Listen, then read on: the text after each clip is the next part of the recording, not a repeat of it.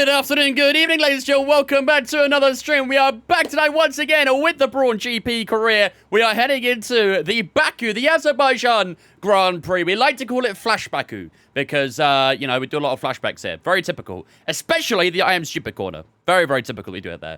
But we have got out of Azerbaijan tonight. Obviously, last time we had the Italian Grand Prix out in Monza in front of Tifosi. Unfortunately, couldn't pick up any points there. It was looking all right, to be honest. Our pace is very good, but obviously that early wing damage, unfortunately, did set us back a little bit. So, yeah, no points on the board for us, unfortunately, in Monza. We probably would have without the wing damage, but, hey, that happens from time to time. And, yeah, hopefully we could try and get some good points in Baku tonight.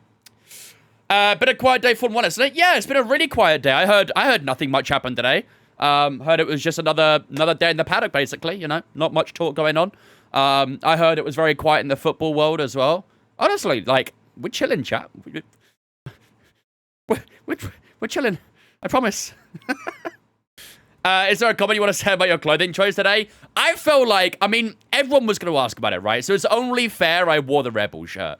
Like, it was kind of logical, right? It was kind of logical. And I think 7 other people saw the vision.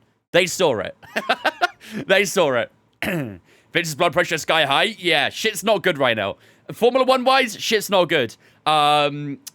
TikTok-wise, not TikTok-wise, what I'm talking about. Formula 1-wise, not good. And football-wise, not good. Like, sport right now for me, it's just not there right now for me.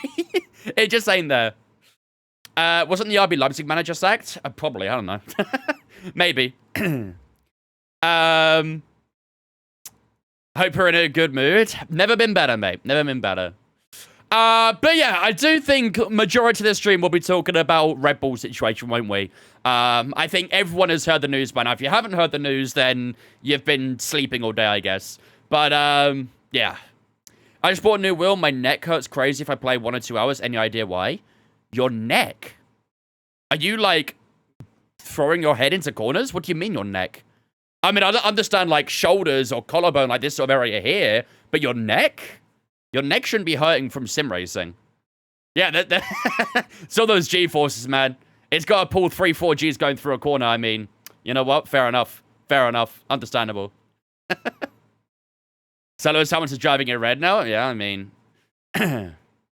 That's like Internet Explorer type news, I'd say that one. As an Internet Explorer, can confirm. Did only find out today. This is the first I've heard about it. Is that /S? Is that sarcasm? Or is that, like, actually your first time hearing about it? Well, Alexander, how's it going, dudes? But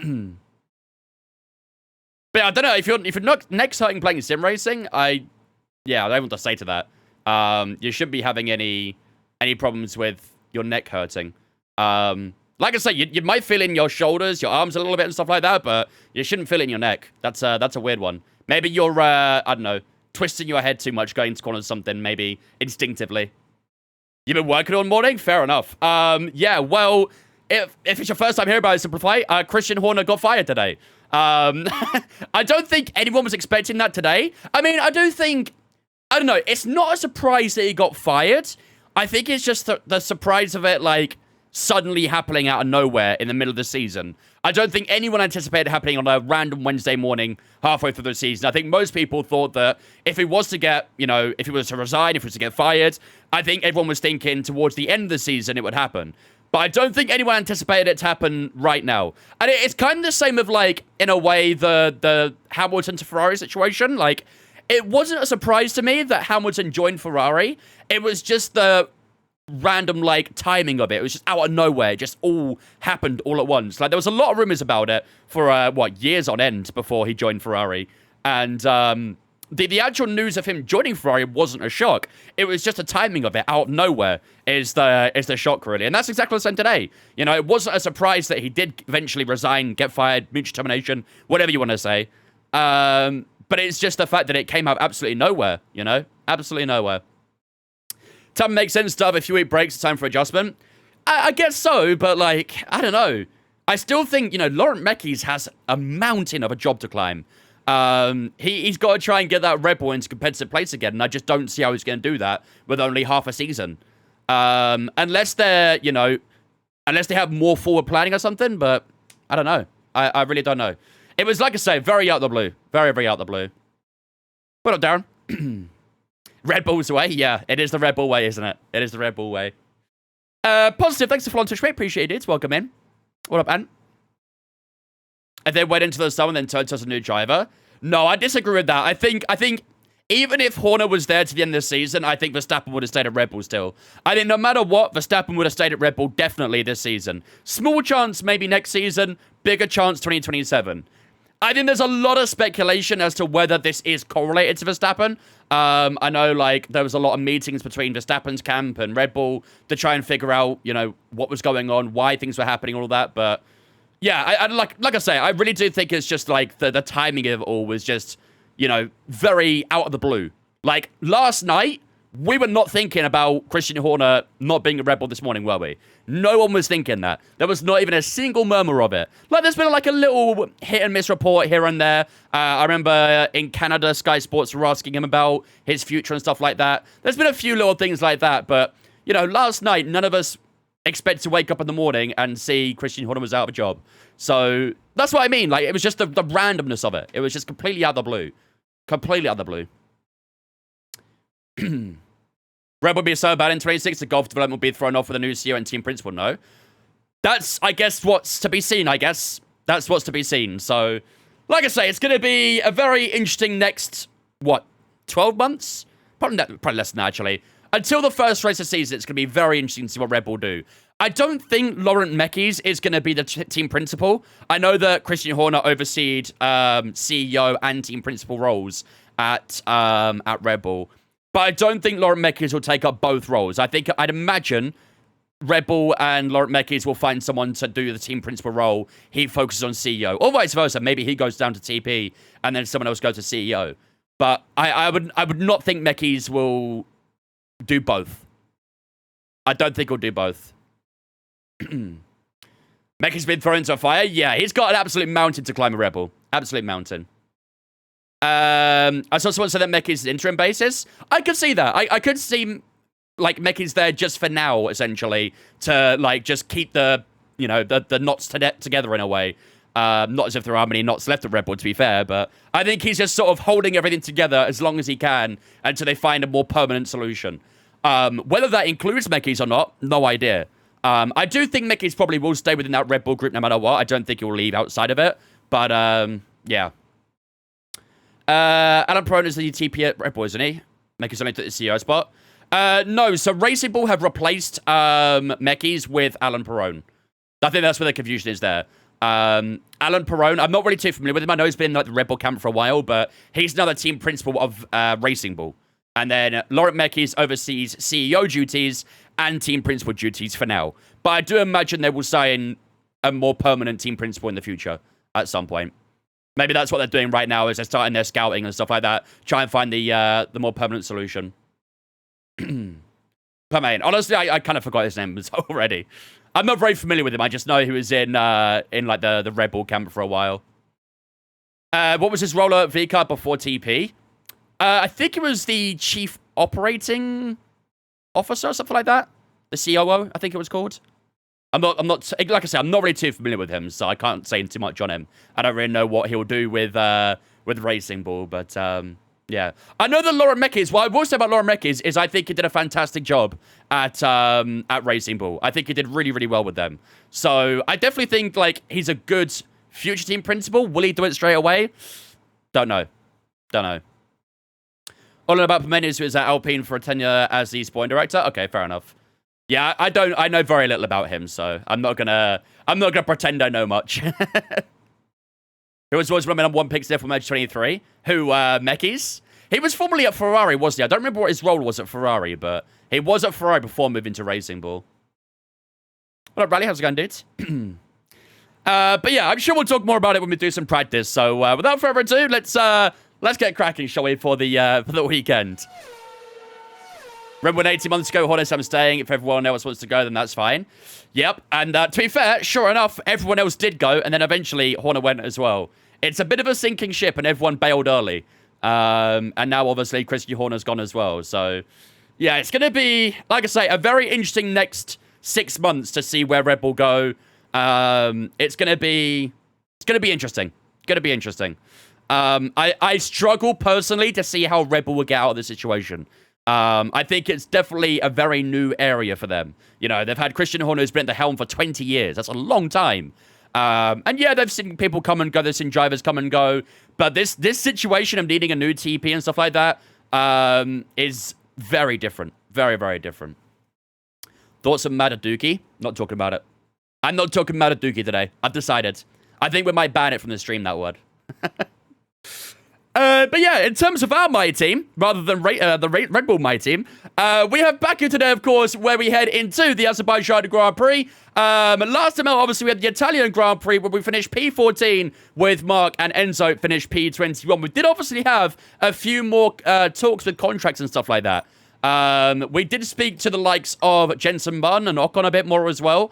And we're starting to get an idea of what they want. We still need to talk a little bit further with those guys. If we get a bit of a refresh real quick. As you can see, the one problem we have with Jensen Button, 25 million a year. It's a lot of money. A lot of money. Maybe we'll have some money to play with at the end of the season. But 25 million for Jensen Button's a lot of money. But it's only right we sign him, isn't it? So if we do get the opportunity, we will definitely take it. Esteban Ocon, he wants 16 million, so what, nearly 10 million less than what Jensen Button wants. His expectations are fairly similar, but he does want higher engineering workforce. But I think that should be okay to do. I think, honestly, most driver expectations should be met quite comfortably. But then obviously we also have Nico Hulkenberg as well. He wants basically less than everyone, so I quite like what Hulkenberg wants. So maybe next season we could be looking at a Hulkenberg-Jensen Button lineup. I'm not too sure, but that's where we're at right now in terms of drivers. I don't think we'll sign both Mark Webber and Enzo Fittipaldi. We might keep one of them on, possibly, depending on how money is. But I think Button and Hulkenberg next season would be... I'll be very happy with that. That's a lot of money just to finish 21st. Well, I'm hoping at this point next season will be a top 3, top 4 team. But maybe I'm reaching a little bit. Maybe I'm reaching. In terms of R&D, we did have a few upgrades come through the last couple of races, and we are still sitting that second worst spot. Actually, I think a lot of cars around us have improved quite a bit, because we were level with where Racing Bull Alpine were, but they've actually got a bit of a jump on us now, haven't they? So we do look pretty solid in that second to last spot. So we were 9th best, we're now 10th best again. So we'll see what happens. We will see. Right. I think that's everything said and done in terms of HQ. Then we're good to go for the weekend. How am I upgrading so slow? Because our facilities are shit, jam. And that's one thing we're working on, is getting our facilities up to get more upgrades, and that will speed things up a bit more. So we're in a very, very tricky spot right now with that sort of thing. Where's my gloves gone? I lost my gloves, chat. Oh, they're over there. Hang on, 1 second.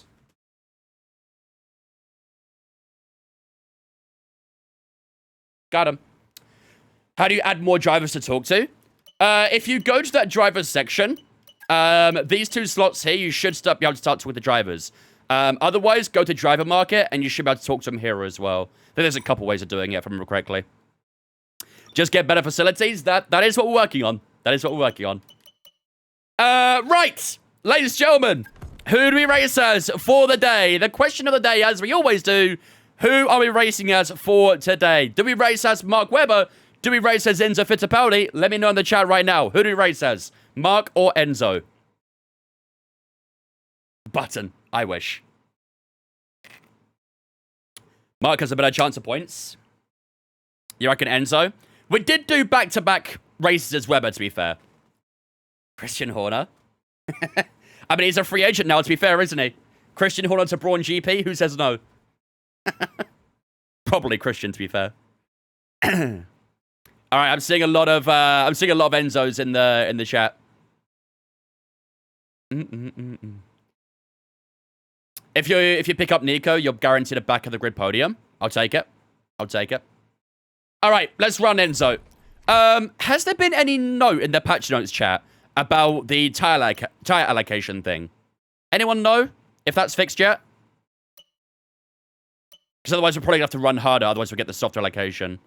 No? Has it not been patched yet? Didn't see anything. Ugh, that's annoying. Okay. I'll run harder allocation for now then, and we'll see what happens. It should give us hard allocation anyway, but... yeah. Alright, let's run Enzo today. Do you agree it was a matter of when, not if, Christian lost the job? Yes, 100%. I think... I mean, honestly, Horner should have resigned a long time ago, in my opinion. I'm not going to go too much into it, but I think you could probably speculate. I think Horner should have resigned 18 months ago, essentially. I think it's a very long overdue decision. Very long overdue. I think it's not a surprise to me. I said this earlier. It's not a surprise to me that Horner has lost his job. I think it's the timing of it more than the surprise. You know, I know we've reached the halfway mark of the season, but surely you just see out the season with what you've got and then, you know, go into the new season with something new. Unless they want to give Laurent Mekies a bit more experience or something. I'm not too sure. But, yeah, I think just the timing of it and the out-the-blueness of it as well, yeah, made it a little bit wild and wacky. The Neil Lawson and Sonoda situation hasn't helped. No, I agree with that as well, to be fair. I agree with that too. I think driver-wise, they've, yeah, it made things very tricky for them. Mum says I'm global. Thank you much for the follow on Twitch, mate. Appreciate it.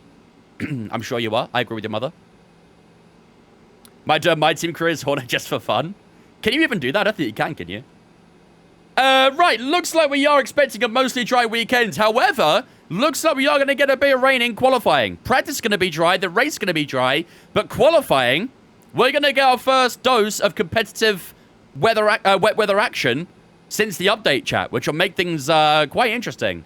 But you can see, good portion of that qualifying is going to be wet, and then it starts drying up towards the late stages. But like I say, the entirety of the race will be dry, so that's good news at least there anyway. Shit. I might have forgotten to maybe give Enzo Fittipaldi some new engines as well, chat. I may or may not have forgot about that. Okay, that's going to make today very interesting, isn't it? Right, let's run an older ICE then. Jeez. Are we going to have to take another penalty today for a new ICE or something?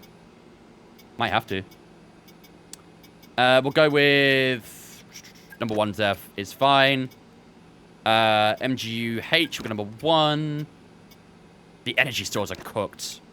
10 gearboxes? No. 24 gearboxes, I'll have you know. 24. There's no limitation on gearboxes anymore, so you ain't got to worry about it in this game. We'll go number 1 here, and then turbocharger will also go number 1 there too. Yeah, quite a lot of worn components there. That'll make things a little bit tricky. All right, let's get started. FP1 up first. We have race strategy, qualifying pace, and time management all to do today. Make it 25. What's the harm, right? What's 1 more to 24, huh? What's 1 more? Yo, Ben, thank you much for the raid, buddy. I appreciate that. Welcome on from Ben's stream. Hope we have a good one. As you can imagine, we are having some quite interesting talks about F1 right now that I'm sure everyone's had the news on.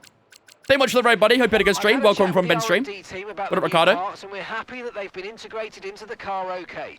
With any they want their gearbox back. So go and give them a try. Today's your birthday. Happy birthday, dudes. Do you think he got fired because Max re-signed to Mercedes? I don't think so, no. I do imagine, though, that the speculation around Verstappen probably wasn't helping. Again, like I say, it's very difficult to really... I think it's very easy to speculate, isn't it? It's very easy to speculate on what did and didn't happen.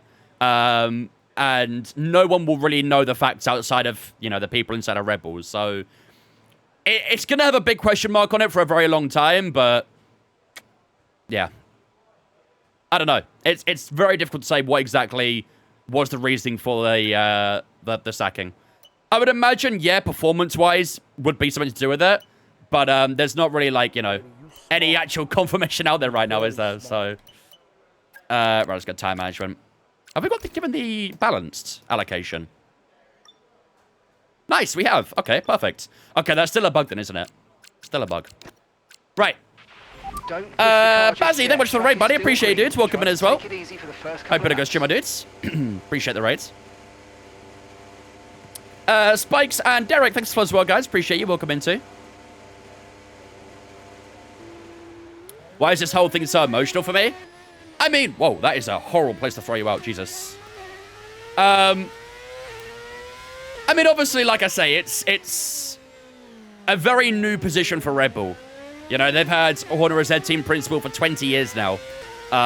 So it's very unfamiliar territory for them. I was going to say, Buzzy, I couldn't tell, honestly, if it was you or not. But, welcome back, dude. Pleasure to see you back, dude. Hope you're doing good. The downfall of Rebel? Literally, yeah. Literally. How often are the R&D changes in the game? They usually happen once a season, usually later in the season, like maybe around Kota, that sort of area. You'll get the announcement for it. Sometimes don't get them at all. But usually it's around the late stage of the season. The late quarter, maybe. Yeah, we're using the V8 sound pack. The V8 engine sounds. Sounds like a V8. Your ears are finely tuned. McLaren is this year's winner for sure. Yeah, I mean, there's not much doubt about that right now, is there? I think McLaren are very clearly ahead of everyone else at the moment. Like I say, next year, anything could happen. Absolutely anything could happen next year. And I'm quite excited to see where certain teams are. I think, obviously, teams like Aston Martin could be a bit of a dark horse next year. But, yeah. It's very, very exciting. Nervy, but kind of exciting. Horner to Ferrari or Caddy? I don't know. I really don't. I don't think he would sign for Ferrari. I know Ferrari tried to poach him in the past. Oh, a little bit too early in the brakes there. I know Ferrari tried to poach him in the past, but yeah, nothing really came of it. So will they try again? I don't know. You see Alpine more than others. There was some rumors about Horner wanting to invest in Alpine, right?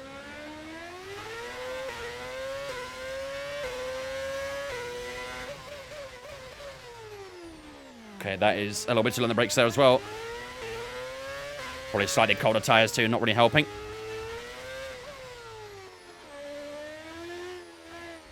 Mazda over Fanatec? Easily. Comfortably. One of the Chinese F4. Hope you started learning it, buddy. Bro might be fluent in Mandarin. Some of these corners are very sketchy. Why? Why Mazda over Fanatec? I think Mazda's ecosystem is much better than Fanatec's. I think value for money-wise, it's better as well. It's all around just a better product, in my opinion. Having owned both, that's what I can say. Tobias coming in with a 3-month resub as well. Thank you much, Tobias, for the 3-month resub. I appreciate that, buddy. Ladies and gentlemen, get a spin chat. Welcome, Tobias. It's the Vince fam for the 3. Appreciate it, dudes. Thank you.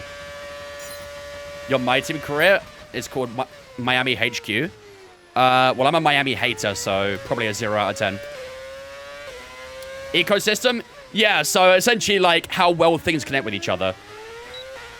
I know, obviously, ecosystem is more of something used in nature and things like that, but it's still used in, like, the tech world as well.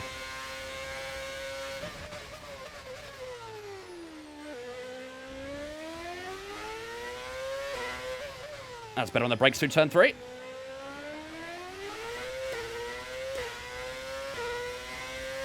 V8 sound pack, we are using mods, yeah.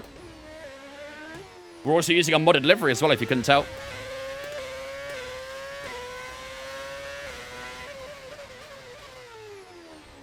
I'm a little bit too low on the brakes there, too.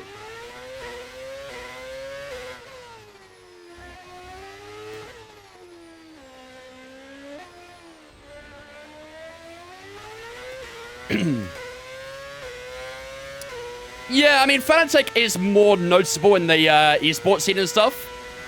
However, saying that, a lot of the esports guys have been very critical of Fanatec in the past. They have to use them because it's a sponsor. But a lot of the esports guys have been very, very critical of Fanatec in the past. I know Yano has had many complaints about like the pedals and things like that in the past too, so they do get a good bit of criticism from them. Mixon, I'll say. I'm sorry if I said that wrong, but thank you for the follow, buddy. Appreciate you. You've had a few complaints? Yes. Yeah, I've had some complaints about Fanatec in the past as well. Valid ones, to be fair.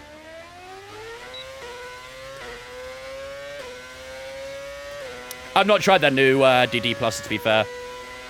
I went to the Williams Fan Zone event with the Creator Series during the week, and we were using Fanatec equipment, and bro, it just kept failing on me.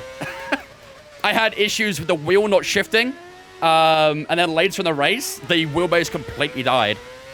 I was like, well, that's not a great advertisement, is it? I think I'll go home and use my Moza now.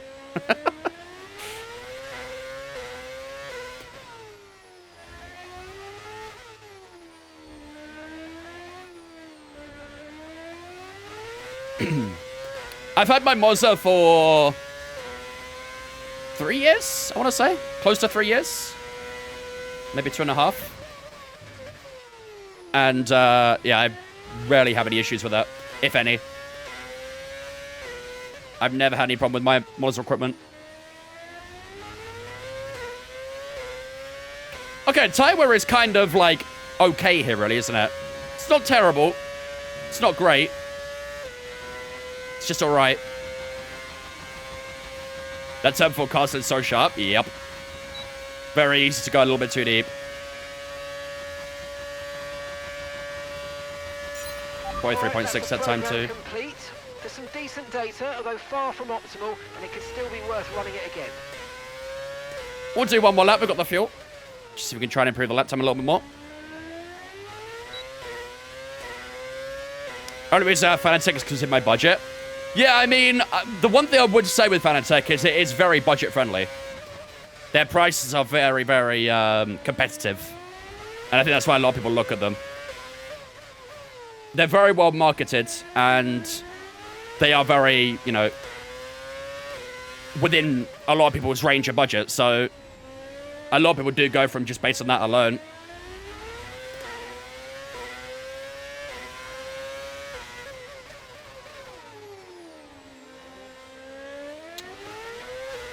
That sharp corner's getting me right now. Not nailing that corner too much.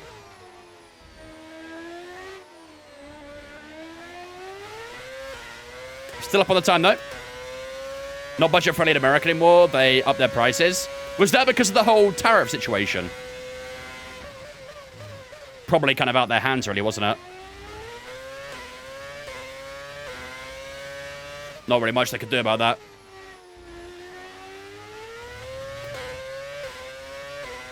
Mods will be used on Fanatec basis.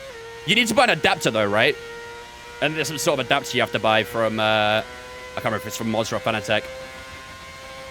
I don't believe it's a straight connection. I got a Logitech as a jump to Fanatec that good. If it's direct drive, absolutely. 43.0, nice little improvement. And that'll see us through the hard tire. I'll tell you what, that front wear is crazy good. Wow. The front wear is 1 and 3%. The rear tires are the issue here. 5 and 6% of the rear tires. Not bad at all.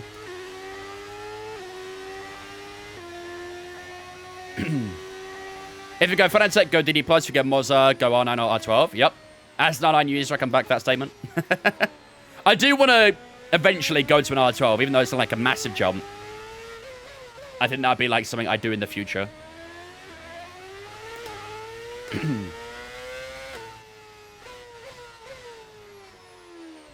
Fanatec pedals are better than Moza. I don't know. The active pedals look very good. I'm a big fan of those active pedals. I got to try them in Sweden last year, and they're pretty damn strong.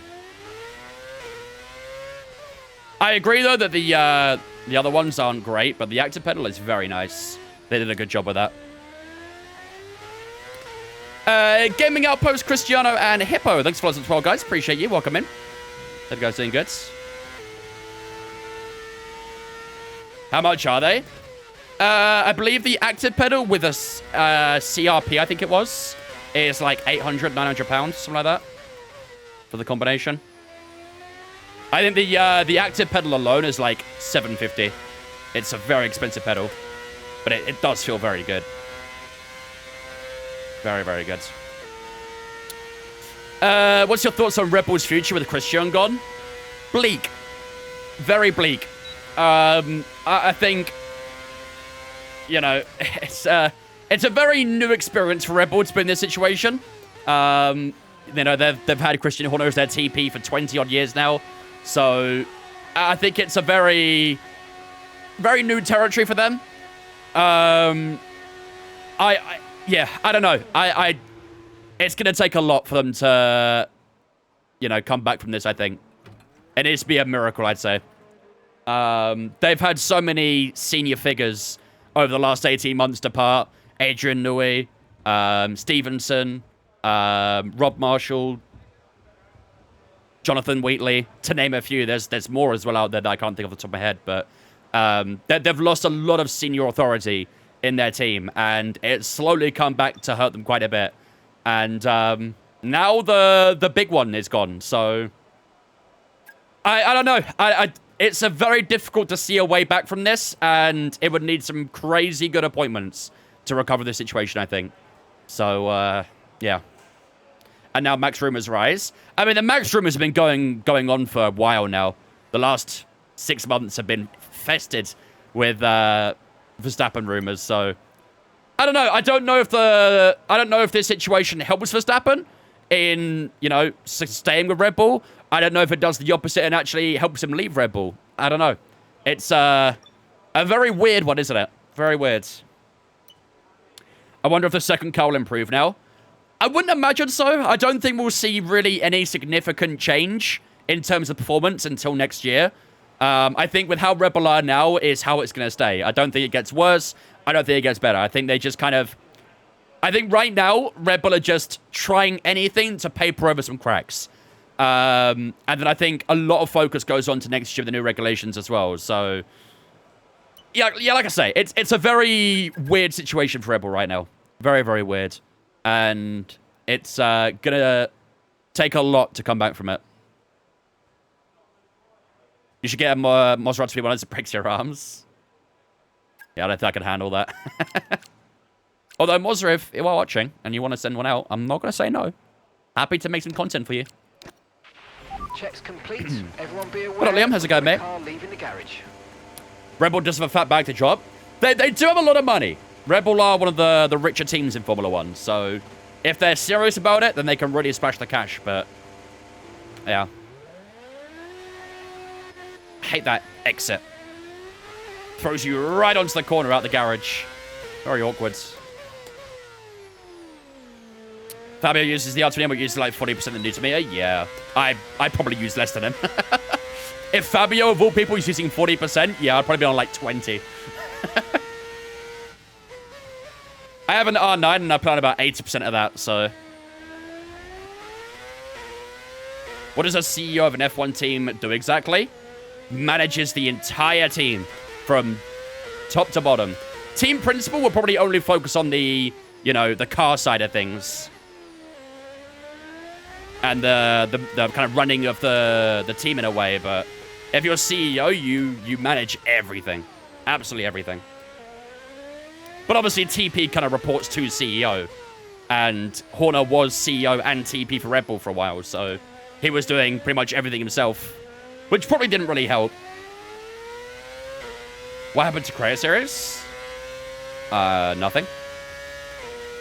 Why, what are you referring to?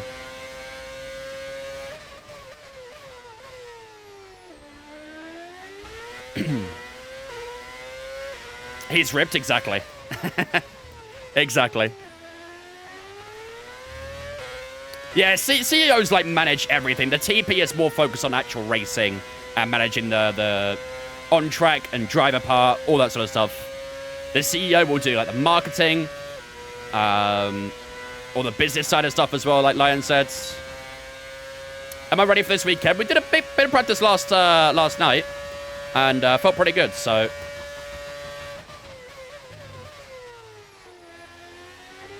Fingers crossed it stays that way.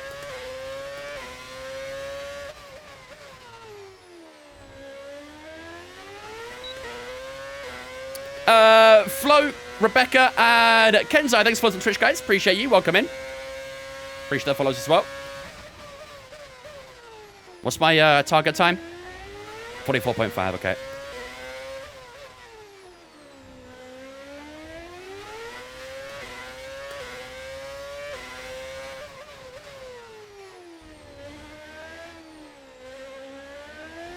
What up, Dre?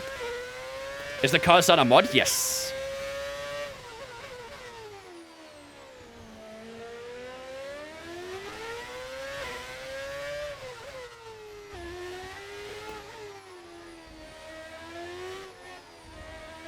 Ooh, they got whites. Nice. Is that racing ball behind me sliding away? Would I recommend my whole setup? Yes. Definitely.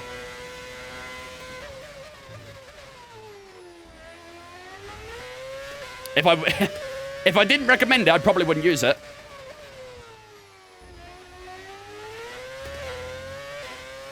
If I'm spending 1,500 on setup, I'm not using adapter. That's just me, though. I guess the question I have with the adapter side of things would be, like, how would the wheel connect to Moza Pit House? Because it obviously goes onto a Moza wheelbase. And if you put it on a Fanatec wheelbase, how would it connect to the Moza Pit House? Unless you could use the mobile app for it.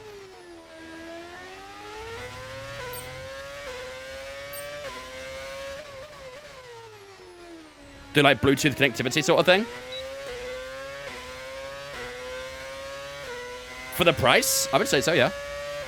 I mean, to be fair, most of the stuff I have now is probably a little bit cheaper. These days.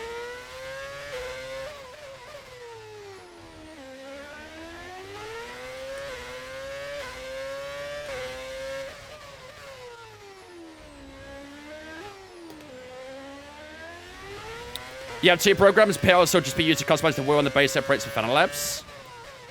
Yeah, yeah, but how does the pit house recognize the wheel, though? Because you're playing it through a Fanatec wheelbase. How does Moza Pit House recognize it?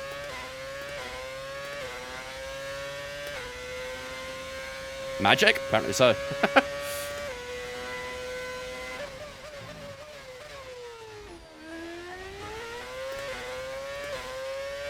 Bro, got the sounds at 25? Absolutely. Couldn't live without them. I could. I'm being dramatic, but... Do you think it's worth getting a Moza R90 for getting a foldable rig? No. No, definitely not. When I was in Canada, I brought my R9 over there, and I got the Nextler Racing FGT Lite, which is the foldable version of what I've got, and it was way too heavy for that rig. Way too heavy. Unless you play on like lighter feedback or something like that, might work fine with that, but yeah, it didn't work very well. I wouldn't recommend that too much. What do you think to Horner sacking if you haven't been asked already? I've been asked a lot. And I will continue to get asked. I don't think... I've said it before, I don't think it's a surprise he got sacked. I think the timing of it is the surprise. Very similar to how I viewed the Hamilton to Ferrari transfer. Wasn't a surprise that he went to Ferrari. Just the timing of it was a surprise. It was very out of nowhere, out the blue. Halfway through the season, you know? We all went to bed last night not really thinking about it too much, and then all of a sudden, we wake up to the news of Horner being sacked, so... It was very out of the blue, and that's the surprising part, if you ask me. You did a scrolling text overlay to explain your thoughts on Horner? Yeah, maybe. Maybe. Maybe I gotta start doing, like, more IRL F1 videos on TikTok or something. And then I could refer people to that instead. How much was in January? No, I'm comparing, like, the situation. The timing of the Hamilton one was surprising because it was out of nowhere. And the Horner situation is surprising because it's out of nowhere. Because it's halfway through the season. No one really thought about it. I wasn't saying Hamilton's is halfway through the season. My wording might have sounded a bit dodgy on that. I apologize.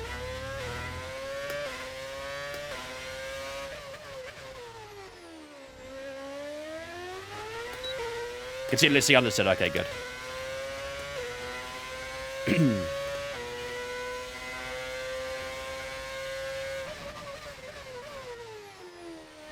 Oh, that was close to that inside wall.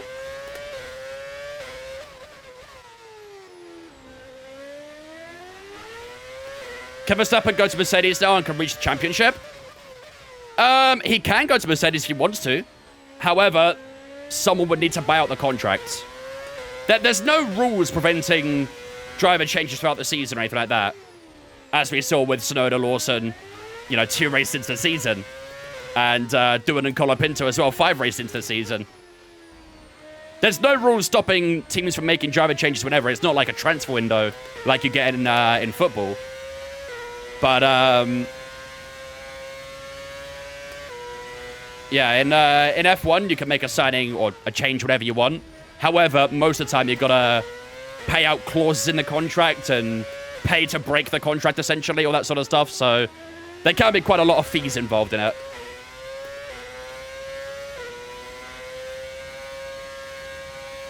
How's that time's looking so far? I've not been paying attention to them too much. 24.6 is still the delta right now, so... DRS down towards turn 1. Okay, we're still a little bit from our PB. Last lap on this program, at least. I feel like this program's taken forever. Quite a long track for it, isn't it? Flavio likes to rotate the drivers. He does. The adapter in between helps the wheel be ready for the base. I saw on a YouTube video. Okay, fair enough. I guess technology is further along than I am.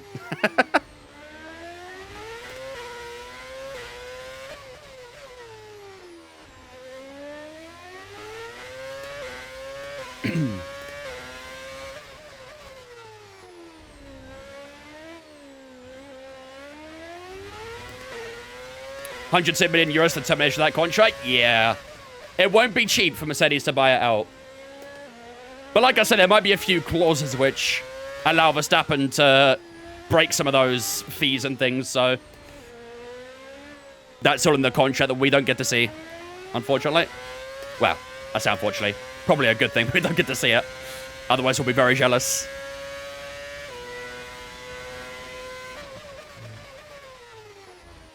Oh, that was hot into that corner.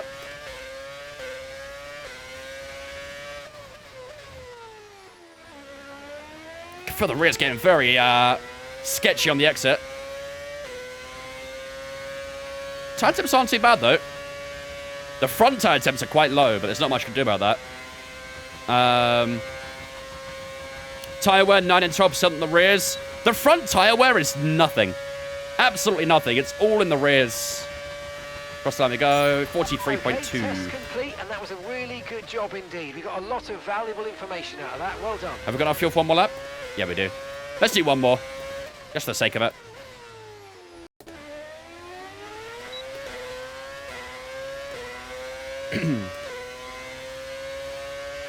Okay, maybe not. I think Russell's going to interfere with us here. Okay, yeah, fine.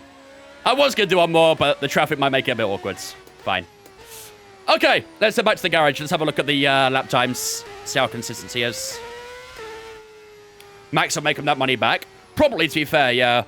With all the sponsors and stuff that he's got with him and the audience he has behind him with all the merchandise and whatnot. Yeah, they'd make that 100 million back. Might take a little bit of time, but they'll be fine.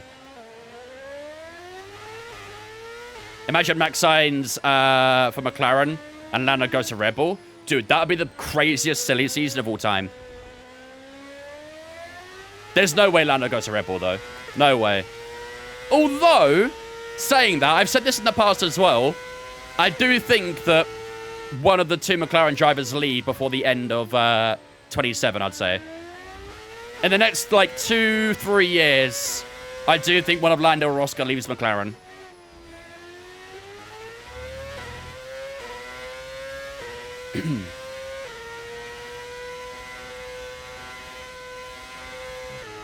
In a few years? Yeah, exactly.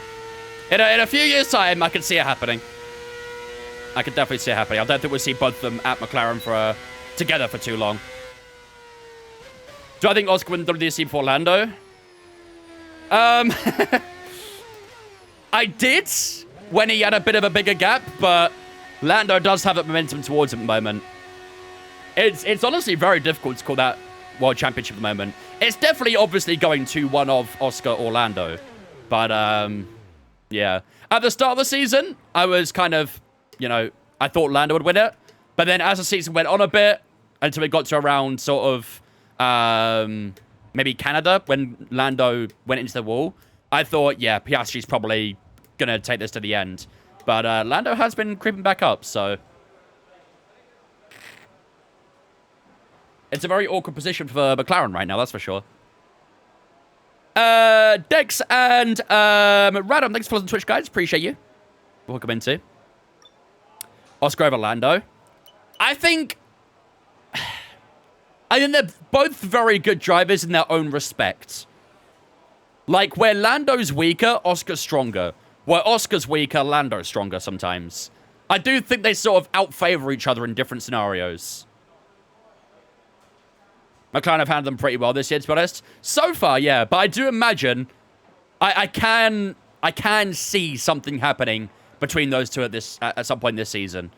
I think once they kind of like have a much bigger gap in the constructors, both drivers are going to look at the Drivers' Championship and think, okay, we kind of have that constructors on lock right now. Shouldn't be too worried about it. All focus goes in the Drivers' Championship. And I think a lot of rules will go out the window when that happens. And I can see something happening between those two. Definitely. I do think Norris gets his head a bit too much. Yeah, I agree with that. I think Piastri is like the epitome of calmness. Very composed. And that's one thing I really like about him, because you rarely see that in a Formula 1 driver. You don't see composure like that very often. He's a very, very like level-headed guy. It's very rare you see him angry.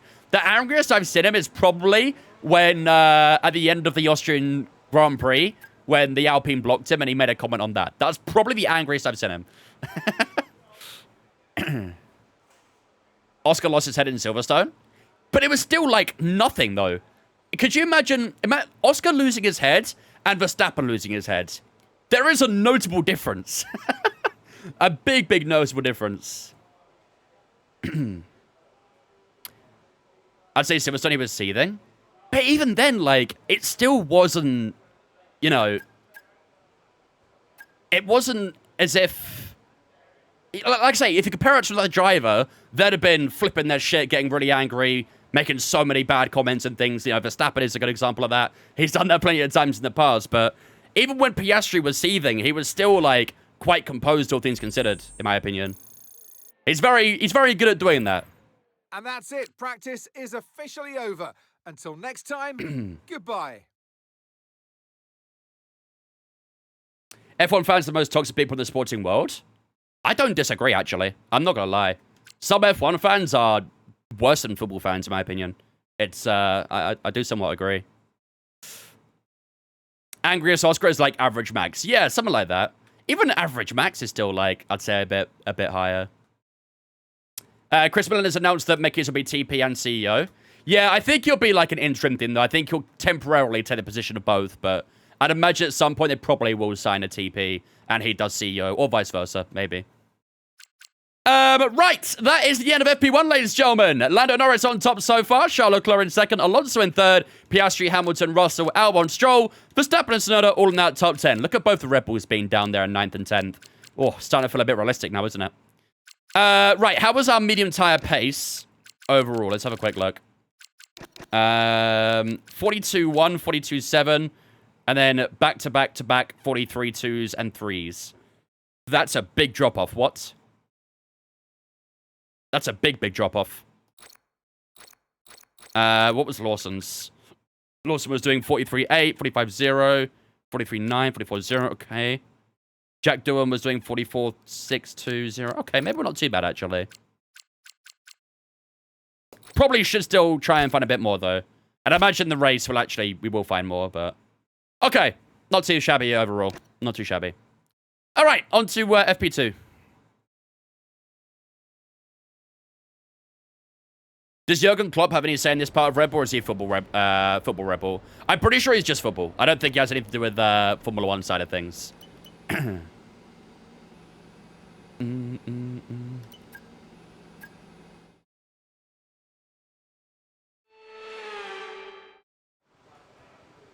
Wheel name? Muzzer FSR. Why is Piastri so bad in F125? I actually don't know. It's a good question. I'd imagine there'll be a ratings upgrade at some point in the later in the season, and I think he'll get a nice little boost. Because, yeah, I do agree. Piastri is very much underperforming in my save as well. One thing that annoyed me was Lando and Oscar's attitudes after Silverstone. They barely have any attention to Hulk. Yeah, I did see the, I saw a Sauber fan account actually tweet about that. And they were saying that, like, if Lewis and Verstappen were on the podium, they would have given Hulk a lot of attention. But I don't think Hulkenberg really cares, to be honest with you. I think it's something that is very easily, like, you know, underlooked. Well, I don't know, overlooked, I guess. No, what's the right word here? Very overreactive is probably the right words. I do think a lot of people overreact about that, but I'm sure Hulkenberg didn't care, and he still got his, you know, his first podium, so he'll celebrate with people who actually cares. You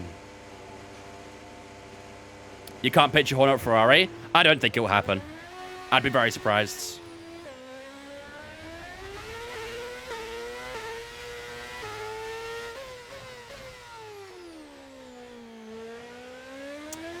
Surely they've got gonna have completely redo the Red Bull if Max goes because Yuki's not doing great. Yeah, it'll be interesting to see what Red Bull do if Verstappen does leave. I think they're in a very difficult position, and I would imagine in a complete. I mean, even with Verstappen there, I still think there'll be a complete design overhaul, and yeah, it'll be difficult for them to try and get back on track again.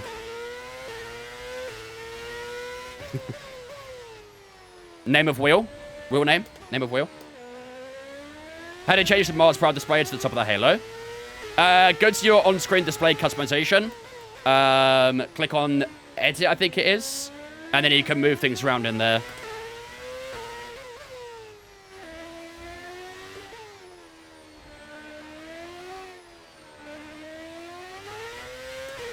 You think Yuki's leaving Red Bull next year to any team will be a promotion? I can see him go to Aston Martin, especially with that Honda connection now. Imagine Verstappen and Tsunoda both go to Aston Martin together. That would be something. Both of them just ditch Red Bull and go to Aston Martin. And imagine they're successful as well. Oh, that would not be a good look, would it? That would not be a good look for Red Bull.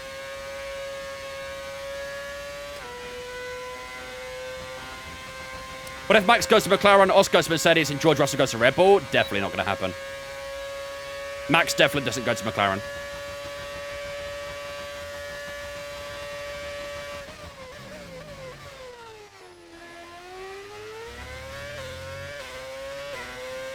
Stroll needs to take a Stroll? I mean, to be honest, I think Stroll kind of cooked in Silverstone, not going to lie. Stroll dead-ass cooked in Silverstone.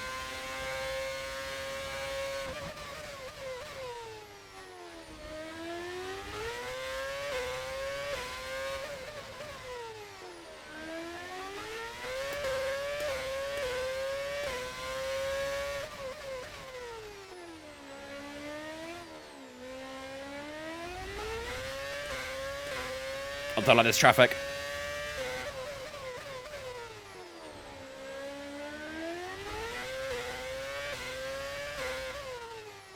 Oh, I've done the I'm stupid. All right. That's the only one of the day, chat. That's the only one of the day.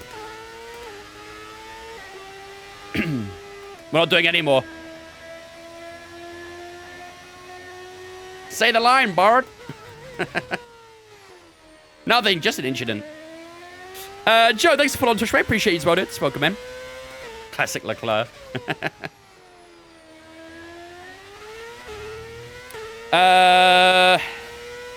No way in hell would Max and George be a pairing.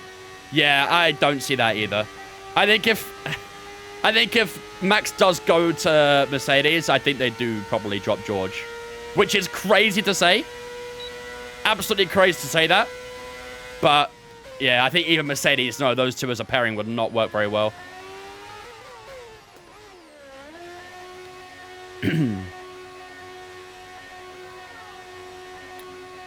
On another note, Leclerc is ending up being the biggest what if. I think he needs another team.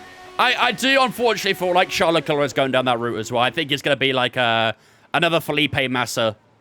You know, close to World Championships, but not quite there. And I don't fully blame him for that. I don't think Ferrari have let him down. Obviously, I'm not saying that, you know, Leclerc hasn't made mistakes. He's made several in the past. But I do think Ferrari have let him down quite a bit. Max and Kimi have been a perfect duo. I can see that as well. Max and Kimi makes more sense in terms of like their relationship and stuff like that. And yeah, I think obviously, you know, if it's George and Max, then there's no real number one driver between them, I don't think, and that makes things very awkward. I think with Antonelli and Max, there's a clear number one driver there, you know. So okay, when you're ready. Leclerc to Red Bull. Who knows? Who knows? If Max and George are teammates, they need very good psychologists. Yeah, they would. They would. Should I play career in the F1 game? If you like career mode, then yeah. Whatever you like, I guess.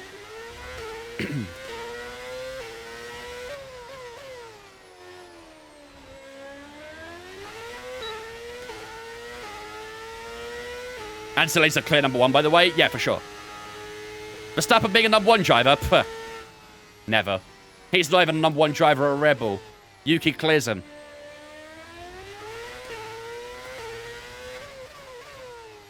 Have you seen Yuki's results? It's goat behavior right there.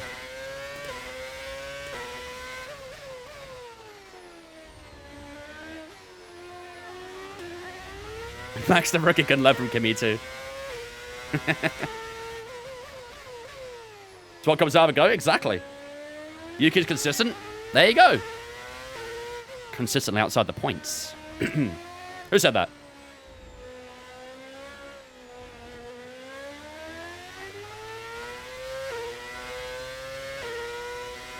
Terrible take?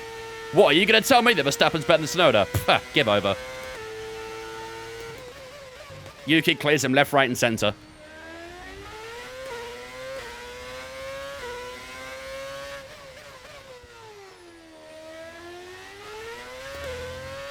You're nearly out of fuel, almost out of fuel. You need to pit within the next 2 laps.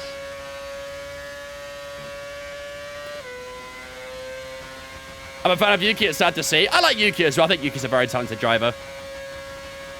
It's just a shame the car he's been given, really, isn't it? Yuki clears, you mad? What? It does. Are you mad?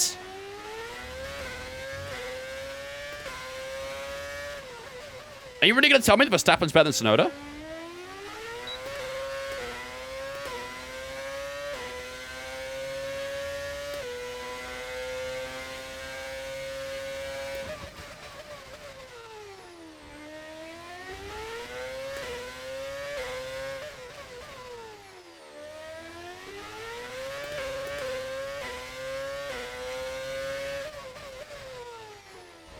Please no, I am stupid now. Please no, I'm stupid.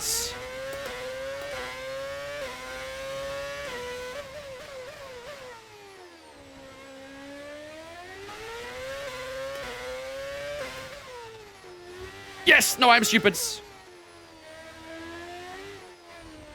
That's it, we can end the stream now. Give me 3 reasons why. 3 reasons why Yuki's better than Max. Well, if you look on the top camera, it says gullible there. And that will explain all the reasons right there.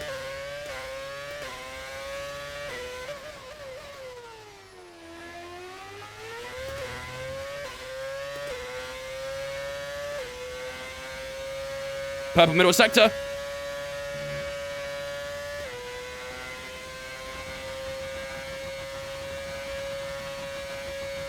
I've used up way too much battery, though. Might lose a bit of top-end speed here. Might lose a bit of top-end speed.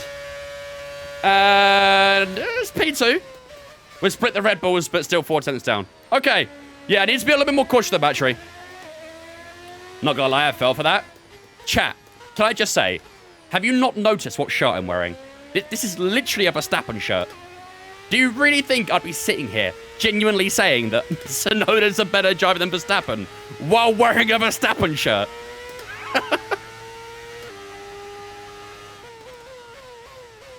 Come on, you guys are too easy.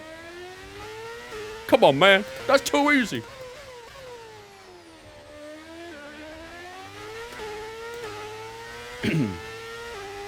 They'll probably believe the earth is flat if you tell them. Probably.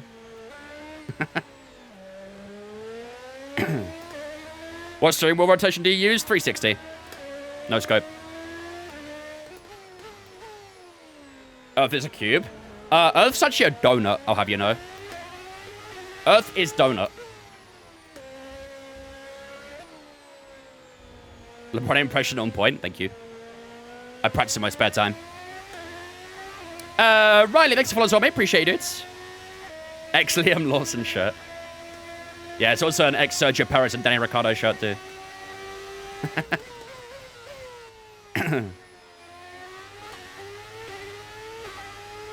You and Noob on the same wavelength?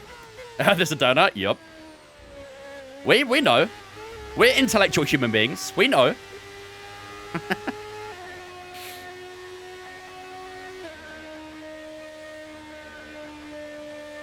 You donut. If lightning were to strike Yuki or Max, I'll have it known Max will be hit first, therefore Yuki's better. I mean, you are factually correct. You know, Yuki has the lower height advantage. And hey, maybe that's a reason for Yuki being better than Verstappen. He's smaller, so he's lighter. Therefore, he can go faster. I don't make the rules.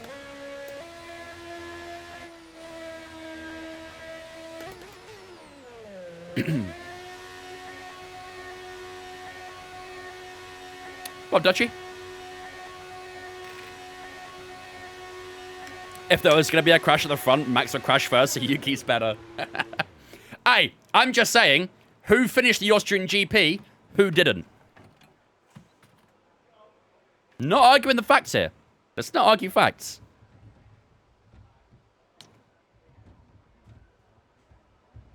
Is it actually donut or is it a bagel? Could be a seeded bagel. Maybe that's what rain is. Maybe rain is just seeds. Who spat at Silverstone on the yellow? That's my case. Yeah, exactly. Who nearly stacked it going through the final corner in Spain as well? And then lost his head shortly after. Not Yuki. Alright, we've got 2 more soft tires. Let me put the right amount of fuel in the car as well, because 2.5 is a little too low right now. So, 2 more soft tire laps, and that'll be us done for practice.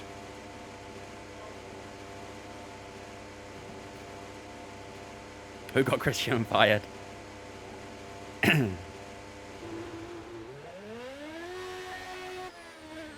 Oh boy. Bonk wishes he's in a day one in my life where Horner hasn't been at Red Bull Club. What? I think I might just had a stroke reading that.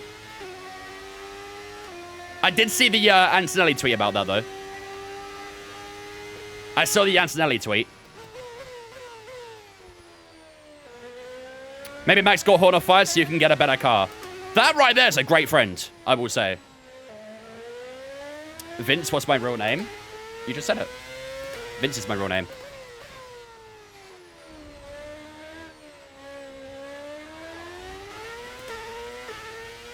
Remember you previously saying you refused to wear Mercedes merch? Thoughts on that now? Honestly, I probably still wouldn't. I'm not gonna lie. It would be difficult to wear Mercedes merch. I don't think I could bring myself to do it.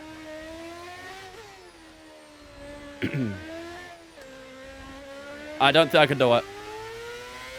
And you wish you were the same age as him? 17? Probably not. I kind of like being the age I am, to be honest with you. Maybe I wish I was a little younger. But I'm not complaining too much.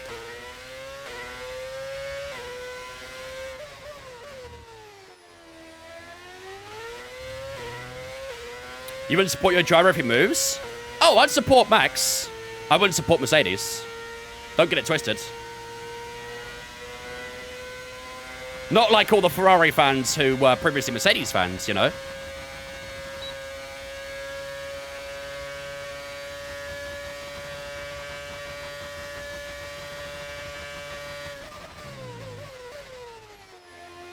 Oh, Jesus. Oh, God, that was terrible turn 1. I'm doing that again. That was terrible turn 1. Okay, can't flashback it. Sweet. Good talk. Thanks, game.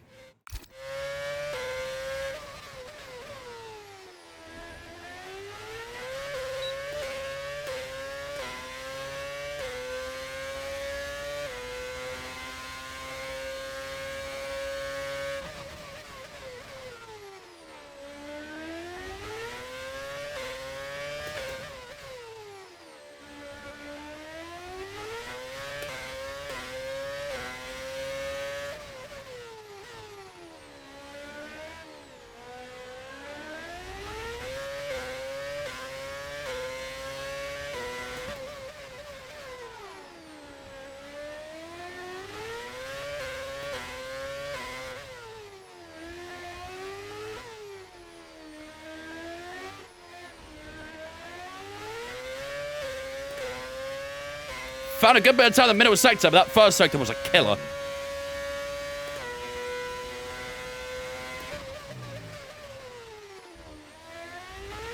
Hello. Where did you come from?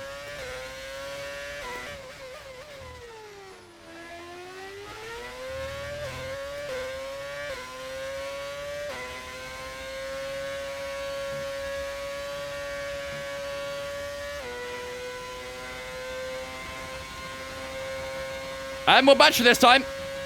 You can't scam me. I have more battery. I'm still gonna get scammed, aren't I? PB! 41163. That'll do. Any improvement works. I'm fine with it. Yeah, honestly, if it wasn't for that Sector 1, that would have been P1 there. That Sector 1 was pretty tragic. Very, very tragic. I saw a comment that for the universe to realign after a Hulk podium, it required a Horner sacrifice. Maybe. Maybe. Maybe the world will be reunited and kind to each other. Who knows? Fittipaldi inside the top 21? Yeah, because we're driving as him. He'd be last if we were... He'd be last right now if we were playing as Mark. Comfortably. Sounds like a mini V8. Oh, I mean, it is a V8. Who do I believe is the greatest driver of all time? Nicholas Latifi.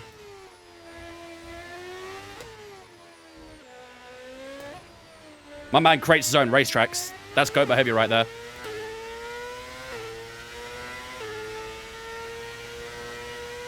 Do I think Leclerc has become another case of Danny Ricciardo? I mean... I don't know. Maybe not Danny Ricciardo as such, but I don't know. I mean, Ricciardo never really had a championship fighting car, whereas Leclerc has. Similar case. Yeah, similar case, maybe. I think Leclerc obviously still has quite a, quite a long future ahead of him compared to Ricciardo. I don't think Leclerc's going to get pushed over for another driver compared to Ricciardo. That's the difference. Like, Ricciardo kind of got pushed out the way for Verstappen, and Ricciardo said, "Nuh-uh," and left because of that. Went to Renault. So I don't think Leclerc will have quite something like that, I don't think. I do think Leclerc will be sort of the guy they want to make a champion in the future, so... You think he's had a championship car? Leclerc? Yeah. At the start of 22, for the first third of the season, maybe, I think there's an argument that Ferrari had the better car out of them and Red Bull.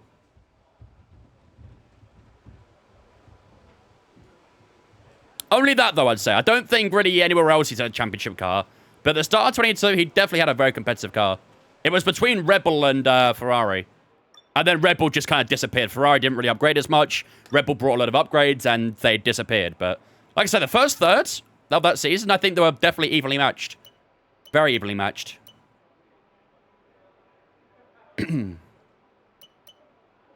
What's my wheel settings? Go to my Twitch, do it, Command FFB.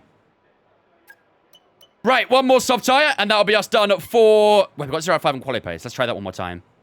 No, I don't want to do that, actually. I'll do it on my own. Okay, Screw the quali pace. Complete. We're ready to go. We'll submit an FP3. I think Leclerc will win a WDC, but not a Ferrari. I think he really wants success with Ferrari. And I think Ferrari feel the same with him as well. I think it works both ways. I think he's so determined to try and get a championship with Ferrari. Do I see myself streaming in a year? Yes.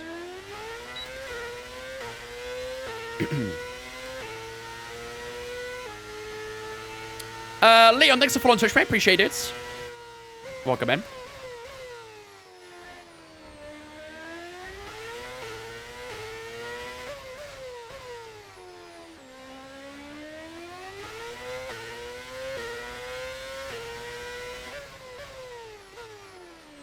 If Ferrari got a competitive car, Hamilton will win it.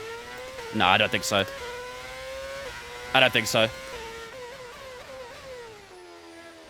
I mean, it does feel like right now Ferrari are becoming more competitive. I think the upgrades they brought for Austria definitely worked. I think there's definitely still more work to do. I don't think, obviously, it's going to compete with McLaren too much. They might have the odd race here and there where... Just 2 laps of fuel remaining now. They might be sort of equal with McLaren, but McLaren overall do have the best car this season, and it'll probably stay that way. I'm new to F1. What's the best way to take an Apex? Take it slow first. Take it slow to understand the corner, and then slowly pick up more speed, lap after lap, and try and find out what the limit is, really. It's all about finding the limit. And remember, smooth is fast, fast is smooth.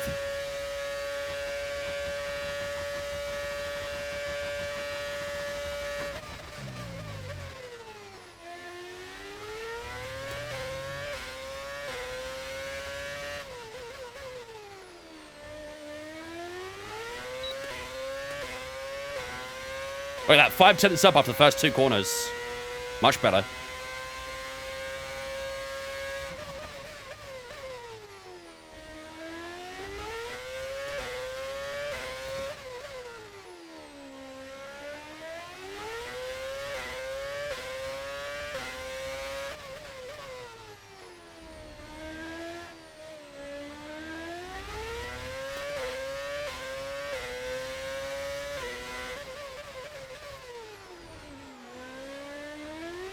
Was that too much of a cut?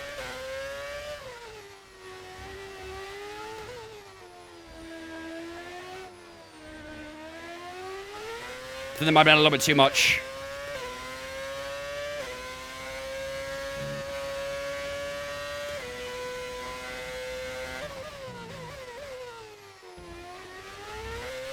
Saints over that curve. Woof. Front left was up in the air, I'm pretty sure. Oh, that was deep. Uh-oh. Oh, you idiot. Can still improve over the lap, though. Bro, I was cooking as well. Still going to be an improvement, but that was, what, at least 6, maybe 7 tenths there. Damn it. Going to be 4 tenths over the line. 40.7 puts us 27 thousandths below Verstappen. Okay, I feel like our quality pace isn't too bad. Just needs to refine like a couple of little bits, like what we did on that left-hander there at the bottom of the hill. I can see Hamilton move into one more team for retirement, though. I don't know. I think he retires at Ferrari. I think he retires at Ferrari, and then Ferrari bring in probably Behrman, most likely. Maybe Beganovic if he's progressed enough. Most likely Behrman, though.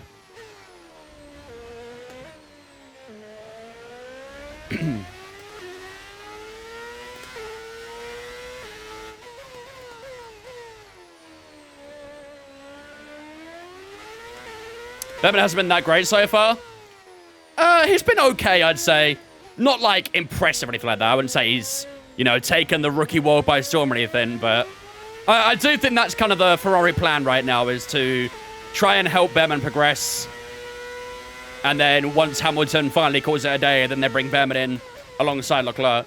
I mean, how old is Leclerc now? 27, is he? 26? Something like that? I think it's 27, right?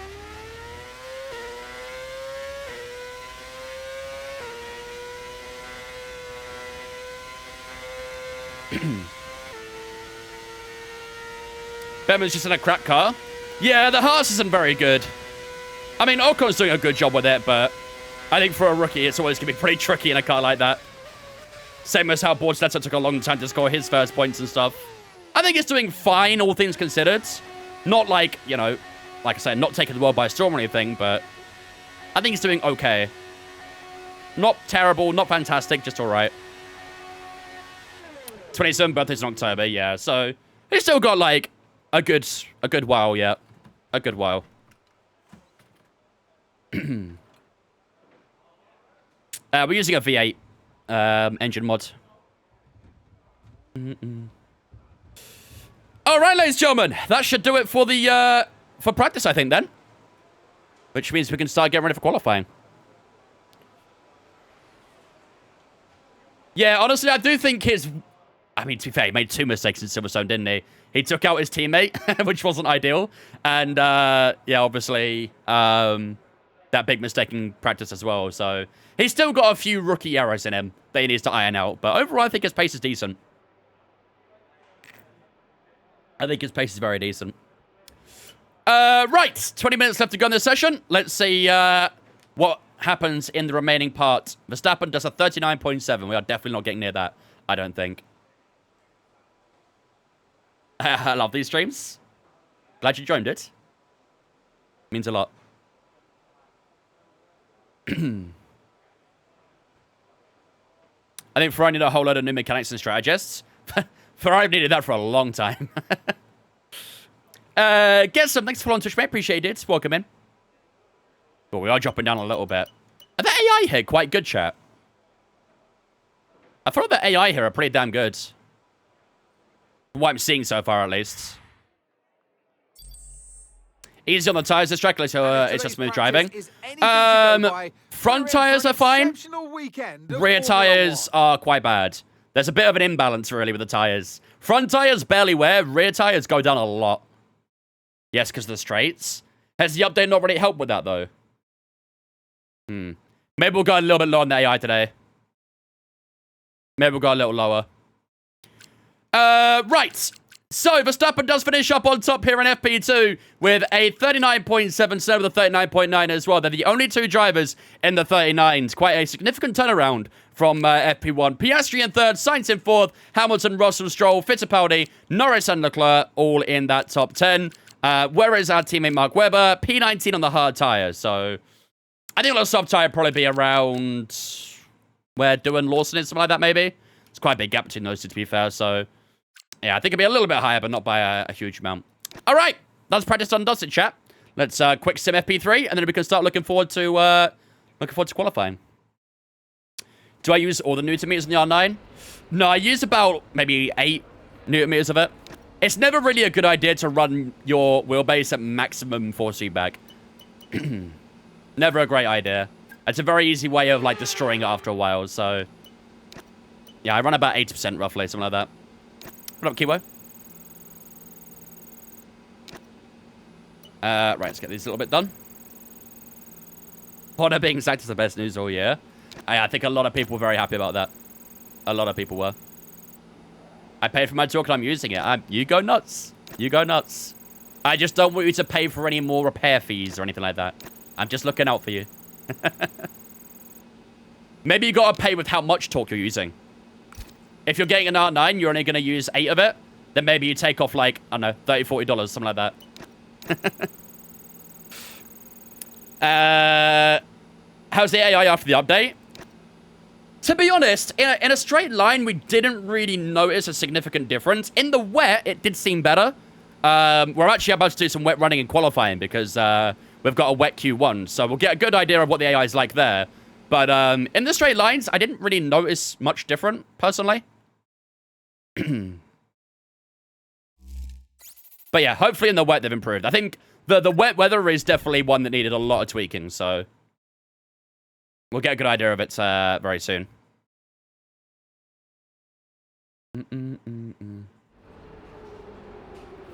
What up, Shane? How's it going, dudes? What about 5.5, 5? Should I not use 5 Newton meters? Just, I would say, like, don't really go above, like, 80, 85% on your force feedback. It's a very easy way of burning out your wheelbase, especially if you're doing it for, like, a long period of time, too. Like, if you're doing, like, a good 5, 6, several hours of continuous racing, you can quite easily burn out your wheelbase doing that. So, I'd recommend just playing, like, no more than 85% is probably the max I'd go. Is 8 Newton meters snappy enough? Yeah, for sure. Definitely. Right. That is practice over and done with, ladies and gentlemen, which means it is time to get ourselves ready for some competitive action here in Azerbaijan. As you saw for a split second there, we do have some rain forecast for qualifying today. We'll go back onto it in a moment once we've done the components here. But, yeah, we are expecting a good bit of rain for qualifying today. We actually might use the new turbocharger here. Number 4 should be good. Number 2, then gearbox is fine there as well. So if we go to this message here, as you can see on the right-hand side, we are not expecting any rain at all for the race. It's going to be a nice, hot, sunny day on the Sunday. But unfortunately, for the Saturday afternoon with qualifying, we are expecting a good bit of rain. And I imagine that rain will be around until, what do you reckon, halfway through Q2? Something like that? I think we'll definitely get it through the entirety of Q1. A good bit of Q2, and then I think it dries up in time for a soft tide towards the late stages. That's my prediction. And then if we do get through to Q3, should be fine to get dry weather for that at least. See, you're paying tribute to Christian Horner. In the Verstappen shirt as well, Ross, which I think is very convenient. Thank you much for the 20 months as well, Ross. I appreciate that, dude. Ladies and gentlemen, get a slew spin chat to welcome Ross into Vince for the 20 months. Appreciate it. Thank you. Low AI for quality and put it back to 110. Maybe. Again, like I said, I'm not really too convinced on the AI weather performance right now, so I don't really know what to do for qualifying here. Oh, there's a button to show sprint results? Oh, shit. I've only just noticed that. There's a new feature that that I didn't notice they added. You can now see sprint results, chat. There's a button at the bottom that says show sprint results. Nice. We have got P19, P14, P14 with Mark, and P13, P21, and P5 with Enzo. Got points with him at least. When did that get added? I have no idea, but I just noticed it at the bottom. Good feature though, I like it. I think they're glitched. How? In what way is it glitched?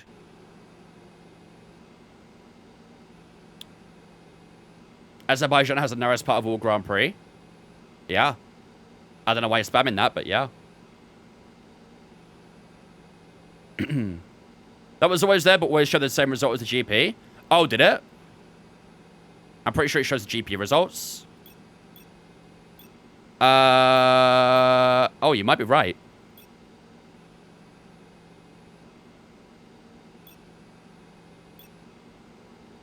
Oh, yeah, I think you are right. I think we got like a P8 or P9 maybe in the sprint race. I think you're right. Although it does show that Enzo did DNF in the Miami GP. Sorry. Yeah, in the Miami GP, we got P21 in the sprint race. All the other results are the exact same. I don't think we finished the exact same positions, did we? You usually skip practice 3? Yeah, we did. We did skip it. Interesting. Anyhow, let's crack on with qualifying, shall we? Yeah, we are at 110 right now. What should we do with the weather, chat? Should we go 106, 105? What do we do?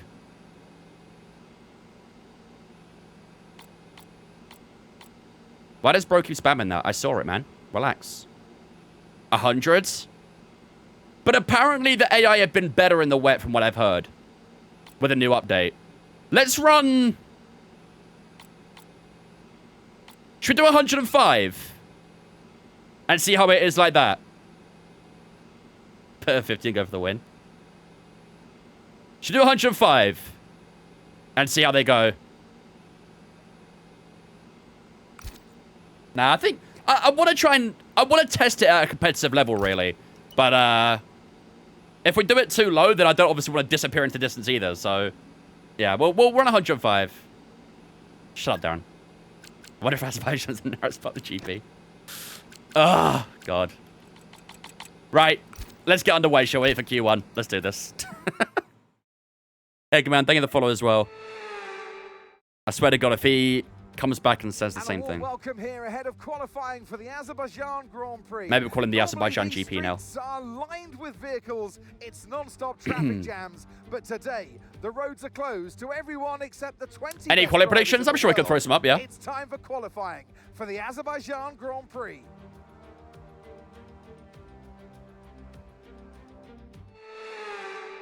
Dog bell. Excuse me.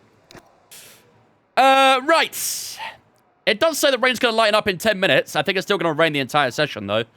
33% in 15. Might be alright at the engine, actually. Should be dry for Q2. Okay, let's start with the intermediates, of course. We'll load up a good bit of fuel into the car. We'll do 8 laps. Out lap. Fast lap. Pull down. Fast lap. Pull down. Fast lap, cool down. Quite a lot of laps. Okay. So let's do out lap, fast lap, cool down, fast lap, in lap. 5 laps. Okay. We'll do 5.5 then, just for a little bit extra. Long circuit do 5. Yeah, 5.5 should be good. Right. Let's get straight on track. Actually, let's make a little bit of a tweak to the car. Just put a bit more aero in. We'll go like 20 in the front wing. See how that feels. All right, let's do this. Right, the car's ready. Let's get it out there. Yeah, but it's quite a long track, noob, especially when it's wet, so it's probably best just to do a little less.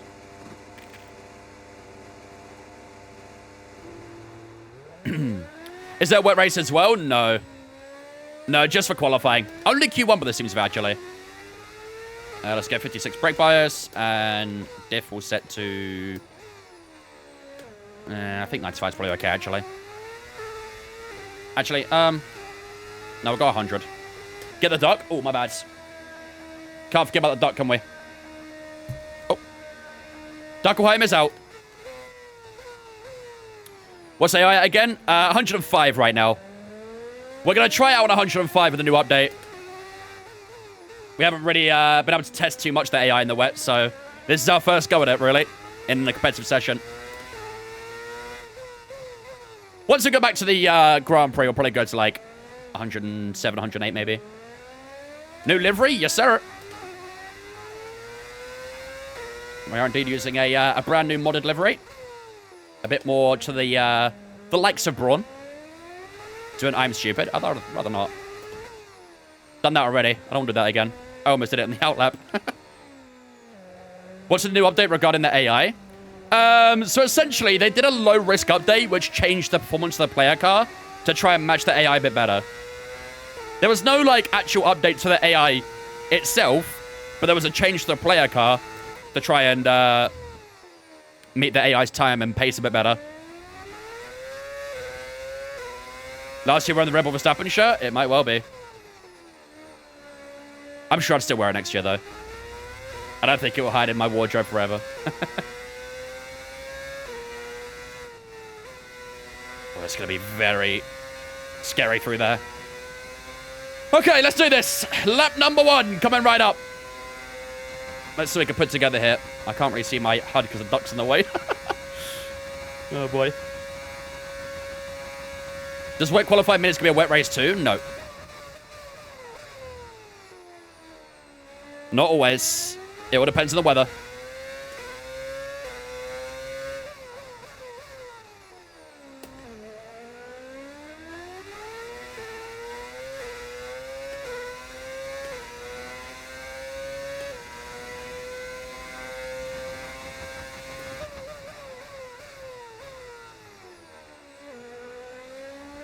My kids say, "Good night, Doug. I've been so fast car man," they call you. You know what? I'll take it. I don't get that often.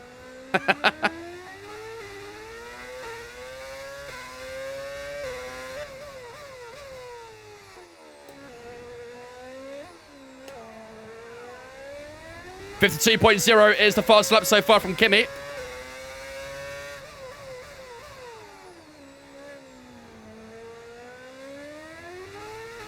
Now 51.6 from George.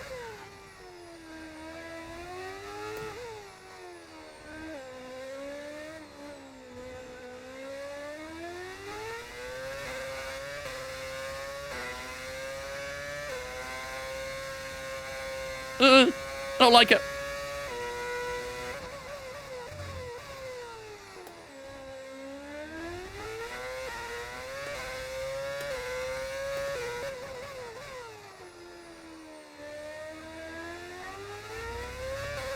It's very sketchy out here. I have no idea how this time's going to compare. No.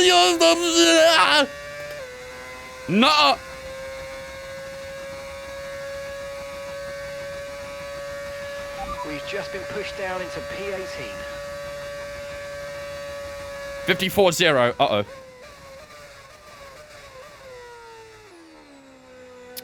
.0. That's quite far off, isn't it? I got nervous, chat alarm. I'm sorry. I make noises when I'm nervous.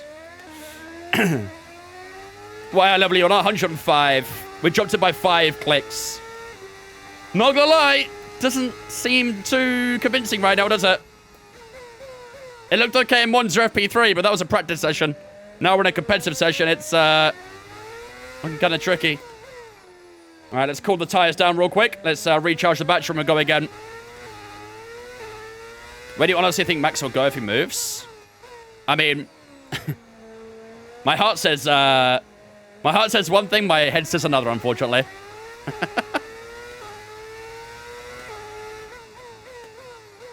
I think most likely probably will be Mercedes, but I would love for it to be Aston.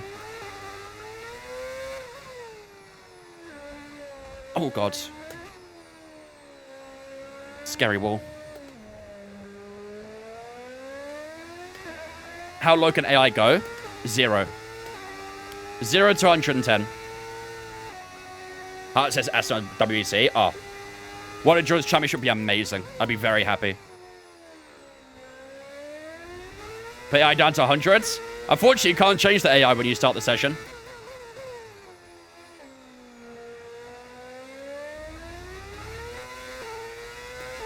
My battery didn't even recharge properly. Still at 95. Dang. Okay, I think the track's going to be drying out quite soon. Be careful you don't Move the burn duck a out little your bit. tyres. Track's drying up, apparently. Temps are okay. All right, let's do one more lap. See what we can do.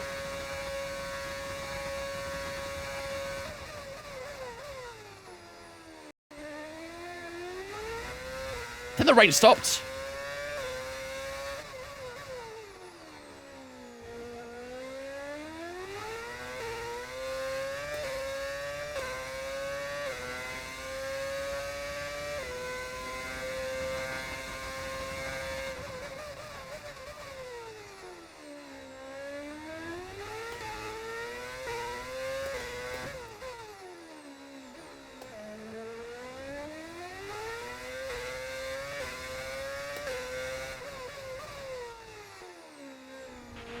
We've only got 2 laps of fuel left.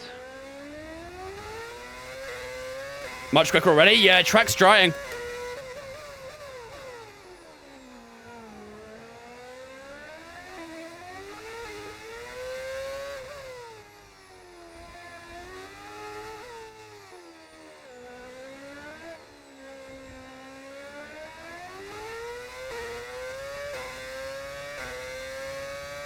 Are you serious?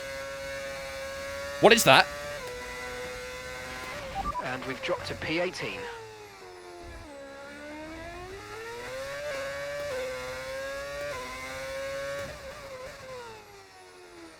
.3 for Yuki. This lap is a big improvement so far. It's faulty DRS. That was better through there.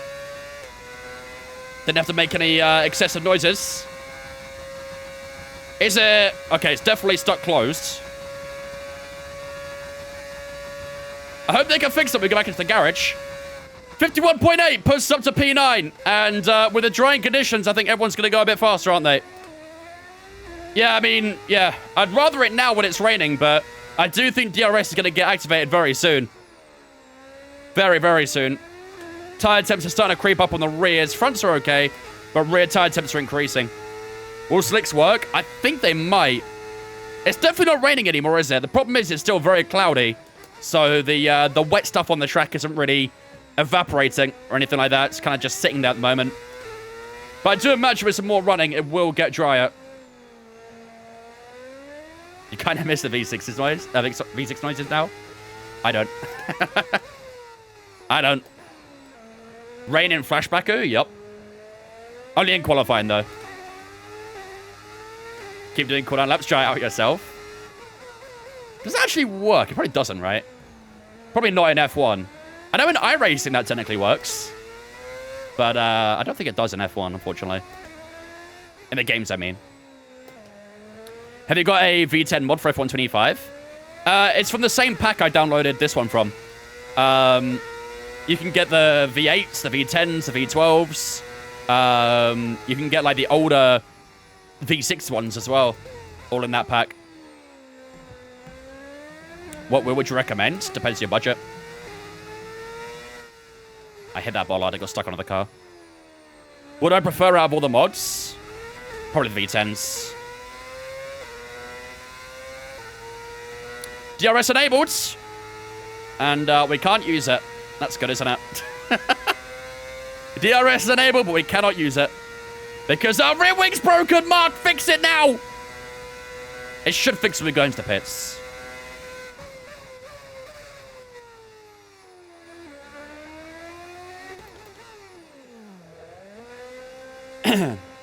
Frost and Ashton, thanks for following as well, guys. Appreciate you. Welcome in.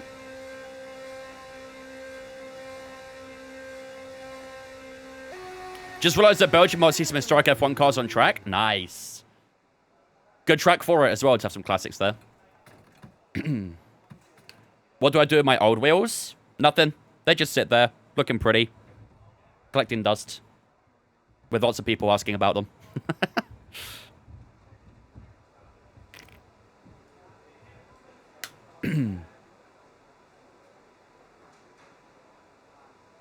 Horner been sacked. What's your thoughts? Timing-wise, surprising. I mean, not surprised he got sacked, but I think timing-wise is a bit surprising. But, I think it was coming. It was more of a matter of when rather than if. DRS fault should be fixed in 20 seconds. There you go. Look how easy that fix was. Guarantee they're just putting some sellotape on it or something. Some tank tape. We're still 1.4 seconds away from Yuki Tsunoda, but I'd imagine we could probably start getting ready for some slicks, right? Yeah, 2.6 seconds in favor of the softs already. It's definitely going to be slicks at the end, isn't it? Definitely. Let's put that back down to 12. Brake bias back at 55. Or was it 54? I'll leave it at 55. Let's put the fuel down to 3 laps as well. There we go. That should be perfectly set up. Right. Some sellotape to help her open. Yeah. Yeah, won't be great in the middle sector.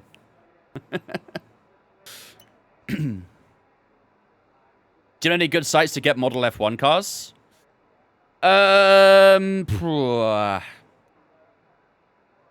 There is one, but I don't remember the name of it. I think it's called... Sparks do a lot of model cars, but I don't know if they do a lot of F1 ones. They probably do. What's the other one? There's another one that I saw at Le Mans, but I can't remember the name of it. But they do, like, all sorts of models. It's great. It's where I've got... A lot of the models you see behind me is where I got them from. Right, 4 minutes 20 to go in the session. Let's skip a little bit more time. We should start seeing some cars heading out on track, to which we do. And does look pretty dry out there, doesn't it? Everyone is on the soft tyre. We'll give it another 30 seconds or so, then we'll head out. We want to try and get the best dry track possible, so... Give another 20 and we should head out. I'm after Mini Champs F1 cars. I'm not sure if they did those. Any thoughts on Nico's podium? Very happy for him. Very, very happy. Happier than the McLaren boys were, that's for sure. Everyone ready? Right, let's do Okay, this. Let's go. Let's do this.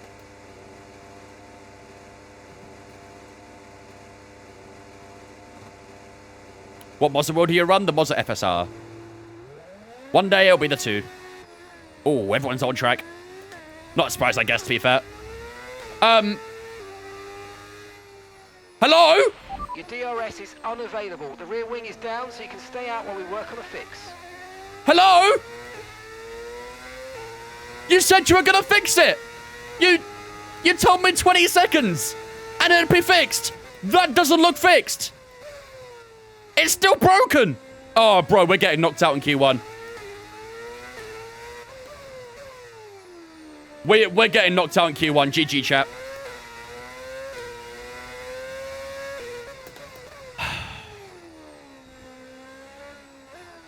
If we make it through to Q2, that's a miracle job.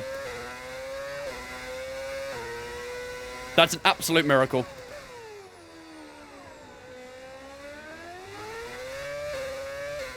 Slow out lap. Can't do too slow, annoying. We've got a lot of time. I need some tire temp too, really, so... Oh, hello. The already quite difficult mission has become 10 times more difficult now. Because they didn't fix my damn rear wing. Okay. Well, that's good. My battery also isn't going to 100% as well. Oh, God.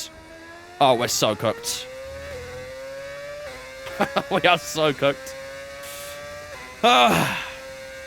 Maybe 2 out laps? Yeah, I definitely don't have time. Well, let's give it a go, chat. Let's see what we can do. No DRS available. This needs to be a miracle lap to get through to Q2. It's back!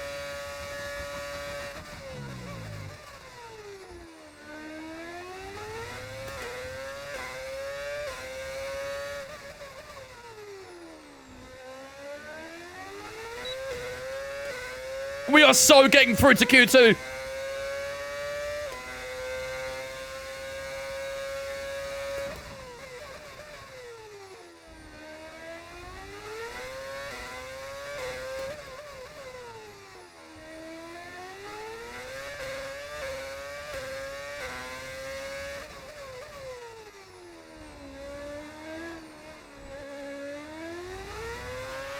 .30 seconds left in the session.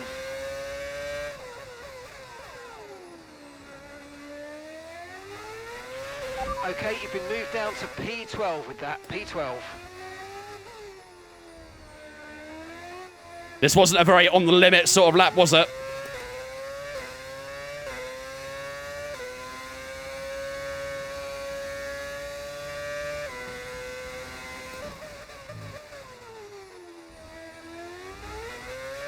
This has been a pretty mix of emotions for Q1. Come on.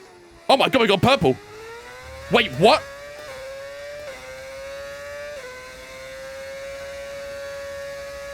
We're last right now on the leaderboards. Hello. Where's it going to be as we cross the line, though? DRS and battery to the turn 1. Across the finish line we go. Where's it going to be? It should be enough. It is enough. P5. Excellent lap. Excellent, excellent lap. Purple in the middle sector as well. We are through to Q2. And honestly, thank God that DRS came back alive, because I don't know if we would have got through without it. We're still a second away from Verstappen, and Mark Webber as well is also through to Q2. That is a huge result. Both Brawns into the second session here in Azerbaijan. You'll love to see it. Verstappen on top by 5/10 to George Russell. Charles Leclerc in 3rd, Hamilton 4th, ourselves in 5th place there. Great lap at the end. We definitely utilised that slightly drier tarmac, didn't we? Lando Norris, Anthony Piastri, Sainz and Ocon that top 10. Mark Webber, P11 as well. Great stuff from our teammate there. Hopefully can try and do a bit more of that in Q2.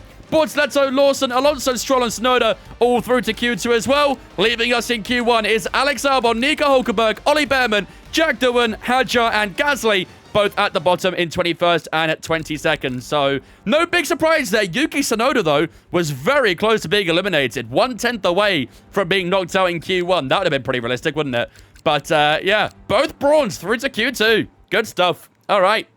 On to the next one we go. On to the next. Crazy clutch up? Yeah. Thank God they fixed that DRS, because that could have been bad. We definitely would have got knocked out there. I didn't see what the gap was between ourselves and P17, but yeah, I don't think we would have survived that that session. Whew. All right. We're good. We're good. We can relax. The heart rate can come down a little bit now. Let's do a lap on the old soft... I mean, I'd imagine a soft tire in the race probably isn't very usable here, is it? I think the rear tire wear is just way too much to warrant the soft tires. I feel like I say that about a lot of tracks. The soft tires not being too usable. Some tracks they're fine, but in Monza it was the same situation. Okay, let's go on the old soft tire, see what we can do. All clear the garage, please. Cars ready to leave. You're probably such a great F1 commentator. I've done a little bit of commentary in my time. Not a huge amount, but... Where did we finish in Monza? P14. We had a bit of a tragic one in Monza, unfortunately. Oops. That's 4. Adrian, thanks for following Twitch, mate. Appreciate you, dudes. Welcome in. There you go. Prediction number 2 of qualifying is up on the Twitch, ladies and gentlemen. Do we finish within 1 second of the leader? Probably Verstappen. Verstappen's quite good for in this save, so... Will we finish within 1 second of the leader? Get your predictions up on the Twitch right now. What's that noise?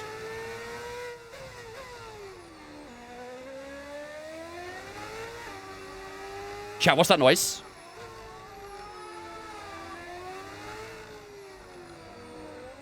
Do you guys hear that? It's okay, Liam. Don't be nervous.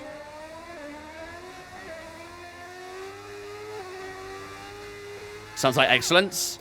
No, it sounds like something's rattling. If I lift off the throttle, you can hear it more. Dude, it sounds like the Norris DNF. That's the ICE it's due to wear. Oh, bro, are you kidding me? Even on 52%, you can hear it? Bro, stop spamming my damn chat. You're not going to get an answer if you spam.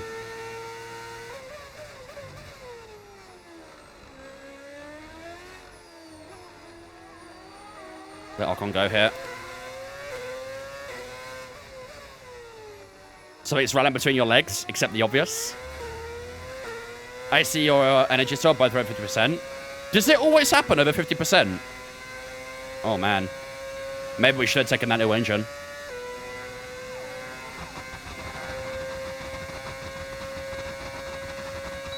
Not ideal. Okay, let's try and power through the lap real quick.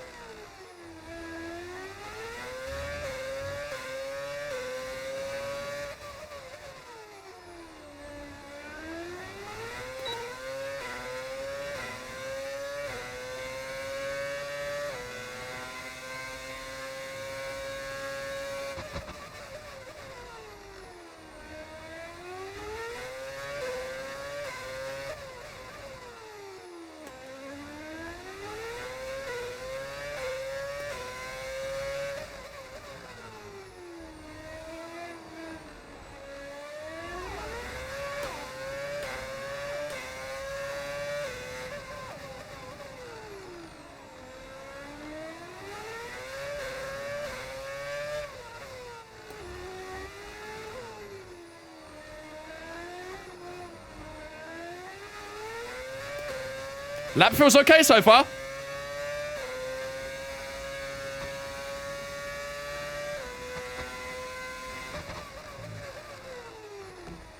There goes that bollard again. Over 8 anyway.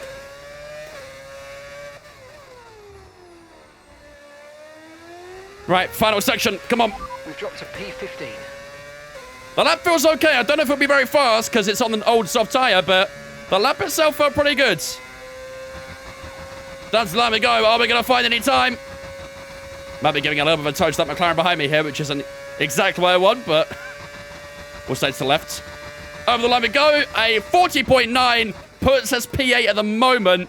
Liam Lawson P9. That's a bottom 6, isn't it? Why is it a V8 sound? Why not? Those engine sounds are worrying yet satisfying to listen to. Yeah, I mean, you don't hear it too much when we're pushing, but on the cooldown laps, you'll probably notice it more. Okay, we've only got one lap. 12 and 14% on the rear tires as well.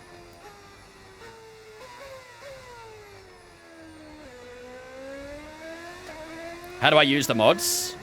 If you're on PC, you extract the files, and then it's literally a copy and paste. Yeah, copy and paste the folder into the F1 directory. Time for new parts. I mean, the problem is, we're in qualifying. If we take a new energy store, we'll have to start at the back of the grid. So, I don't particularly want to do that, but we might have our hand twisted. I don't know. We should survive, right? The energy store at 58, the IC at 53, we should survive. It's just not going to be pretty, I don't think. I mean, you can see the battery isn't going above 93% right now. Or 94, something like that. Yeah, it gets to there and stops. So that's the problem with energy store wear. Is that it won't go any higher than a certain amount when it gets more wear. Yeah, I know, gangster. Yeah, I know that. Dead energy store? Yeah, and the ICE is also wearing too. So, I mean, the ICE is 53. We can get through with ICE wear today, I think. Energy store might be a bit troublesome.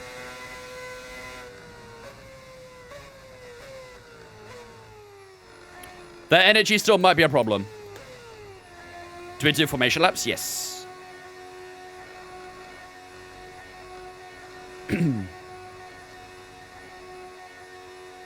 What's your thoughts on the Horner situation? It was coming. I wouldn't say it's a massive surprise that he got sacked. More just the timing of it was a surprise. Out of nowhere, really. You know, take new parts eventually, though. Baku isn't too bad of a place to take them. Yeah. What's next? Singapore, right? Singapore's not too bad for overtaking, but it can be difficult. Should have done it before qualifying, really, shouldn't we? Ugh.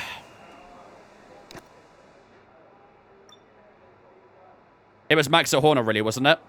It could be both still. It could still be both. Will Horner go to Ferrari? I don't think so. I think a lot of people are speculating that. I don't think that will happen. Tell you what, Mark Webber's in that top 10 so far. 40.5. Not anymore. He's outside that top 10 now. Okay. P11 and P14. Got a lot of time to find, haven't we? A lot of time to find. A fresh soft tyre is apparently 7/10 quicker. Find 7/10. That puts us around where Lance Stroll is. I think we need to break a 39 to get into Q3 here. I think we need a 39. Which is pretty much about a second, at least.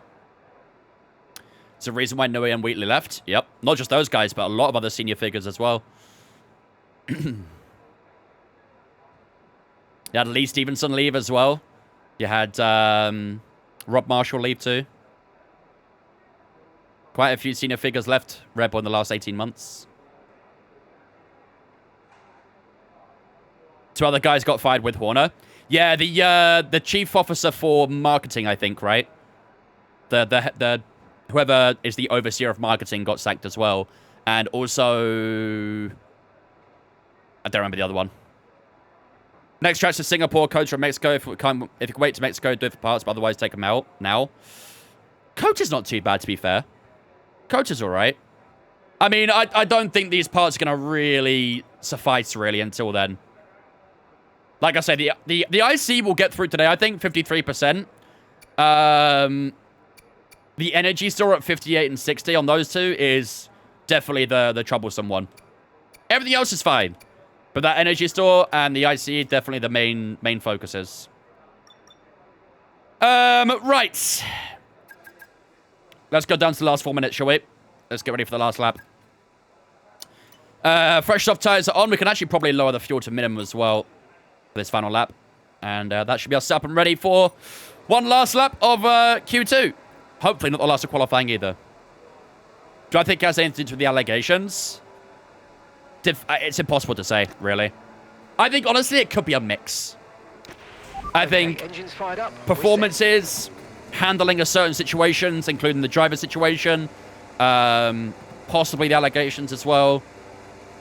Yeah, I think there's like a big combination of things that have led to Red Bull finally going, it's time, you know?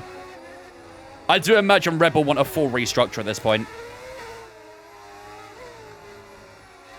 Oh, there's a lot of traffic here. Well, let's let Tsunoda go.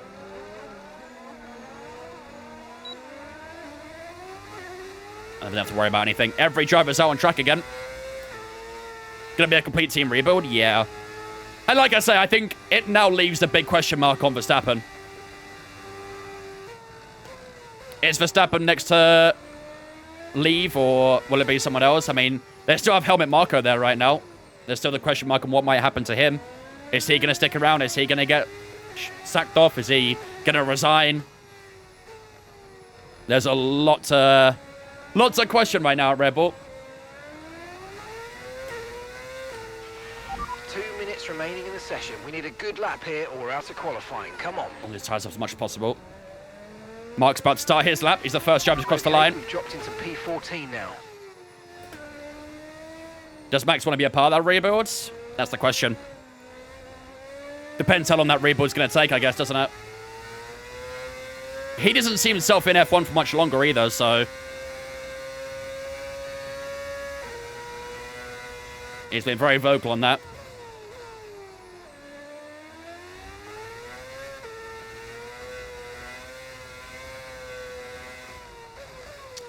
All right. Here we go, ladies and gentlemen. This is it. Final lap of Q2. Will it be the final lap of qualifying as well? Let's find out.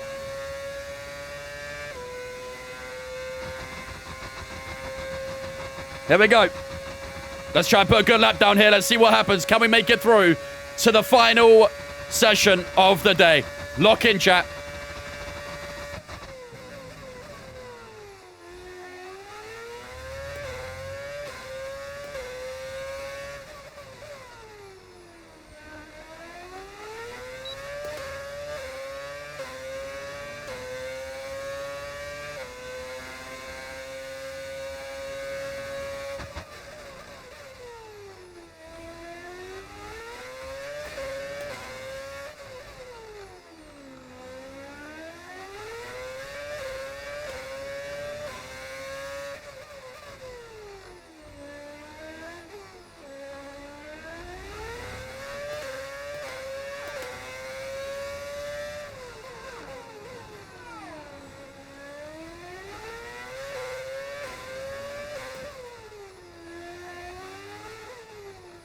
It's not a huge improvement so far, is it?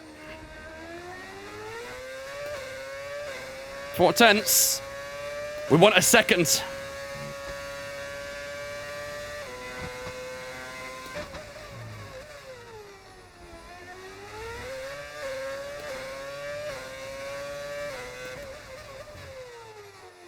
Oh, that's a little bit deep.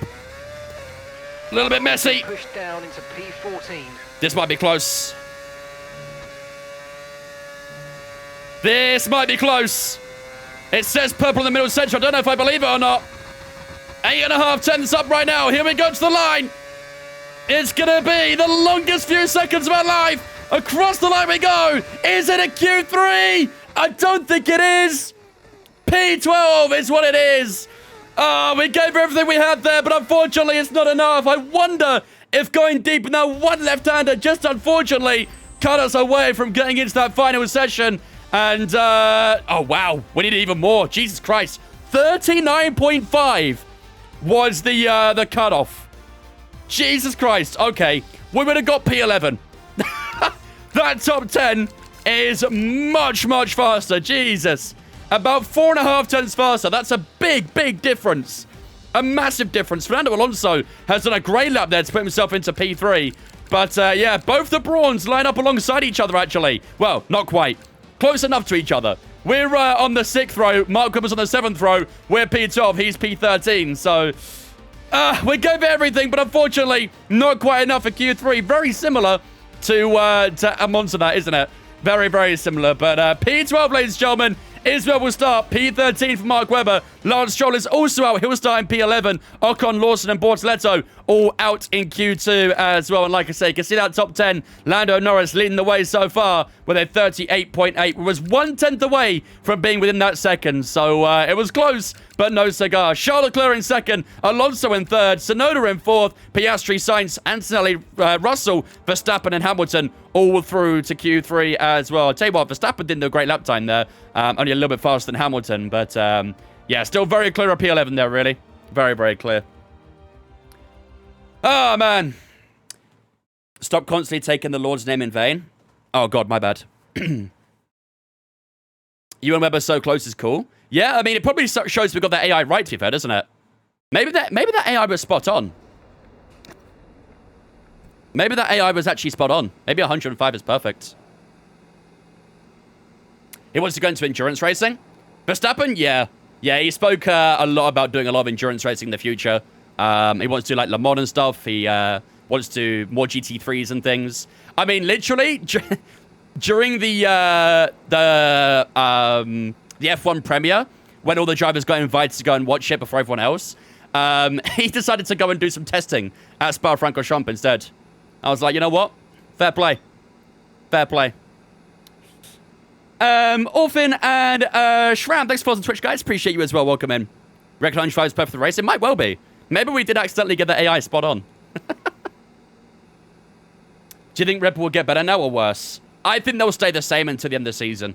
Next year, God knows. Who knows? Right. Without further ado, ladies and gentlemen, time to get ourselves ready for the race here in Azerbaijan. A reminder of how the championship is shaping up as we prepare for the Azerbaijan Grand Prix. We sit in at P11 with Mark Webber. He starts in P13 today, and we're racing against Enzo Fittipaldi, 13th in the championship, starting at P12. So we are ahead of our teammate in qualifying. Can we get ahead in the race as well? We're going to find out very soon. Constructors Championship-wise, we are 10 points up on Aston Martin. We're in 5th, they're in 6th. But I'd imagine, with Alonso having a good qualifying so far, he could set himself up for a very good point-scoring position in today's race. So we need to try and score some points today, and hopefully we can stay ahead of the British team. Did I like the F1 movie? It was alright. Wasn't a huge fan.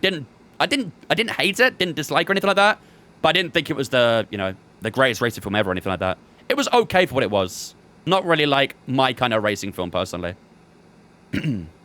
Actually, chat, before we do this, before we get started, do we want to take a new engine?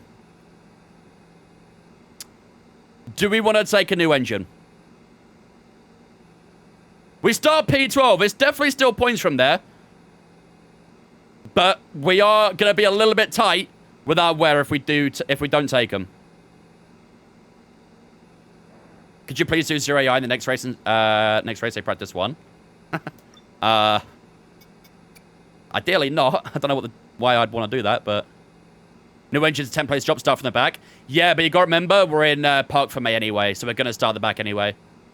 Once you're in Park for May and you take a new component, you always start the back. Actually, you'd actually get a pit lane start, but that's not in the game. So poll up on the Twitch chat. But we take it. K Craze put a poll up on the Twitch. Do we take a new engine in today's race? Get your votes up on the Twitch right now. We'll take the poll settings. Cake coming in with a 19-month resub as well. Thank you much, Cake, for the 19 months. I appreciate that, ladies and gentlemen. Get a salute spin chat to Cake. Into Vince for the 19 as well. Appreciate you. Take all new parts. All the parts are none at all. Yeah, exactly. If we take one, we take all. No doubt. No doubt. 14, we got 64% saying yes, 39% saying no. So at the moment, we will be taking a new engine, but we'll let the poll run out of time. Keep on voting on that poll. What pedals am I using? The Club Sport V3s from Fanatec. I hear your AC. You shouldn't. You might be hearing the game thingy. Unless I pause. Do you hear it when I pause? You might hear my AC when I pause. This thing does me the world of good. It was the game. I hear it too. You'll hear it when I pause, but if I unpause, you'll probably hear the game's room instead. 62% still saying yes, 38 saying no. Looking pretty good to take some new components here. Which does mean, chat, we will be starting last, just like we did in Monza with Mark Webber. So he gets promoted a place today. It's ambient noise in the game, yeah. I mean, I do have my AC on as well. So you might hear that when I'm talking sometimes. That buzzing in the background's so annoying. Who approved that? Honestly, I kind of like the ambient sound. I feel like it'd be very dull without it, you know? There we go. 61% of people are saying we should take a new engine today. So that is exactly what we are going to do. We are going to take a brand new ICE and a brand new everything, to be fair. And now we don't have to worry about any rattling sounds, do we? I mean, we don't need to take a new gearbox, but you know what? Just for the sake of it, we're taking a new gearbox too. We are starting back in, what? Kazakhstan, probably, at this point. Don't get race ending damage today. I will try. We've got to be very careful with the AI braking. Very, very careful.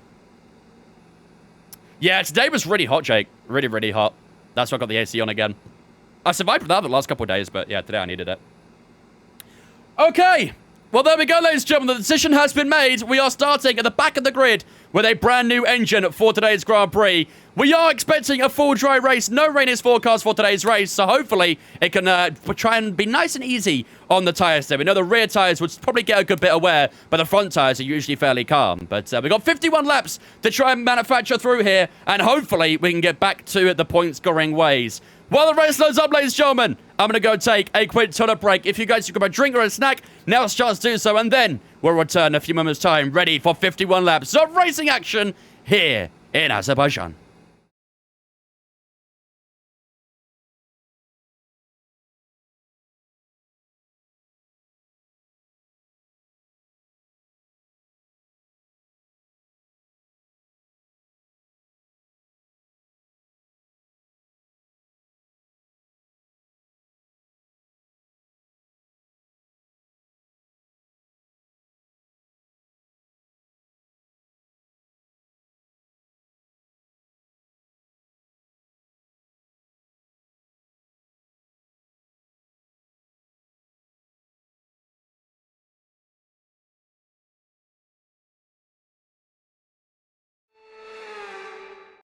And a warm welcome to you from Azadlik Square, heart of Baku, and home, of course, to the Azerbaijan Grand Prix.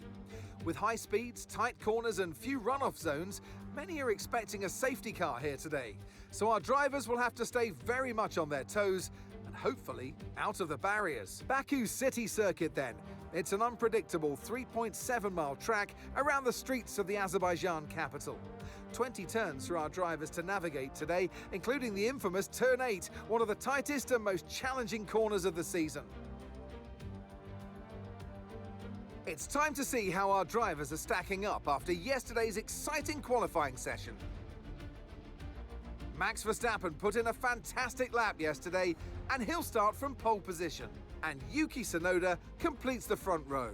Considering the rest of the grid, we have Leclerc, Russell, Oscar Piastri and Fernando Alonso, Hamilton, Antonelli, Stroll and Mark Webber, Norris, Ocon, Gabriel Bortoleto and Albon, Hulkenberg, Behrman, Jack Doohan and Carlos Sainz, Hadjar, Gasly, Lawson and Enzo Fittipaldi rounds off the grid. I saw a good few places there for Mark. Lights out, so let's go down to the track. And alongside me today is a man who needs no introduction, but I'll try anyway. It's Ant Davidson. I know what we've got to do before the start of today's race, but what about our driver? What do the final hours look like for them? Well, for them, you know, you've got your pre-race rituals that you go through. You see different drivers that, you know, some have got their headphones on, they're listening to the music. Some drivers really absorb the energy from the crowd and they're there waving to them. Other drivers, they go within themselves. They chat to their engineers, absorbing that information, that vital information that you need to carry you through the race. And, you know, those pre-race rituals are essential to making things systematic. We do a lot of Grand Prix in a season, and the more systematic you can be, the easier you are within that environment. Both drivers punch a game penalty, game points of Brawn. Try not to worry about being I mean, at the back. You've got Mark being P10. The car, so just take it easy, and the race will come to you. Mark being P10. I quite like that. I'm not gonna lie. I quite like it. Let's hope he has some good race pace to go with that. But yeah, unfortunately, we're starting last, obviously, with that new engine in the car as well. So, Canadian Mountain Drew coming in with a Twitch Prime for the first month as well. You love to see it, ladies and gentlemen. Get a salute spin chat to welcome, I'm gonna say Drew, into the vid for the first month with a Twitch Prime. Appreciate it, buddy. Thank you. What up, Ollie? Steven, thanks for Twitch mate. Appreciate you, dudes. Welcome in. 2 good dive bombs. We're right in the mix for points. Yeah, well, let's see, shall we? Right. It is suggesting a 2-stop. It is suggesting it. We were obviously debating whether we should do a 2-stop in Monza. Ended up being a 2-stop because we had to, you know, box for a new front wing, but...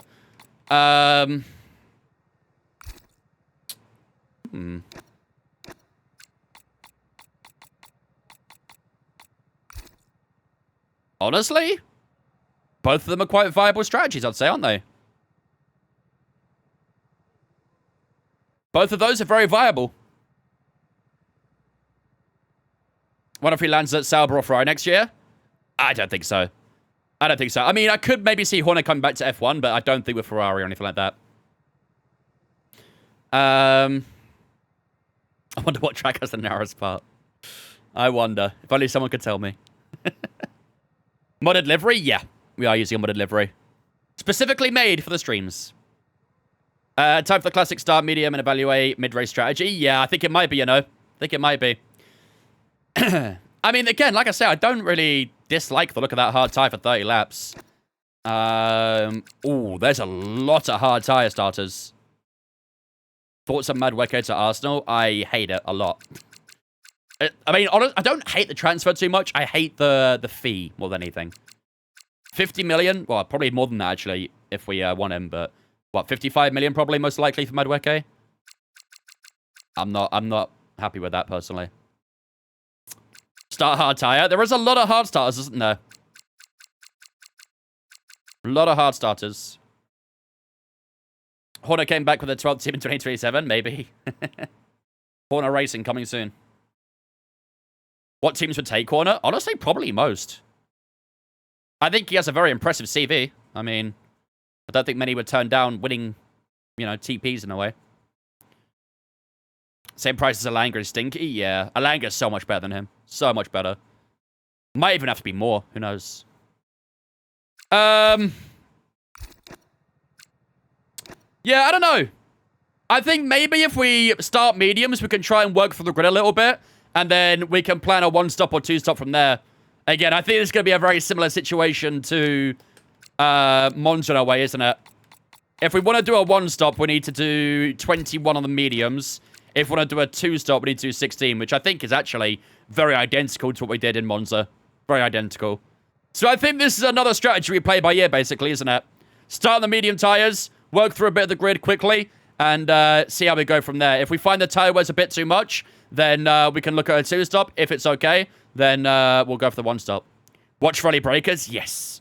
Yeah, the early braking is going to be around here as well, where the walls are close. Going to be very sketchy. Very, very sketchy. So yeah, I think we do that. I think we start mediums, but we maybe adjust accordingly throughout the race. Again, if we get any wing damage, which fingers crossed we do not, that might change things around a little bit as well. So we'll do those 2 strategies, essentially. We'll keep them both on the board. Right. This could be pretty interesting for the prediction, can't it? This can be very interesting. We have Mark Webber in P10. Could he score points from there? Can he? Yes. Will he? Probably not. He has got Lando Norris in P11. He's probably going to lose a position quite quickly from that alone, to be fair. Team v team. I think if we did a team v team, it wouldn't be points-based, I don't think. Maybe like average position. Don't go side-by-side in cars. Remember, you're instant with Hayden in the narrowest track. Yeah. Are you sure it's the narrowest track? Can you confirm? We could do a team v team, but it probably has to be like an average position. Maybe like Brawn versus... Wait, where's the Astons? Oh, those Astons are very high. Wait, chat, you know what? I've got an idea. Who will be 5th in the Constructors after this race? Aston or Brawn? Aston are only 10 points down on us. Who will be higher in the Constructors Championship after this race? Aston or Brawn? What do we think to that? 10 points favor us right now. Narrowest track is Sepang Trust. Are you sure? 1,000,000%. Top 12 is Enzo. I think that's what we tried to yesterday with Mark.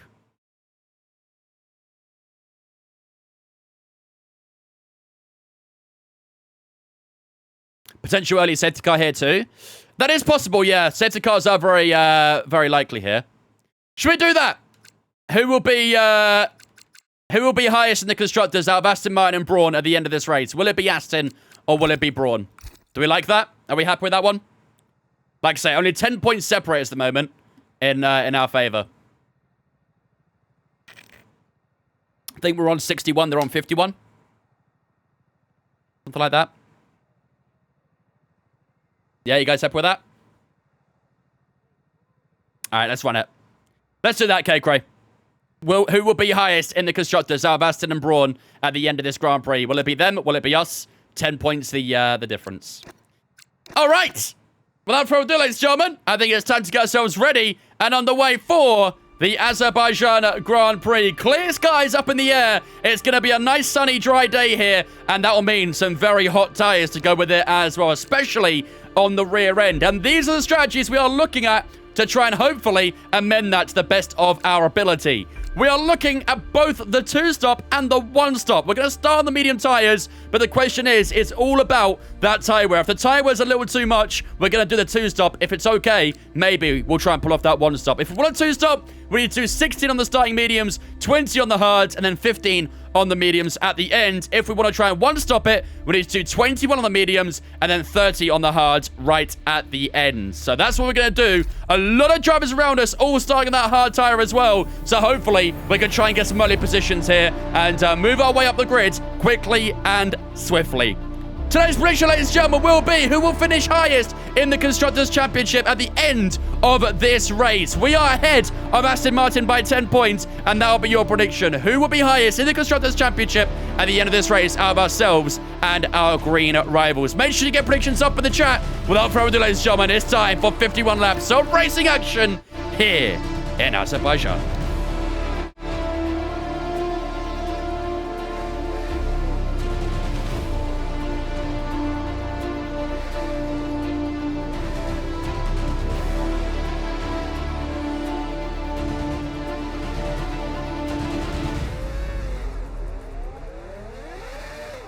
There you go, ladies and gentlemen. Prediction is up on the Twitch right now. Which team will be highest out of ourselves and Aston Martin for that Constructors' Championship position? Get your predictions up on the Twitch right now. Let me know in the chat, ladies and gentlemen, where will we finish in this race? Will we be able to score points? Will we not score any points today? Get your predictions in the chat right now.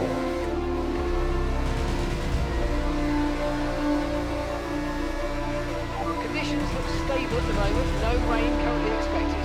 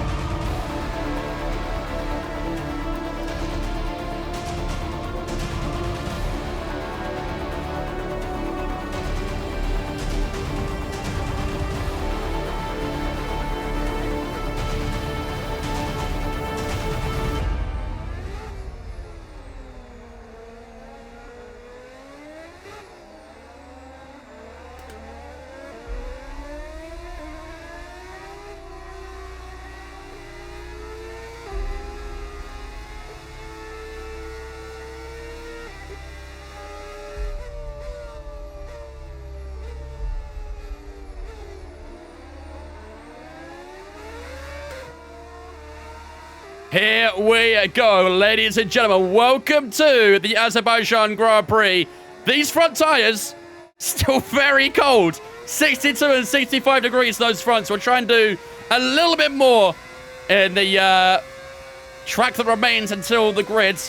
But I don't think we'll get that too much higher, really. So, did the new update worsen the straight line speed issue? I wouldn't say worsen. I'd say it's probably the same, really.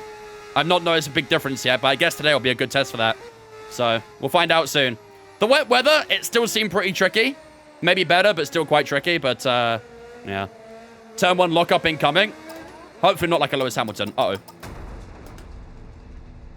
Why did it make a noise like that as if I just went into the wall? Well, that was a little bit silly, wasn't it? Here we go, let's jump on 5 red lights here in Baku. We'll definitely have cold tyres now, but hopefully it refreshes our tyre. That wouldn't be too bad. Away we go then. Here in Azerbaijan, that's not a bad launch off the line, actually. Down towards turn 1, got to try and take it nice and easy. See a couple of 2, 3 wides directly in front of us as we try and sneak up the inside of Liam Lawson through turn 1. Gets a good exit out of the opening corner, though, and we'll just try and position ourselves still on this inside. Can we try and get a good launch out of turn 2 this time as we try and get our foot down? Tyre's still a bit cold. And now we'll use all that ERS and we are ahead of Liam Lawson. First move of the day done. Down towards turn 3 we go. Lots of drivers moving around in front of us. We'll try and sneak up the inside of the next race with 3 wide. Guys, don't put me in the wall, please. Bro, there's no way they just did that to me. There's no way they just did that to me. Switchback. Out of turn 4. Oh, I'm going to try and hold on the outside. Can we slip up the inside of Lawson, maybe? Lots of scrapping at the back going on here. Got to be careful in contact with Hajar. And we are throwing Isaac Hajar this time, so damn.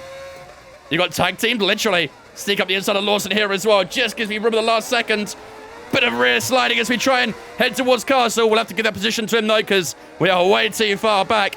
But lots of tangling up in the opening stage of the lap so far. Can we try and get a good exit towards the final stage of the lap? Let's see. We'll get a good test of straight line speed in the next straight as well, so keep a lot of battery in the tank for that. But at least it was like overly clean. Wasn't too bad. Just got V-carved, literally. Got V-carved very hard. Right, here we go. On to the start-finish straight. Only made up 1 position on the opening lap, which isn't ideal. But let's see if we can try and make up a little bit more through the S as we go all over the backside of Liam Lawson. We'll use that battery now to full effect down towards turn 1. But as soon as we get that slipstream, we just lose a little bit too much speed. I mean, he's still pulling away a bit, isn't he? Wasn't too bad, I'd say. Nicely on the brakes at turn 1. Try and crib at the inside. Just got to leave from the outside there. And now we're through on Liam Lawson. And DRS will be activated down towards turn 3. Bit of scrapping going in front as well. And away we go. All right, 2 positions made. Got to try and get a bit more out of that, though. Especially being on that medium tyre. But we have a lot of hard tyre guys in front now. A couple of tangles going on through turn 3. Up the inside, maybe, of the Alpine at turn 4. Almost bumping wheels with him, but we just squeezed through. And we are ahead of Gasly. And that's the kind of moves we have to make. Just those little bit audacious ones. Try and make the most of those while we can. Got to try and look after the battery as well. Their battery will be very important today. Very, very important. Into Castle we go. Honestly, we'll probably leave it in none for quite a few of these low-speed corners. Nice exit. Into the final sector. Use overtake, use overtake. Unusual for you to be in P20. Yeah, we took a new engine today. We also took one in Monza as well for Mark Webber's car, but we're taking one today for Enzo. Few positions gained already, so not too bad. Here we go, onto the straight once more. Try and keep it nice and close to Jack Doohan. Do we play 110? Usually yes, but not today. The AI are very quick here, by the seems of it, so. Here we go, Jack Doohan. Should have plenty of top line speed here. Bit more battery. He's covering that inside. We'll push to the outside, down towards turn 1. A little bit brave on the brakes as well. Giving plenty of space on the inside. Have we got the grip on the outside? Yes, we do. And he nearly took me with him, actually. Went a little bit deep. And that could have been pretty catastrophic, but thankfully, we're through. However, we don't have any DRS down towards turn 3, so we might have to use a bit more battery here. Both the Williams fighting in front of us, Sainz and Albon. Keep your eyes on that. Takes 2 to tango. And tango they did. What up, Robbie?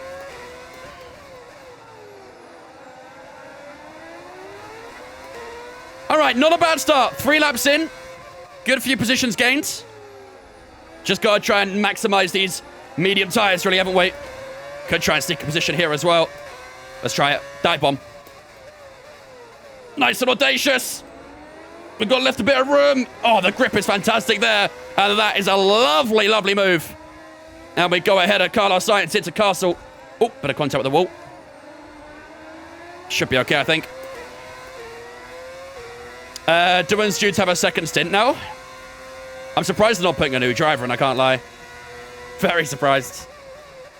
It's the Alpine way, isn't it? What causes the battery to increase? There's 2 things in the engine called an MGU-H and MGU-K.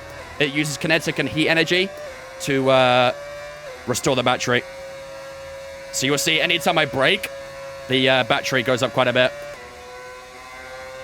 I'm a little bit worried about Sainz here. That Williams is very quick on a straight line. I think he's about to prove it again. Here comes Carlos Sainz down towards turn 1. Goes to the outside.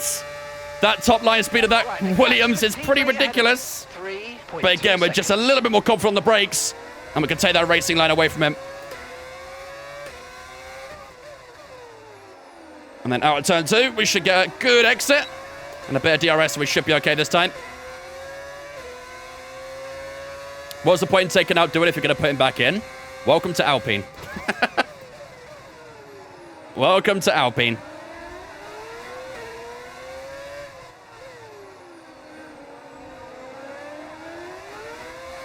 To be fair, quite a lot of the grid is still bunched up back here, aren't they? This train goes all the way to the top 10 for sure. I'd imagine our teammate has probably lost a few positions, isn't it? We're a little bit too far back on Albon here, aren't we?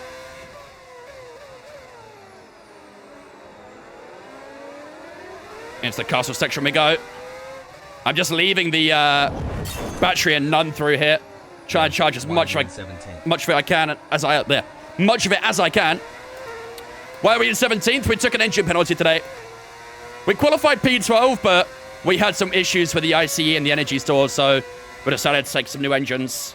And, yeah, we started the back of the grid for that, so made our way up to P17 already. Maybe, hopefully soon, a P16. Let's see.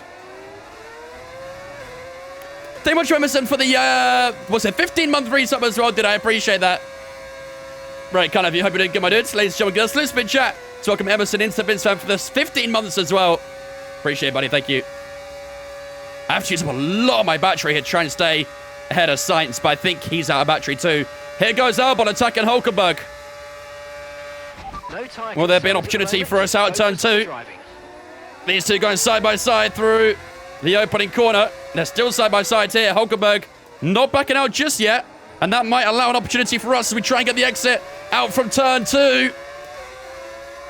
Wasn't too bad. Oh my goodness me, Hulkenberg sliding across the track. And he's got good defense again as he attacks Albon. Through goes Carlos Sainz around the outside. Oh my goodness. Carlos Sainz nearly just made up a lot of positions there. And unfortunately, we lost out. That's not really ideal. But Carlos Sainz just breezed around the outside there. I'm going to try and be aggressive to get back past if I can, but might be a little bit too far back. I am too far back. That's a problem. I don't like that. He's making our mountain to climb now a little bit taller. Yellow flags are out. Is that Carlos? Bro, move! Are you... You did all that just to have mechanical failure. Are you kidding me? Okay, clear. Vehicle condition. Systems all looking good. Head down. I think we're all right. I think we got away with it. Bro, that is some absolute BS.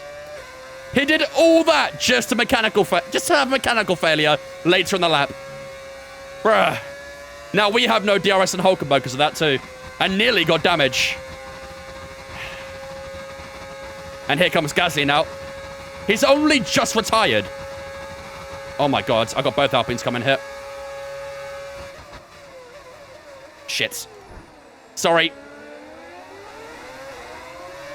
I'll give it back. But I'm probably going to get you next straight. Nearly got tangled up at turn 1. Let's try and blitz past again. Got all that top speed now. He's still on the inside at turn 3. We squeeze through. Okay, that is very annoying. We have lost a lot of time to the pack there. Gotta push on quickly. Can't slack back now. Gotta push on. Get back up to that Trent ASAP. Yeah, that was annoying, dude. I don't mind him having a mechanical failure, but, bro, get off the line. Get off the damn line.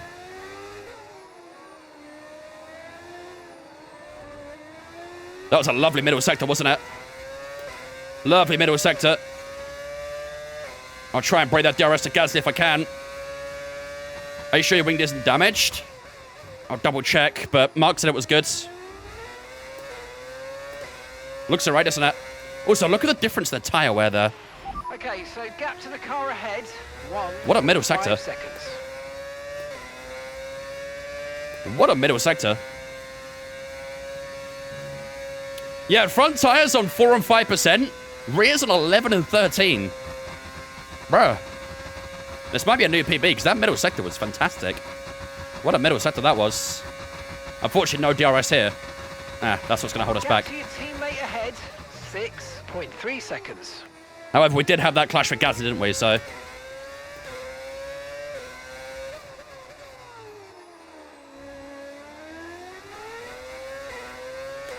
What's the 26191 on your name? On the webcam? That's the following number. How many followers we have on Twitch. Speaking of Twitch, we have a few followers I need to give a shout out to, which I'll get to as soon as I can. Number of skill issues, that too. Number of front wings lost. Something like that. What up, Lich?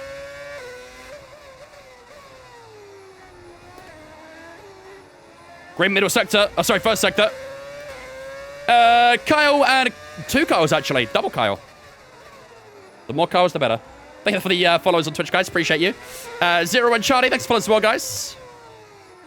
Yeah, these guys are holding each other up a lot in the middle sector. We can just creep closer and closer. Not bad. Number of flashbacks in Baku. It's called Flash Baku for a reason.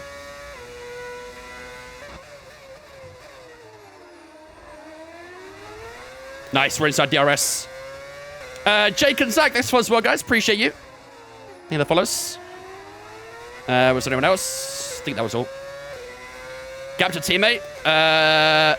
Teammate status. Right, a gap to the teammate ahead of us. 5.8 seconds. Okay, they're on fresh hards. They're in 11th. Time last lap. Still P11, to be fair. 25.7. He's still P11. That's not too shabby, is it?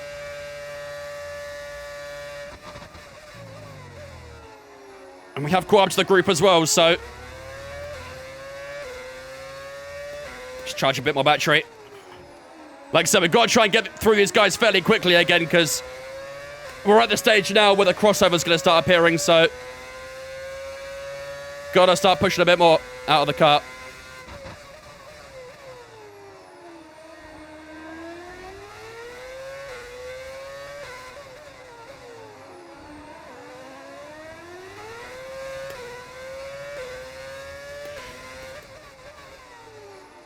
Just try to save a bit of battery too. The more battery we can save, the better.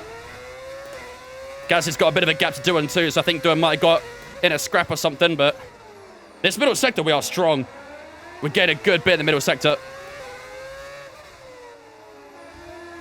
Ooh, nearly clipped the wall on the right, but got away with it. Has anyone seen the F1 movie? Yes, sir. I watched on the weekend release. Okay, I think we can get past Hulkenberg soon. Our pace here is much better than the Sauber right now, so we can get past both these guys fairly soon. I think this train goes to P12 right now, so see if we can try and engineer our way through it. It's so good. It's all right. I didn't hate it. I didn't love it. I thought it was all right. There's better racing films out there, in my opinion. Right, here we go. Surely we pounce here, right? Surely we pounce. Here we go. Here we go. Come on, 221 miles an hour. Down towards turn 1, hard on the brakes. Oh, God. Oh. That almost ended in travesty. I braked my normal point, but that extra speed really caught me off guard. Here it goes up the inside. This is a big scrap between ourselves and Hulkenberg down towards turn 3. Hulkenberg's got me there. That was a bit of a mess up at turn 1, wasn't it? Bit of a mess up. Try to stay with them. They might make a mistake. We had such high speed. Didn't know what to do with it. I know it's real F1s, didn't care for it, but just a movie guy, I loved it. I'm not really a massive movie guy, to be fair, but like... What's going on up here? Oh, Albon and someone else too wide. I'm not really a massive movie guy, but... I just found the plot was very generic. I don't know. Speaking of for what it is... It was just a very generic plot. Like, I don't know. I don't want to, like, say too much for those who haven't watched it and stuff, but... Although, if you haven't watched it by now, what are you doing? It's an alright movie, but it's just nothing crazy, you know? It was great. It was alright. Like I say, I found the plot was very generic, very predictable.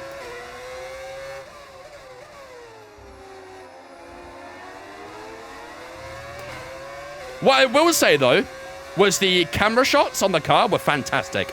The camera work was amazing. I'd actually say it's up there, one of the best, like, camera work films I've seen, personally. The camera work was top tier. But that's probably all I can really say that's massively positive, to be honest with you. A little bit early on the brakes to turn 1 there. By generic, do you also mean safe? Depends how you mean by safe, really. Like, it's a very predictable plot. Once you watch the movie, and, like, you see what happens at the start, you know where it's going. You know what's going to happen, essentially. There is so much battling going on up here.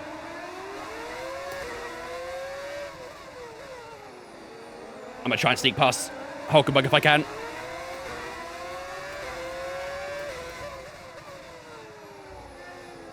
This is cheeky.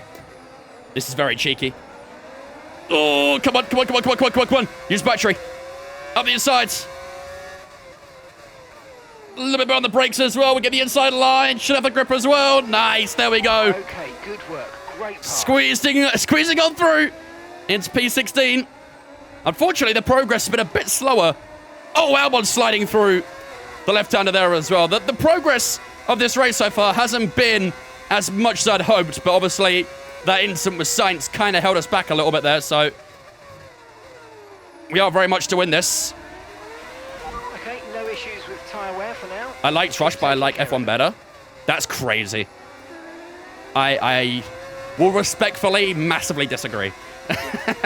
Rush, for me, is one of the best racing films out there. Fantastic film.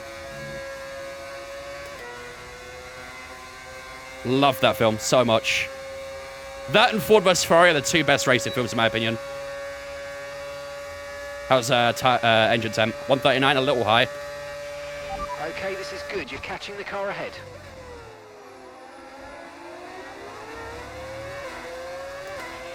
You're pulling out a second a lap. Rear tyres feel a little slidey, but they look okay, don't they, those rear tyres? 20 and 24%.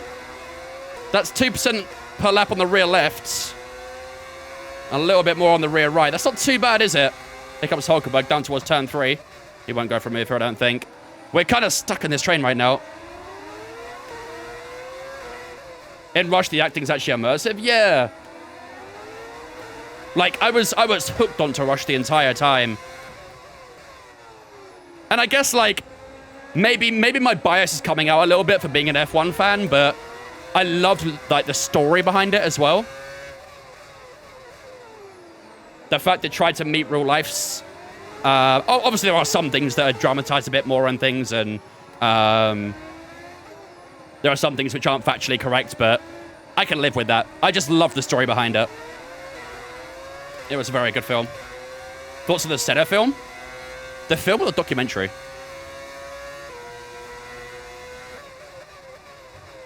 The docu-series it was called, wasn't it? Well, it wasn't really a documentary, actually, was it? It was like a little mini-series about Senna.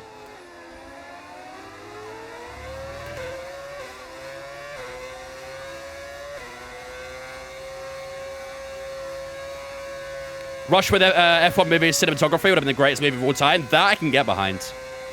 I can definitely get behind that. My favorite movie ever? Well, I have two, actually. I have two favorite movies. Interstellar and Saving Private Ryan are my two favorite films. Nothing has ever topped those two.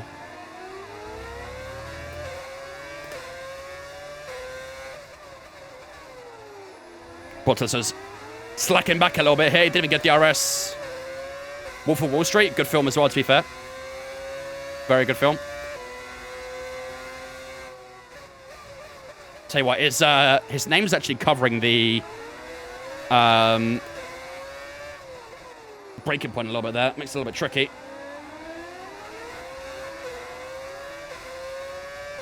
Black Hawk Down, also a very good film, actually. Very, very good film, too. I can back that. Oh, the rears are getting out of shape. The tyre wear doesn't look too bad, but the rears are definitely starting to get a little bit tricky to handle. Oh, hello, and again. 23 and 27, that's not that bad, is it? But it doesn't feel great. Who retired? Carlos Sainz. 93 degrees in the rear tyres as well. That's not bad. I don't know why the car's sliding so much. It's not happy about something. Just got to adjust the driving style a little bit, I think.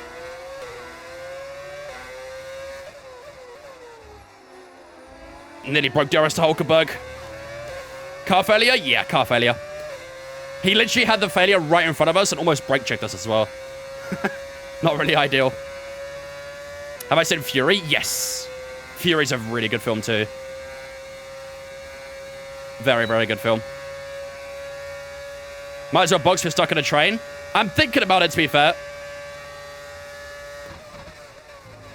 It's definitely a thought.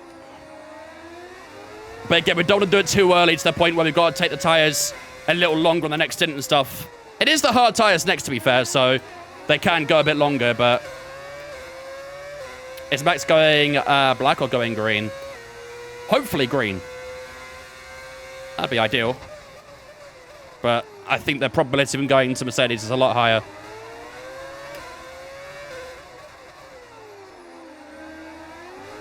Oh, Jesus. What's going on with the rear tyres? Rear tyres are all over the place. Rear right's on 30% now, but I'm struggling on the rears now, chat. Maybe we do want to consider boxing a bit early.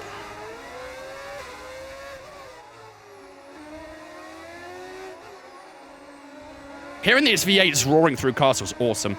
Sounds great. Is it dirty air? Maybe a bit, to be fair. The engine is a little hot, too. Engine's at 139. So maybe we've got to try and break a bit of that dirty air. Cool the tyres off a little.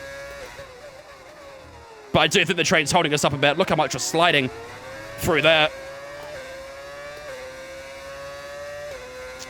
Yeah, maybe we want to consider that undercut. I think we are probably losing time, aren't we? Should we go lap 14, chat? We had a good start to this race, but I think these tyres are just struggling now. Should we go lap 14? We're approaching the pit window now, and you're going to be on hards next time. Gasly and Hulkenberg fighting behind. The car behind's gaining on you by 0.5 a lap. Yeah, you think 14? Chat, type 1 if we box this lap. Type 1 if we box this lap. 2 for stay out. 1 for box, 2 for stay out. We'll get the hard tyres on. Try and get a bit of an undercut going. We've got plenty of clear air, so we can make the most of it.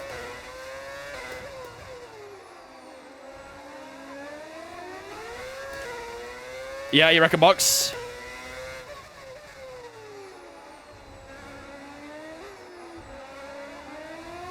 Three, put it in a wall. How does castle sound?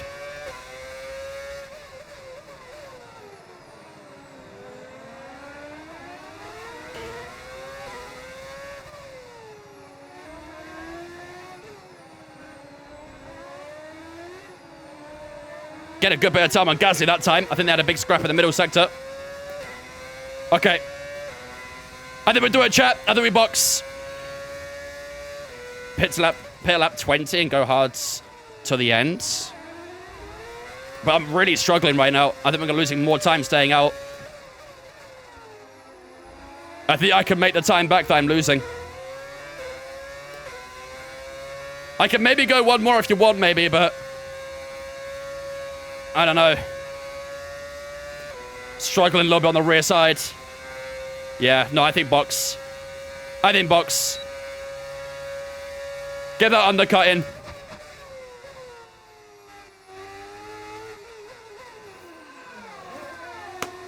Not a bad first in, really. Made up a good few positions. Let's see if this undercut's going to work. Need to get through at least all of that pack, really, don't we? And they're going to be out for a while because they're on hard tyres, so 2.4, nice. Okay, let's go now. Come on. That was a fantastic stop. 19-second stop. Okay, stay clear of the white line on the exit. We'll receive a penalty for dangerous driving if you cross onto the track. 19 seconds. Look at the gap we got to Hadjar. 7 seconds already. Damn, he's struggling. I do think those medium tyres are dropping off. Now let's give it some welly, shall we? Tyres already feel much better. How's to the end? No way. These hards will definitely not get to the end from here. Okay, this isn't your true position. They haven't pitted yet, so don't waste time fighting. Appreciate you and Queenie for not being judged and answering new questions for me last night. Hey, all good, man. We get plenty of new fans, new players, that sort of stuff. Always happy to help out where we can. I think there's a lot of... it got mentioned earlier in the stream, actually, that the F1 community, generally speaking, is very toxic. Everyone is very judgy. You know, people are very critical of people who play on assists and stuff like that. It's pretty treacherous out there, so I like to try and be a bit more of a, you know, open-minded here. Don't remember asking questions. You're asking one right now. I mean, well, close enough. Can't wait to get my new wheel. Mine got stolen? Shit. Sorry to hear that, dude.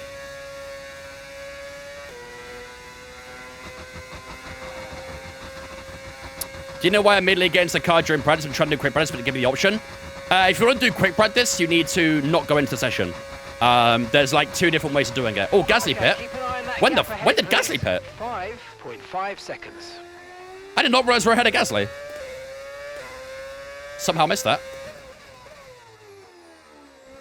What F1 game, I started for the first time. What F1 game did you start sim racing? My first ever F1 game was 2012. The one I started taking more seriously, probably like 2017, 2018. No need to worry about the tyre condition for now. Everything's looking good. Me and my G29 against the world. Hell yeah. I still have my G29 laying around somewhere. I can back that. We're getting a lot on Hadjar right now. 4 seconds. My battery management isn't great right now, though.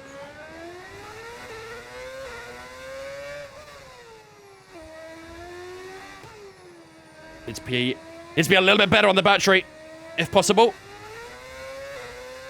Weave and a wet corn. Thanks for us as well, guys. Appreciate you. G27. Wow. That's a classic. Give that 10 years. That'll be worth quite a bit, I reckon.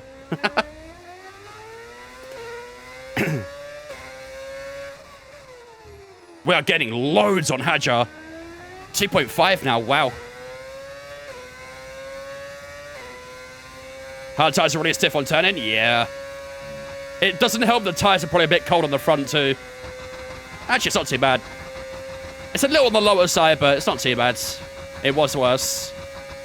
What's 2 ways to do quick practice? So before you go into the session, it will say on the screen to go into it or to quick practice it. And then you just press quick practice, you select the programs, and then try and ace them, essentially.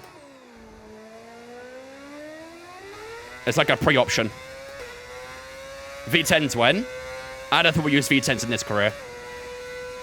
We're in a Brawn, we have to use V8s. It's the lesser of the law. Tell you what, Hajar's going quite long on those mediums, isn't it?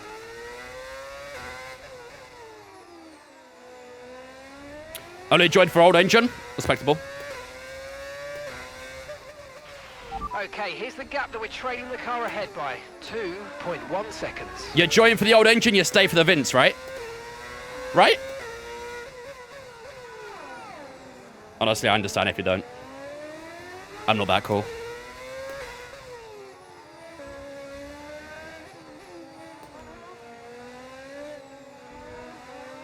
When did we qualify? P12. But we started at the back for a new engine. Just like in Monza. Should fly by Hajar here. He's so slow. We're genuinely getting like 2 seconds a lap on him. And I hope that's the same for the group in front too. We're not actually P20, by the way, for anyone wondering. We're a bit higher than that. Not a lot higher, to be fair, but higher.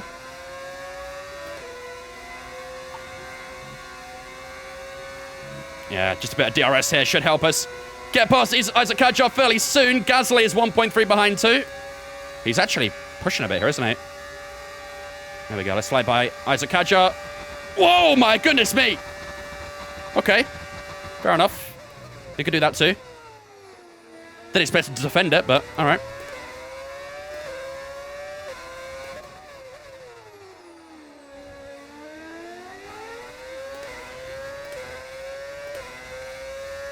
Got good grip out of turn two, though.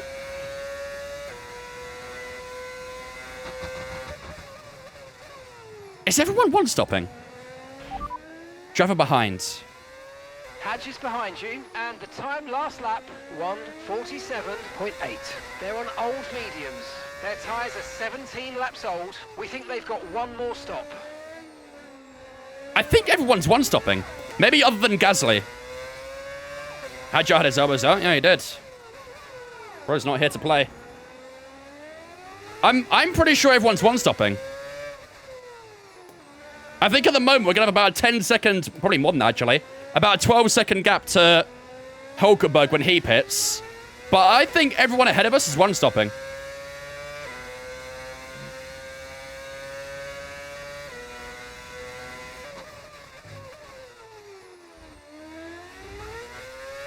Gasly's being held up massively here. That's good for us.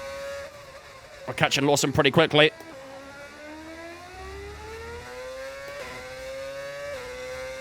I'm glad we boxed into clean air. Although, to be fair, there's actually a lot of people boxing right now, isn't there?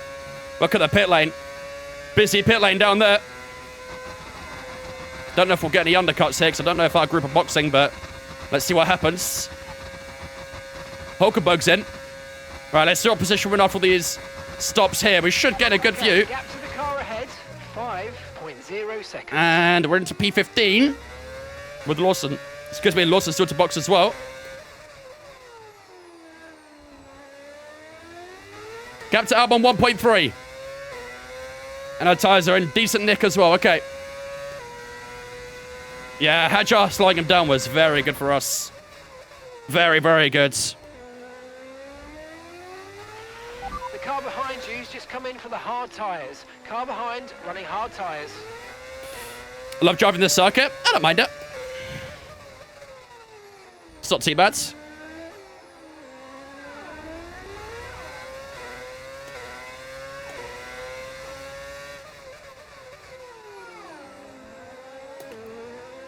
I think Lawson will pit this lap, won't it? Maybe we'll try and steal some DRS real quick. That will help us on our way a little bit more. Green first sector. Bit of oversteer on the exit. First of all, I love your content. I appreciate it. Am I a racer for any team or just hobbyist in racing? I just... hobby. Hobby and content create, that's it. That's all I do. And I love it. Won't change it for anything.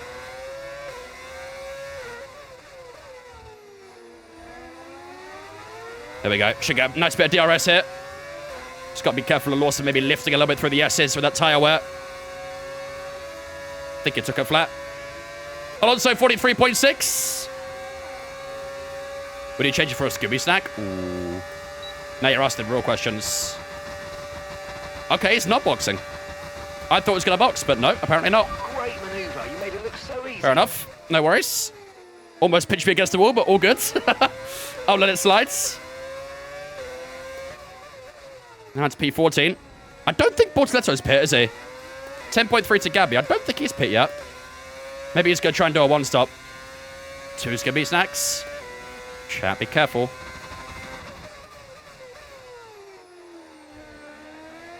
Don't prize me away like that. Tell you what, if Lawson could hold up Albon here as well, that's also great. That traffic is working very nicely for us, isn't it? Favorite track? Spa-Francorchamps.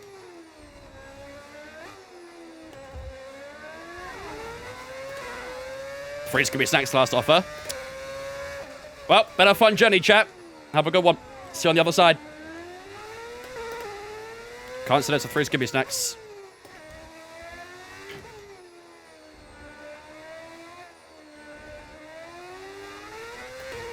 Yeah, Lawson's holding up beautifully. Look at that. That gap to Albon now 2.8. That traffic has worked in our favor beautifully. Safety car here could be pretty dope. It might work. I mean, if it could come out maybe when we go into that medium tire, that'd be perfect, I reckon. I kind of like what we're doing right now. Pace feels good. Tire feels good. Car feels all right. I won't say great yet, but feels all right.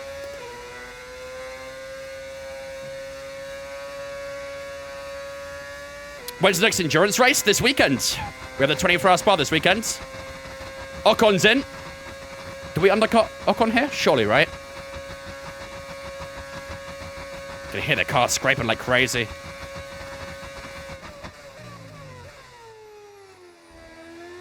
Yep. We are past Ocon. Lawson's still staying up, by the way.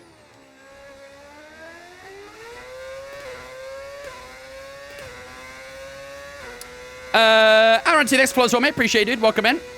Appreciate the follow. Don't forget, if you guys are new here and you are enjoying the stream, make sure to smash that follow button. We'll be live again tomorrow as well for the next 100% race, which is in Singapore. That'll be a big sweaty one. Singapore is always a sweat fest.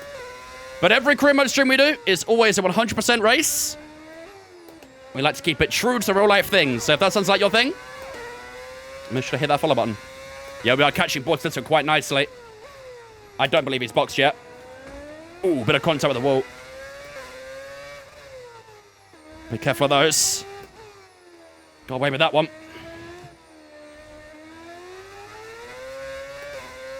What lap did you box? 14. So been on these tyres for 8 laps so far. Must be the sweat. Yeah, words of wisdom. 9.6 to Stroll. Yeah, I think Stroll's already boxed, so I'm not too concerned about that one. Okay, gap to the car in front, 7.1 seconds. Also worth noting as well, Mark Webber's not pit yet either. Our teammate hasn't pit. Bortoletto's not pit. I think there's a good few in front that haven't pit yet, so I'm honestly... It's actually pretty difficult to say what exactly our actual position is right now.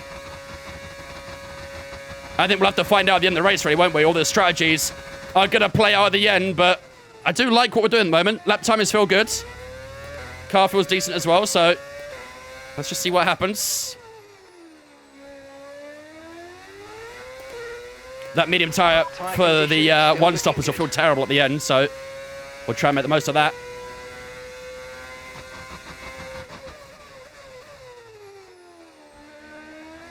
Tyre wear. Let's have a look in a second. 8 and 9% on the rear tyres. Honestly, we don't need to worry about the fronts too much, do we? Good luck. Fronts, don't need to worry about those, just the rears. So we'll keep an eye on that one. See how it goes. At the moment, I feel all right. Smasty coming in with a prime as well. Thank you much, Smasty, for the Twitch promo, dude. I appreciate that. Ladies and gentlemen, get a salute spin chat to welcome Smasty into the Vince for the 5 months with a Twitch prime. Appreciate it, buddy. Thank you, dudes. Hope we didn't give a man.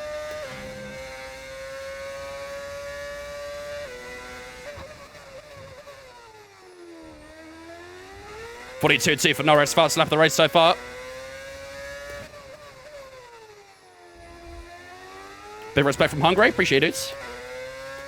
You'll have to pit again, won't you? Yes. Yeah, we are going to pit again. Unless these tyres are very good, which they seem all right so far. But if these tyres are very good, then we might be all right, but I think we probably will box. Teammates in. Mark is in the pit lane. Waterletto's in as well. Now. We should get ahead of both those guys. That'll post around P11. Okay, gap ahead. Tell you what, Mark's got some pace today, isn't he? Weber's got some very good pace. And he is put on that medium tyre. Is he going to go to the end of that medium tyre? Surely not, right? Tell you what, only 5 seconds to Weber, who's on a fresh medium too. That gap is not as big as I thought it would be. Hopefully, Albon holds back a little bit.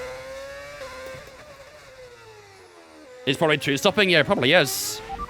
Teammate status. Gap to your teammate behind, 9.8 seconds. They're on fresh mediums. They're in 13th place. No mention of another stop. I keep going a little bit too deep here again. No mention of another pit stop.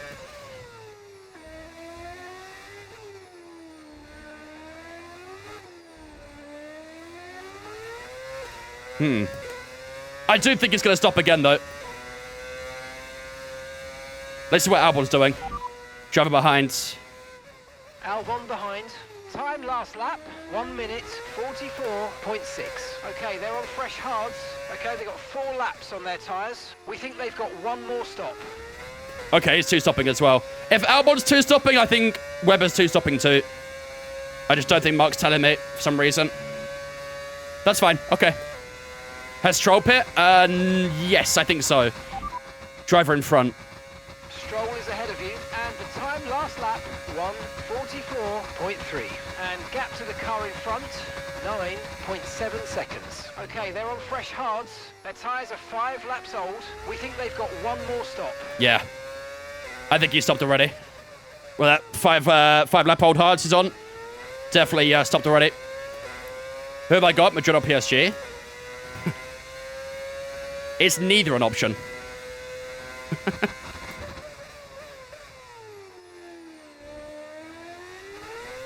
This rate Aston not looking good for prediction.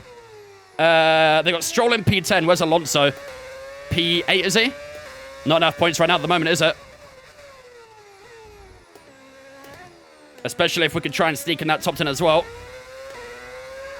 Have you put the link somewhere for the engine sounds? It's on my Twitch. If you go to my Twitch and do the command engine, you can find it there.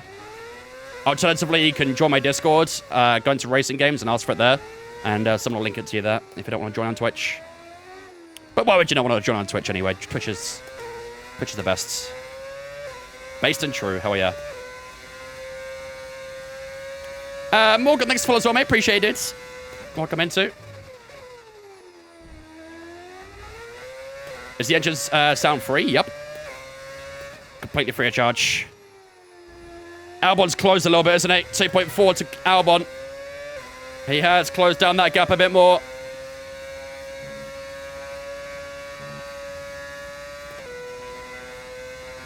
Aston's got 8 points right now. No, they got 5. They got 1 point from Stroll and then 4 from Alonso. So 5 points at the moment for Aston. That is if Alonso is P8, but I'm pretty sure he is.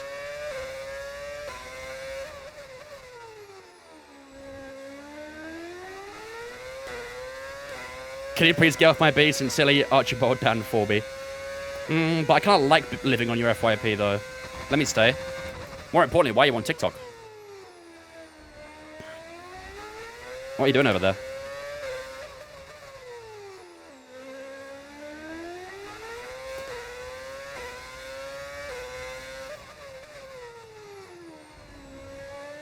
He is according to the minimap? Yeah, I'm pretty sure he is P8. Still a long way to go though. All it takes is one mechanical failure to the guys in front. And we're in that top 10 as well. Obviously, looks a little tricky at the moment to get in that top 10 naturally. I think we've had a great race so far. Pace has been good. Strategy's working. We started 22nd, currently P11, so we're doing a pretty good job. Forby moving with the ops, right? Nah, Forby, you can't play that gimmick, buddy. You can't play that gimmick. We know you.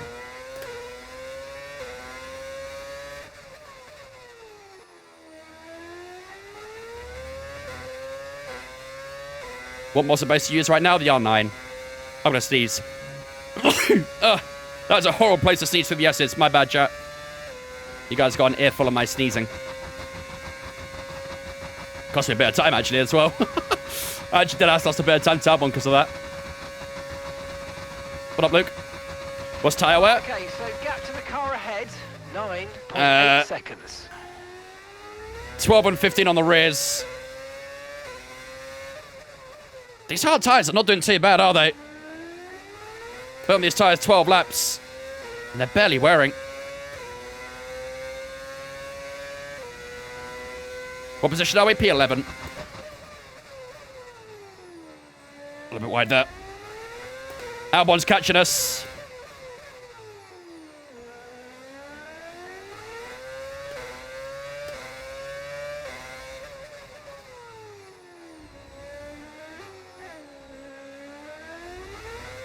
The sneeze is like a braking force, right?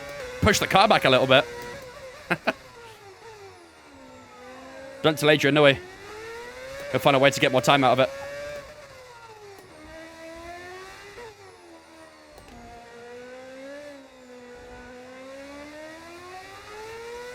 Drive quicker. Trying, buddy. Trying. Getting a little bit on Albon this time round. I'm surprised Webber's not catching as much as I thought he would. Webber's still only 3.7 behind. He's not really gaining, is he? Considering he came out, like, what, 5 seconds behind? Not ideal for him, really, is it? Wearing a Red Bull shirt, so Horner's farewell. Yep. One last rodeo as well, and of course it's Verstappen's one too. You know, very fitting. Very fitting. I think it was safe to say the prediction today for that was very predictable. How many laps are Hard's good for here? Feels like a lot, I'm not gonna lie. I've not really felt much of a difference between the first lap and now, to be honest with you. These Hards feel good. I guess we'll find out, but they feel alright at the moment. Albon's caught a little bit more, 1.2. Is this your net position? I think so, unfortunately. However, we are getting a bit on Stroll, which might play into account in the final stint, because I don't know what tyre is going to use for that final stint.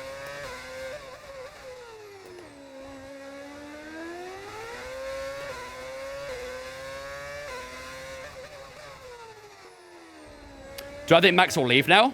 Leave Red Bull? Don't know. That's kind of the question that's up in the air at the moment. It's what happens to Verstappen.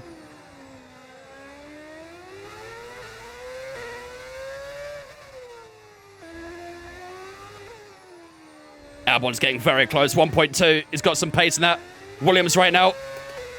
We had a good middle sector there, but Albon's creeping closer, chat. He's creeping closer. We could probably work with him, to be fair, couldn't we? The problem is I don't want to get held up in the middle sector by him. That seems to be very slow, so I'm not against working together, but I've got to make sure he gains his time on Lance. 8.8 to Lance, to be fair now. Driver in front. Stroll ahead. Time last lap, 1 minute 45.1. Okay, keep an eye on that gap ahead, please. 8.8 seconds. Okay, they're on fresh hards. We think they've got one more stop. Yeah, definitely gaining. I think he's really left. That's why Horner was fired. Do you reckon? I know there's been like a lot of meetings between Verstappen's camp and Red Bull with Horner involved, so I wonder if anything was like discussed there about it.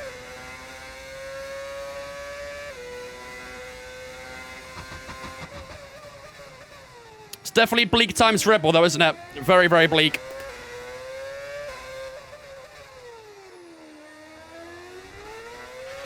Okay, no issues with tyre wear for now. Keep taking care. Tell you what, chat, this race has been very fun.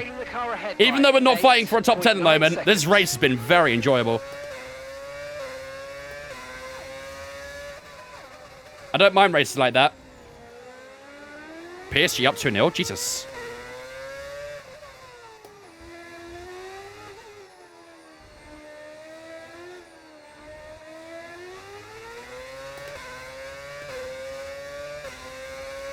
Yoss has wanted Horner gone for years now. Yeah, long time. They've had many spats, haven't they, in the garage and whatnot, in the paddock.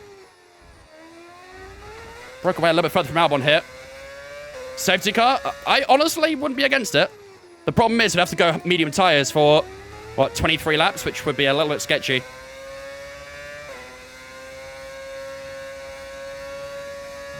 Tell you what, this has been a great lap so far, isn't it? 2 green sectors. We squeeze out one more, try and get a new PB. Let's see. Gap to Stroll 8.5. We are gaining on him a little bit, aren't we? Not quite a PB, though. You're catching the car ahead by around 5/10 a lap. 5/10 on Stroll. That's good. That is not bad. Really good disaster. Uh-oh.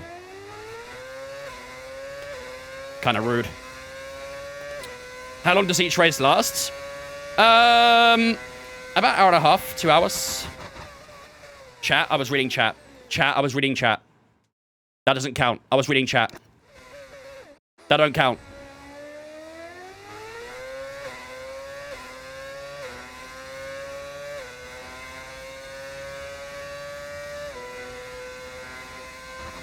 Bro, I was so late there. I broke on the 100. You're supposed to break on the 150. I was being a good streamer reading chat. We'll allow this one. I was being a good streamer. W streamer. You didn't say anything.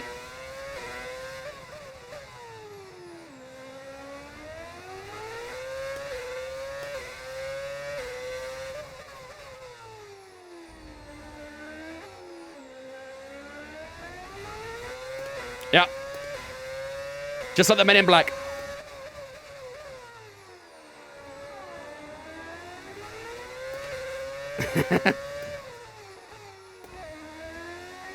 That's the one freebie, okay? That's the one freebie.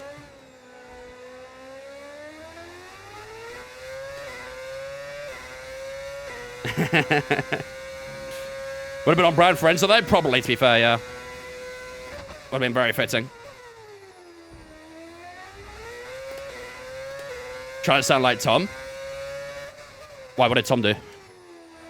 Just do what Tom did in his YouTube short? Wait, what did Tom do? Did he do a Men in Black thing as well or something?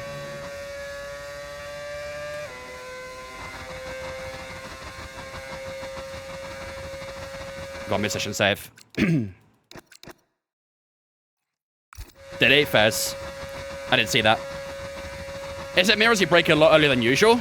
I'm breaking at my normal points. Depends what you're comparing it to, I guess. Yo, Peter with the 5 gifted subs! W, Peter! Peter, thank you much for the 5 gifted subs, my dude. To Jason, JB's, Daniel, Mr. Rab, and Dirty Dog, ladies and gentlemen. Get a spin chat to welcome all 5 into the Vince fam on behalf of Peter. Appreciate it, buddy. Thank you, dudes. Very kind of you. Hit the flashlight 5 times in one race. Damn, okay. I've only done it once so far. Ideally, won't be doing it again. Unless we get some stupid glitch, but... Always missed that apex. Which one?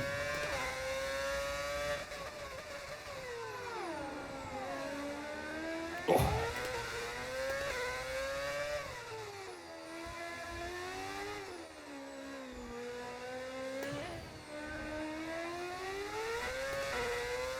How's it going, Peter? Welcome in, dudes. Appreciate the 5 gifted, man. Very kind, everybody.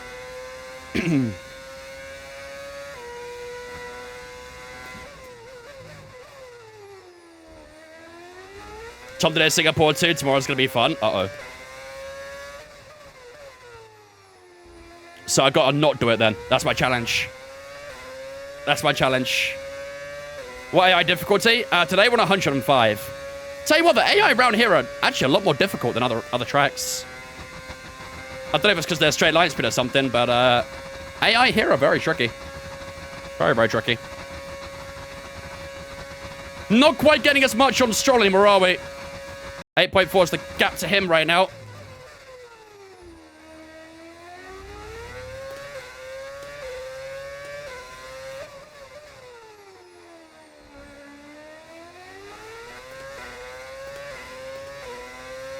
How is his situation at Baku? So far, so good. We started last with a engine penalty. And worked our way to P11 so far. We've still got one more stop to go. Which, to be fair, is actually coming fairly soon, isn't it? 5 more laps here. Maybe we'll go a little longer on these hard tyres. They still feel okay. Engine said, fuck you. Yeah. Our engine was a bit cooked, so we decided to take a penalty for a new one.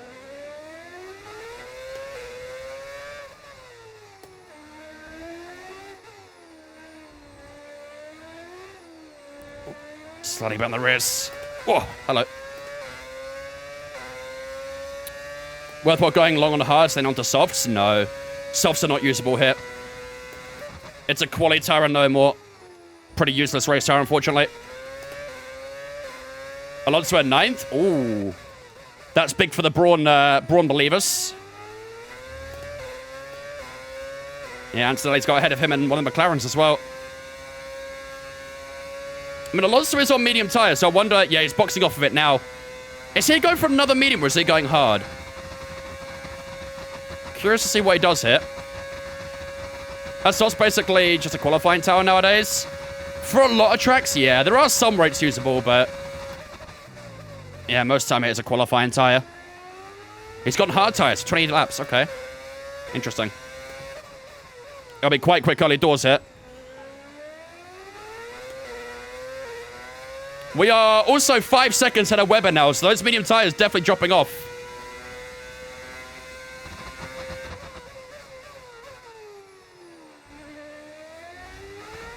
And we are into the top 10 for now.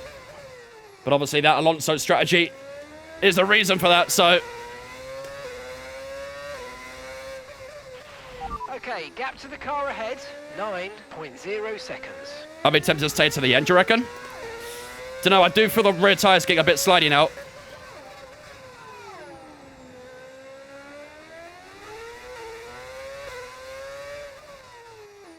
Rear tyres are starting to get a bit sketchy.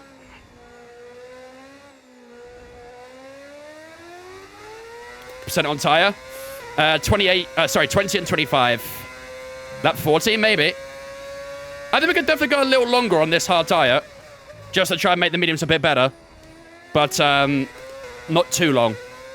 Because we've got to make sure we give ourselves enough time to catch up. What lap did we get to when we started complaining about the rears? Was it around lap 12, right?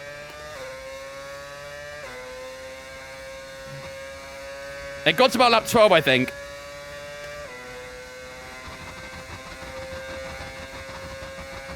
Do I have another hard? No, unfortunately not.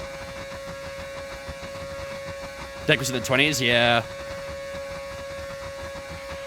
Okay, you're in the top 10. So I reckon... Oh, that's a bit deeper, turn 1. I reckon we go maybe lap 38? How does that sound? 2 laps longer? Albon's caught a little bit because of that mistake. Can't be a lot lighter? Yeah, it will be. But we'll still have the same issues with the wear and things, so... Do you realize we're P10 until now? Yeah, only because Alonso boxed. Alonso, by the way, is retiring at the end of this season for us. Not in real life, in the game. Alonso is retiring in this season. Lap 38 valid. Yeah, you guys happy with that?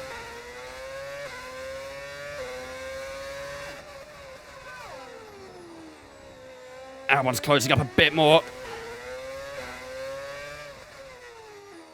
Oi! That was a little close.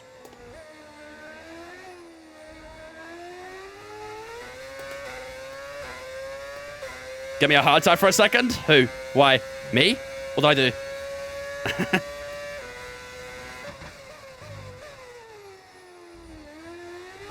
That was a bit too much inside curb. Oh, Alonso retiring? Okay, Okay, Yeah, I feel like I should have started that sentence with, in this save. In this save, Alonso's retiring. Go on, soft tyres? No, softs are unusable. Softs are not usable in the slightest. This is rookie season, true. Fair point.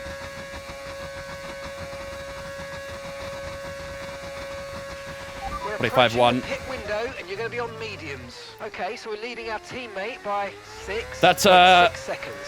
That gap to Stroll stabilizes, isn't it, chat? We're not really making much ends on Lance anymore, are we? 10 laps soft tyres? Nope. Soft tyres will do about 5 laps and they're done.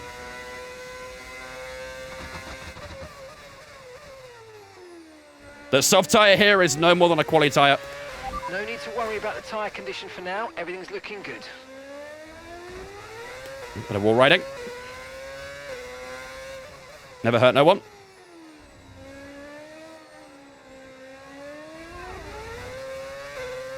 And also going to be Sunny Hayes. Now's the time to do it. Get a safety car for us. I'm cool with that.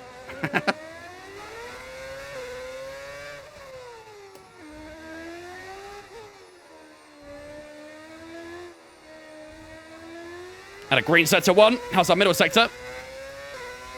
Box 40, 41. I think 38 should be okay. 39 maybe. That sort of area. We are getting towards the late stage of the race, though, aren't we? That 34 or 51. Does feel like the Baku Grand Prix goes on for quite long, doesn't it? It is a much longer lap time than Monza. And Monza's 53 laps, so I guess it makes sense.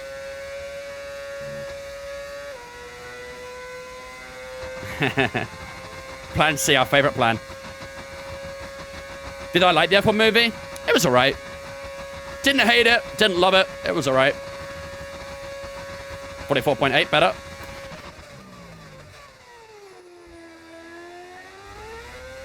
.1 to Lance. Gained a little bit that lap. I would love to try and catch Lance if we can. It's going to be really tricky, but we'd love to try it. Alonso's 2.4 behind. Lance is boxing again, right?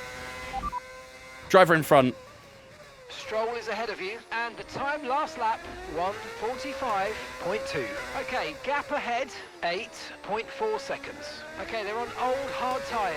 Their tyres are 16 laps old. We think they've got one more stop. This is great stuff. We're gaining by 3/10 a lap. Good work. And gap to the car in front, 8.4 seconds. No mention of another stop there, is there? Did you guys hear him say there's another stop coming? Unless I missed it. I don't think he said it. He did? Okay, never mind, my bad. I missed that, my bad.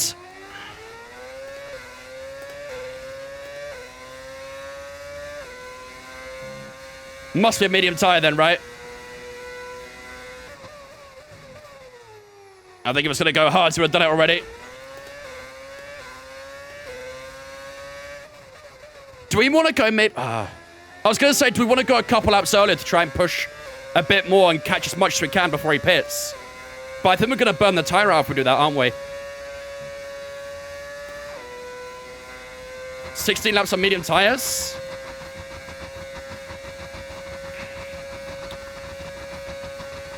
We were planning on going a bit longer on this hard tyre, but maybe we don't want to do that. Okay, we're boxing this lap. Give us the best in lap you can. I don't know. You think 37? He might have boxed by then, that's the thing. He might even box this lap. If Alonso boxes... Sorry, not Alonso. If Stroll boxes, I think we box too. How do they feel? They feel okay. These tyres feel okay, but they're not quick anymore. I would say.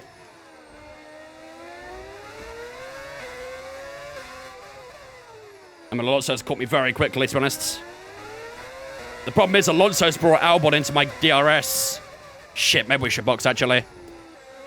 Alonso's caught me and he's brought Albon with him. I think we box.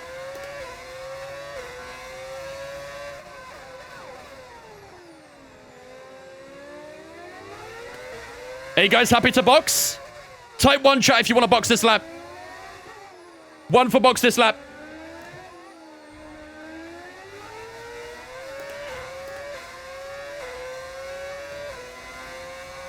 Yeah, all right, copy. Let's do it. Just got to make sure Albon doesn't really get past us here, but he shouldn't do. I was a bit touched inside curve again. All right, here we go. Box this lap. Box. We're doing it, Mark. Right, let's have you in at the end of this lap, please. We're doing it. Let's see if Stroll pits as well. I'm just down to the left-hand side, so they get the idea that I'm staying in the pits. Here goes Alonso. He'll cruise by. I think Stroll's staying out.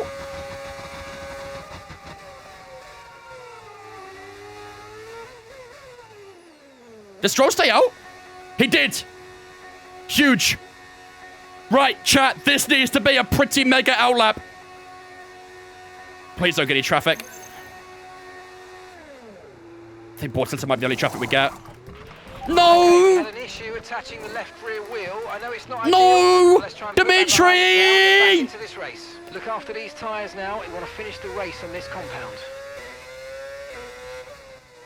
Dimitri, please, man. That was not the time. Are you... Oh, my God.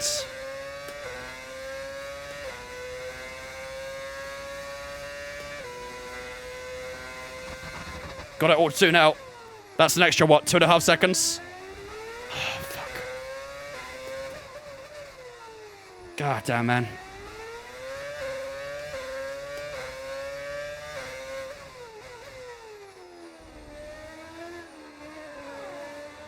That was a painfully slow stop. That felt like an age.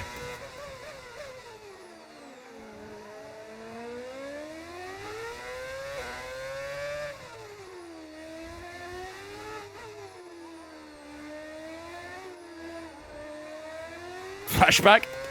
If you flashback it, does it actually work? Obviously, I wouldn't do it. But if you get a slow stop and you flashback, does it still do the slow stop? Or is it like random? It wouldn't work. Does it happen all the time, does it?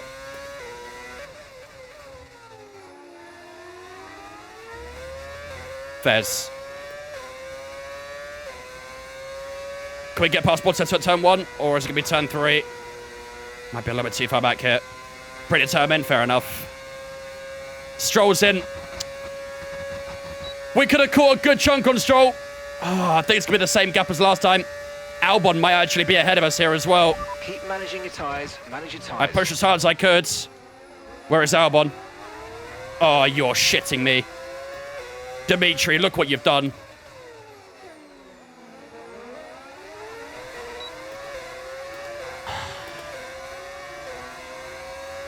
Shit, was that a cockpit? My bad.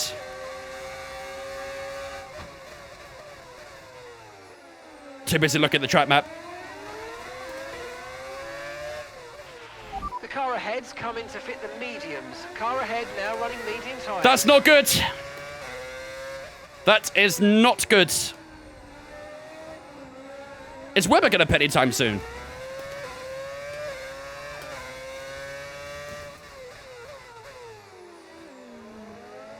Change cam. It's been redeemed on Twitch. We have a channel redeem on Twitch to cockpit laps. It'll be changed at the end of this lap. Unless it gets redeemed again.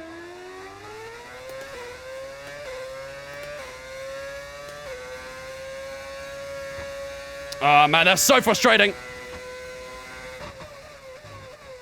We should be miles ahead of Albon right now. That pit stop has really let us down. What about our gap is to Stroll as well? Damn, man.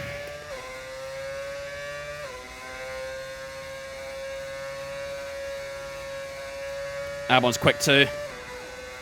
That is very frustrating. Haven't got any plans to fire Dimitri. Boss won't let me. The CEO won't let me.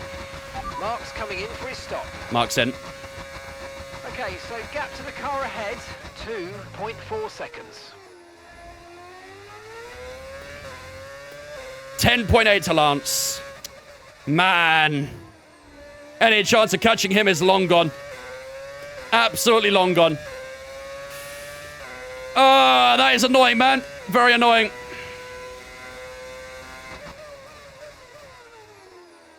Albon is much quicker on these medium tyres as well, isn't he? Albon's picked up the pace big time.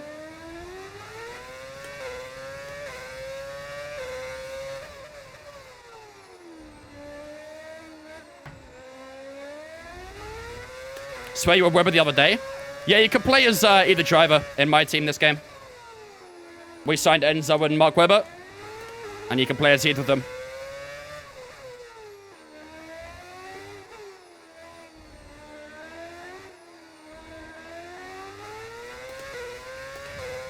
Aston's still only P10 and P8. Yeah, they are for now, that's true.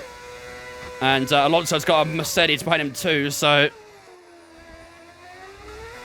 Have I mentioned there's been a safety car yet? Yeah, it's been a very clean race, isn't it? There was a little bit of argy-bargy on lap 1, but otherwise it's been a very clean race. I've had that one mechanical failure from Carlos Sainz, but that was it.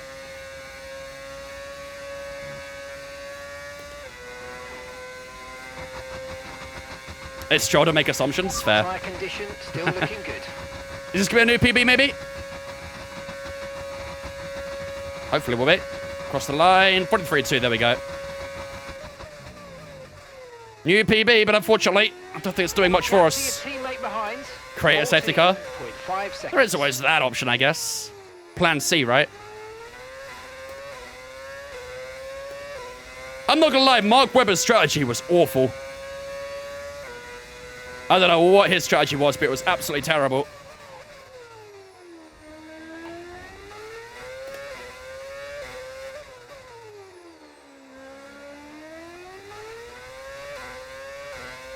$11 laps to go, come on. If we could try and get back within decent range of Albon, maybe if there's a mechanical failure, there's still a chance for a top 10. It's unlikely, but we've got to give it everything.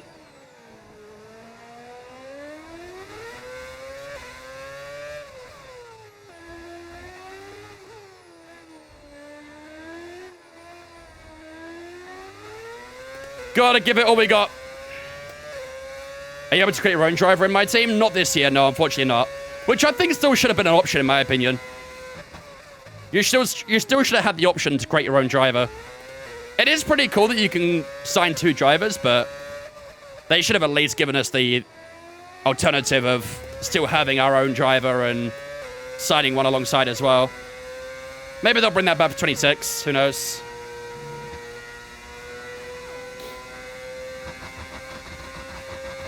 Why don't you actually race in real life? Money! Need money for that shit. Plus, I'd probably be nowhere near as good in real life as I am in the game. Not to say that, you know, I'm great at this game, but, you know what I mean.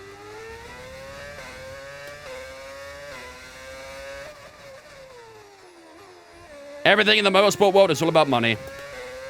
Even sim racing's actually a bit about money as well. How much does it cost? Too much. Way too much.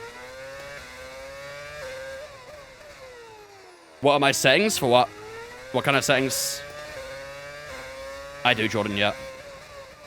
Unfortunately, the job I have definitely doesn't pay me enough to do real life racing.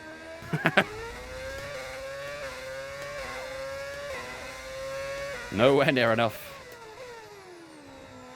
Might need a few more zeros for that.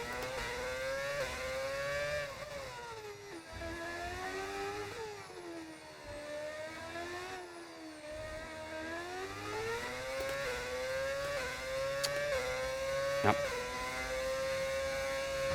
That's it. Censor every word.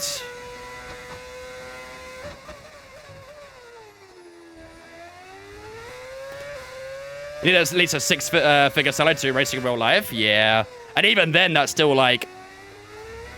If it's lower 6 figures, it still might not even be enough, you know? I think to do like most karting championships, it's like tens of thousands of pounds to get involved in. And then obviously you've got to do the maintenance, the engineering to it, the servicing of the fuel, the tires. It's really, really expensive. Oh, I don't use any assists. All my assists are off.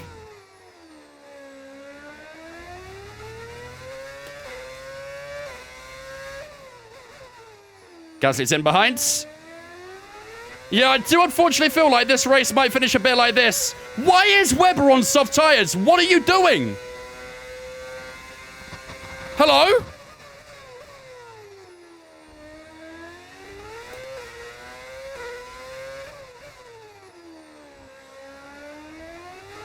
bro.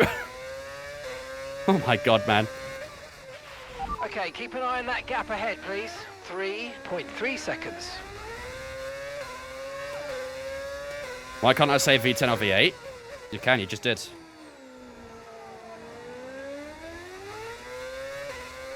Baby, you smart. You very smart. Yo, Concept, they watch for the raid, buddy. Yellows. Oh, Alex Albon. Caution, caution. Both Williams got in this race. Wow, okay. Green flag. Is there any hope for a top 10? Probably not, but that's our second retirement of the race. And it's another Williams. Jeez, okay. Not a good day for James Vowell's team, is it? Concept, thank you much for the raid, buddy. I appreciate that, dude. Hope you had a good stream. Engine Sun is so good. And we could have it back one day. Oh. Everyone would be so happy about that. I've got information on Albon for you. They're retiring from the race. You almost crashed into him. I mean, he's actually parked in the same spot as Carlos Sainz did, I'm pretty sure. 18.5 to Alonso, 11.3 to Stroll. I think getting a top 10 is still going to be very, very tricky. And I think we need a lot of luck to get a top 10, but see what happens. We'll keep pushing. And no worries, man. Not a problem at all, dudes. What pit strategy did we do? We did a 2-stop, medium, hard, medium. Surely that should have been a safety car. We, unfortunately, I don't know if you guys get this as well, but we never get safety cars for mechanical failures. I haven't got that in, like... Well, we had it very, very, very odd times, but 9 times out of 10, mechanical failures don't bring out safety cars for me. Or a VSC, either.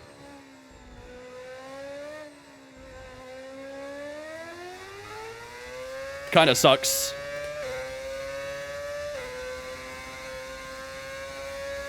Maybe next season? I doubt it. I even have like the safety cars set to increase and stuff like that, but yeah, never happens. Okay, here's the gap that we're trailing the car ahead by. 11. I've had maybe 1 or 2 safety cars in 13 races in my career. Yeah. Yeah, probably about the same for me as well. A couple of safety cars. I'd say maybe like in total about 4 safety cars. But yeah. It should always at least be a VSC if it's in a bad position, but I rarely get them. Very rarely. Webber's not catching? Yeah, I don't know why he went soft tires. Soft tires were never going to work.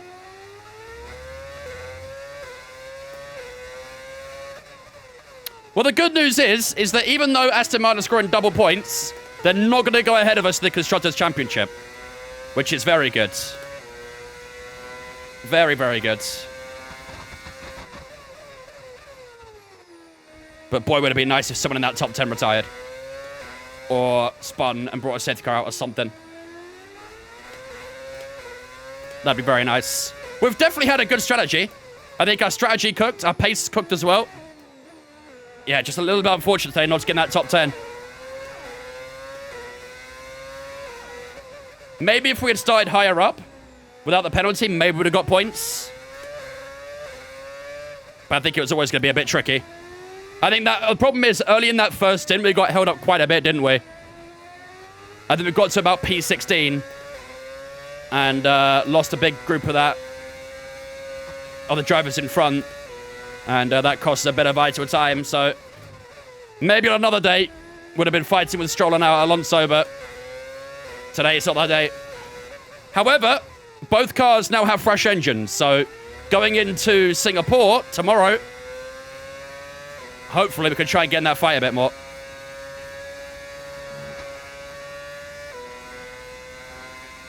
We're P11, you can see the top right corner. What will our point lead be now? They're scoring 3 points, so it'll be a 7-point gap against Aston. 10.9 seconds. I do like this little bit of mid-table rivalry we got against Aston Martin. It's quite fun. A lot of the time, obviously, you get the battles at the top for the championship and stuff like that, but it's actually quite fun being in that mid-table battle, scoring vital points when it matters and stuff like that.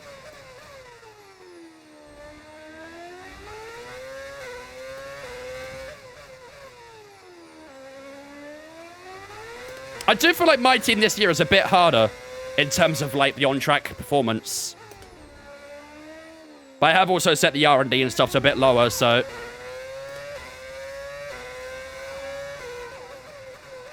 I mean, if you're worried about flashbacks and stuff, you can always put a limit on them. There is a thing in the game where you can limit the amount of flashbacks you do. So if you're trying to learn to be a bit more consistent and stuff, and you don't want to use too many, you can always put a limit on it. You managed to get a Brawn livery mod? Yes, sir. Okay, no way. Oh, it's behind me. Someone spun behind. If that brings out a safety car, though. Oh, wait, what? It's retired.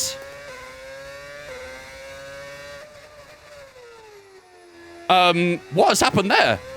That's, I did not see any yellow flags or anything. No tyre concerns at the moment, just focus. Did he crash? I think it's put over to the right-hand side. I don't think it's crashed. But he has DNF'd, and that puts Webber to P12, so... P11, P12 for the Brawn's, not that bad. Maybe a clip of the wall, maybe. I mean, if he has crashed, he should definitely be a safety car. No doubt about it, but... Oh, I tell you what, could you imagine a lap 45 safety car? Oh my god. That would have been scenes. Absolute scenes.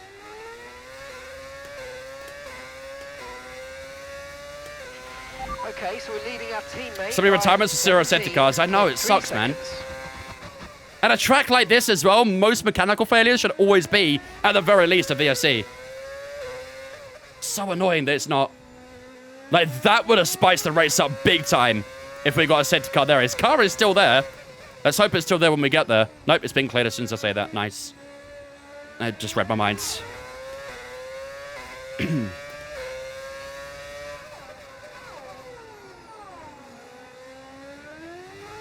Like I said, though, this has been a very fun race. I'm not going to lie. Even though, unfortunately, we've not had too many battles in the final stint, this race was very enjoyable. The strategy was good fun. The racing in general was good fun. It'd been nice to have a battle against the car in the final stint. They customized the sacrifice for the safety car, right? We are getting a little bit late for it now, though, aren't we? Position, P11. It's in the top right corner. Oh, boy.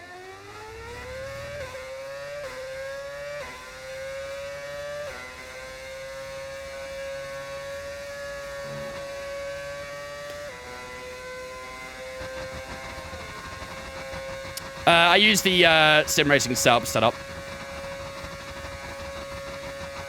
11.4 to Stroll. Definitely not getting on the Astons, are we, unfortunately? Might be getting a bit on Alonso, but probably not a huge amount. Gonna be a close but no cigar kind of race, isn't it?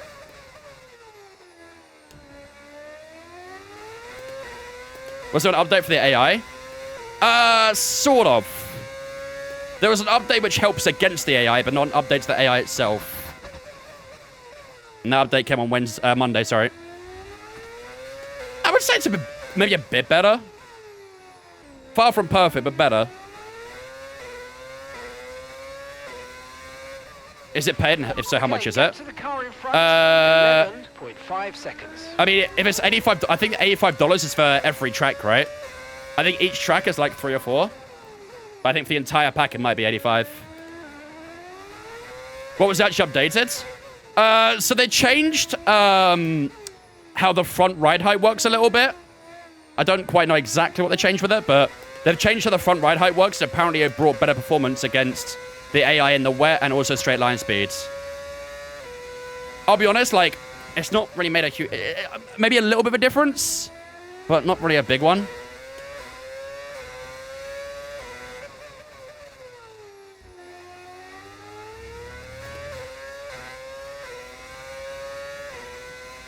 I thought this was Max's stream. It is. I'm Max Verstappen.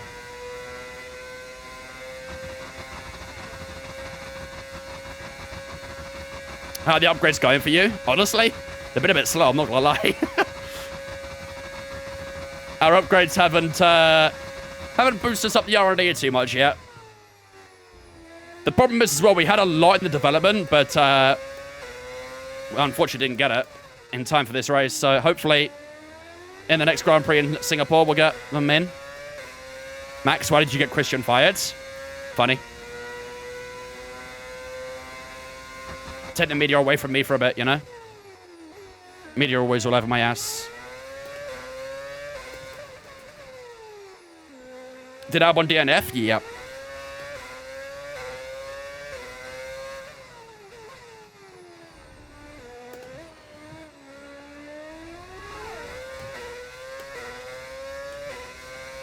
Three to go, chat.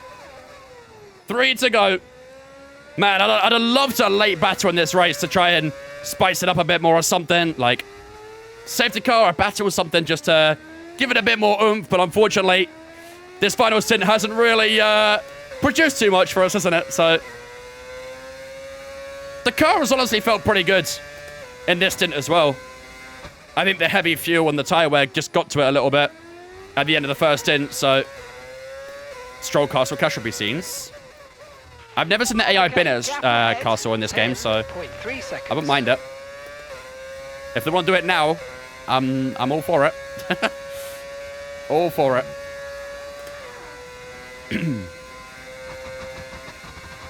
You literally just got Christian's signature at Silverstone as well? Wow.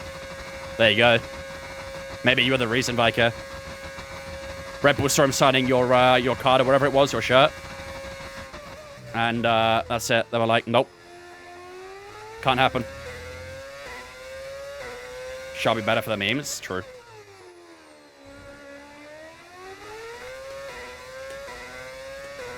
It was a Hamilton cap? Ah, there you go. It all makes sense now. It's all adding up.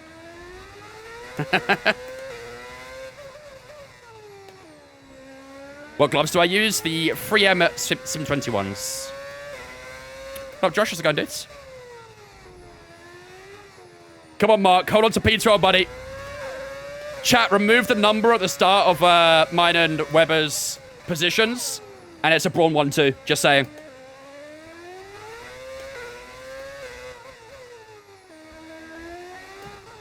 It's a Brawn 1-2.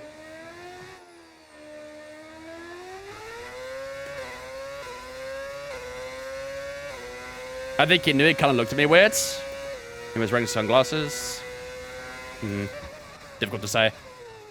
I mean, I'd imagine there probably were some, like, preliminary talks between Red Bull and Horner about him being dropped early in the season, so maybe there was another meeting at some point, and maybe he kind of knew to himself that it was going to be his last race with Red Bull. Don't know, like I say, it all happened very suddenly. The rumors only came out about it happening like half an hour before it actually got confirmed. So it all happened very quickly. I assume there was a very early morning meeting this morning and they decided it was better to part ways.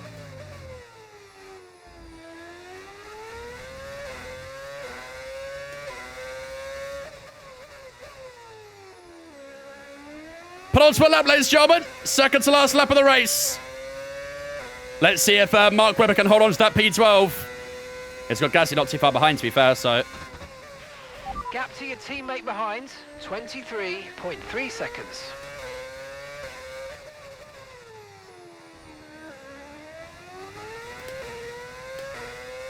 In your career, V, come on top of R&D. Fair enough. Fairs. Who's Rosie Jimmy after race 18? Oh, it's got to be... Nah, I reckon it's be a shit one. Maybe like... Maybe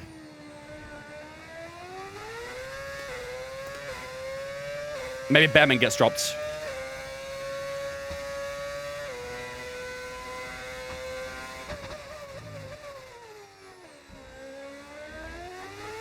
And your career Hulkenberg went pole in Shanghai. That's some go behavior right there. And gap to the car. That's what he does. 10.6 seconds. Max to Alpine second seat, imagine.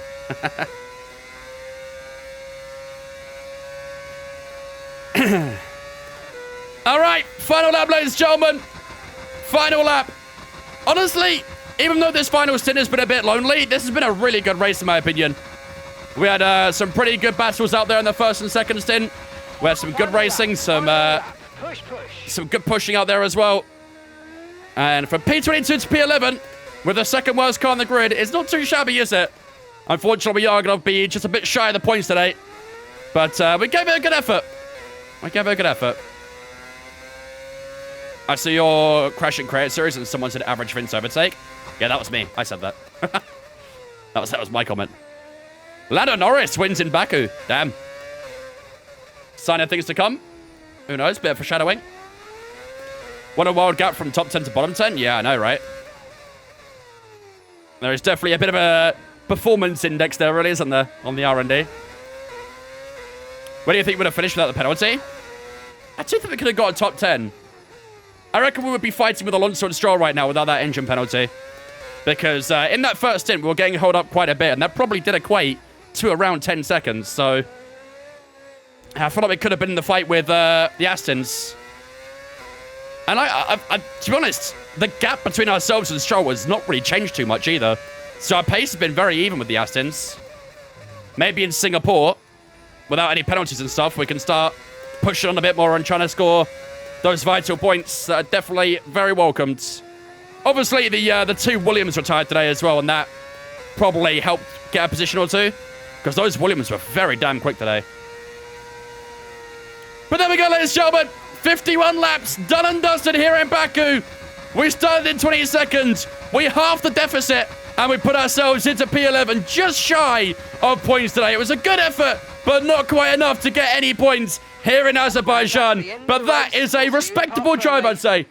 Like I said, I think without that engine penalty, we would have been that top 10, I think, or at least fighting for it. But, yeah, getting held up in that stint in the first stint made it a little bit tricky to make up any time. So I think we had a very good effort. A very, very good effort. Rise to their feet. It's Lando Norris for victory. My graphics says from medium.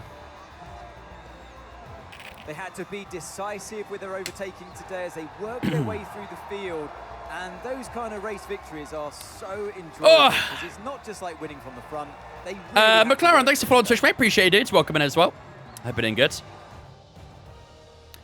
Unlucky for no points. Yeah, it was a good effort. I honestly think we drove really well. We kept it nice and clean. Made some nice overtakes out there as well. Especially in that first stint, we got through the traffic quite nicely. Just got held up a bit by it, really. So, but made some nice overtakes. Path tracing? Nope. Path tracing is way too PC demanding. And although I have a decent PC, it's not quite enough to be able to stream and have path tracing. If I didn't stream, I could probably run it, but streaming takes up a lot of PC resources, so I can't have my graphics too high, unfortunately. Maybe if I get like a very strong PC, like an absolute beast, then maybe one day we'll have path tracing, but probably unlikely that happens anytime soon. Didn't Lando start P11? He might have actually, yeah. Yeah, he did. Wow. What a drive, damn. 12 seconds as well. Be sure to join us once again as we continue to bring you all the excitement of Formula One. He was 12 seconds up on Verstappen and did the two-stop as well. So two-stop is definitely the play here, isn't it? Jeez. Pierre Gasly apparently did a three-stop. I think he might be the only driver to do that. I don't think any other driver did a three-stop, so fair enough. Fair play, Pierre Gasly. Good effort. But there you go, ladies and gentlemen. Lando Norris does take the victory here in Azerbaijan. Then Verstappen in second. Charles Leclerc, who usually loves Baku, is in P3. George Russell P4. Tsunoda P5. Oscar Piastri P6. Hamilton, Antonelli, Alonso and Stroll all in that top 10. But most importantly, Aston Martin only score 3 points, which is great. Excuse me, great for us. Even though we didn't score any points today, Aston Martin only scoring 3 means we stay ahead of them in the championship. So, yeah, hopefully we can continue going that way and obviously try and score some more points in the next race out in Singapore. But, yeah, P11 for ourselves, P12 for Mark Webber. Pretty good results, all things considered. Like I said, we started P22 with Enzo and finished P11. So we halved the grid. And I do think that if we had started on the without a grid penalty, probably would have been a pretty good position. But, yeah, all in all, I can be fairly happy with that result, I think. We had 3 DNFs today with Esteban Ocon, Alex Albon, and Carlos Sainz all retiring. Both Williams retiring in the same race. We'll have a look at exactly what happened to Esteban Ocon. I don't know if his was a mechanical failure. I don't know if it was if he hit the wall or something. We'll have a look at him because this was a bit weird. But let's have a look at the Drivers' Championship, shall we? So, as you can see, Mark Webber is currently sitting in 11th place in the championship right now, 2 down on Esteban Ocon. Couldn't score any points today, so that gap still remains at 2 points to Esteban. Enzo stays in P13 right now as well, 1 point behind Carlos Sainz, who obviously DNF today. So if we had scored a point with Enzo, we'd have maybe got ahead of Carlos Sainz in the Drivers' Championship. In terms of Constructors' Championship, Aston Martin have brought the gap down a little bit. It's now 7 points between ourselves and Aston Martin. They outscore us by 3 points today. Williams stay in 7th place with 44. Haas in 8th, 34.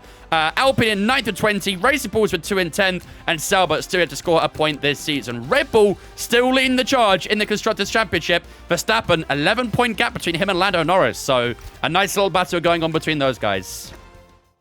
Imagine if it's a glitch again with Ocon. It shouldn't be. Oh, why is the track so shiny there? Oh, I don't like that. Right, let's go on board with Ocon. What happened to Esteban? Did he have a mechanical failure, or was it something with an engine failure? Here's my keyboard. Can a 4070 Super with Ryzen 5 run path tracing? Probably. 4070 is a pretty good wheel, so should be fine with it. There we go.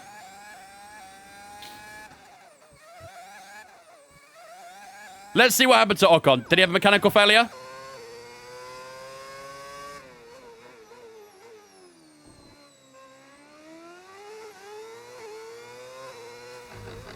Yep, it did, yeah.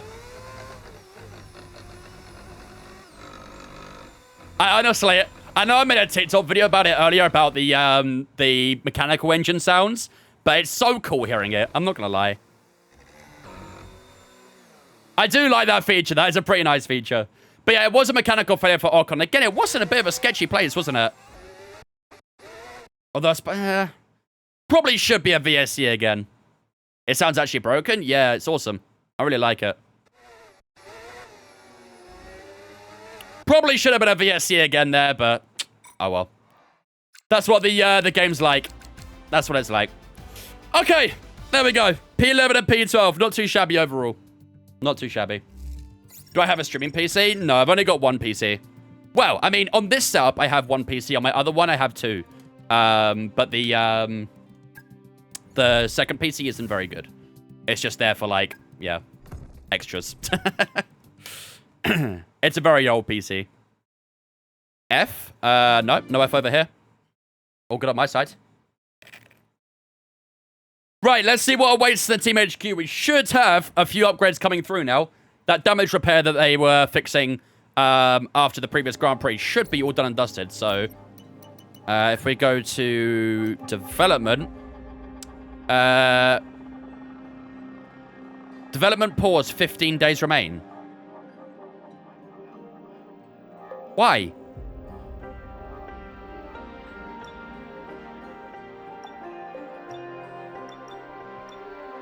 Why? Nothing happened.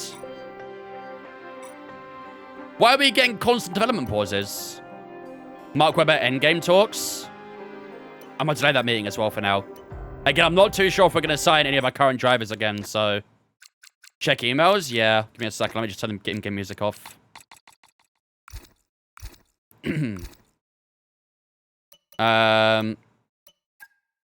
Messages. Disappointing weekend. Tighter sponsor loyalty grows.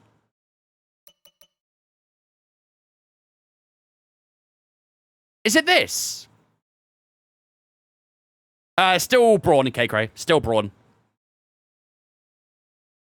Is it because of this?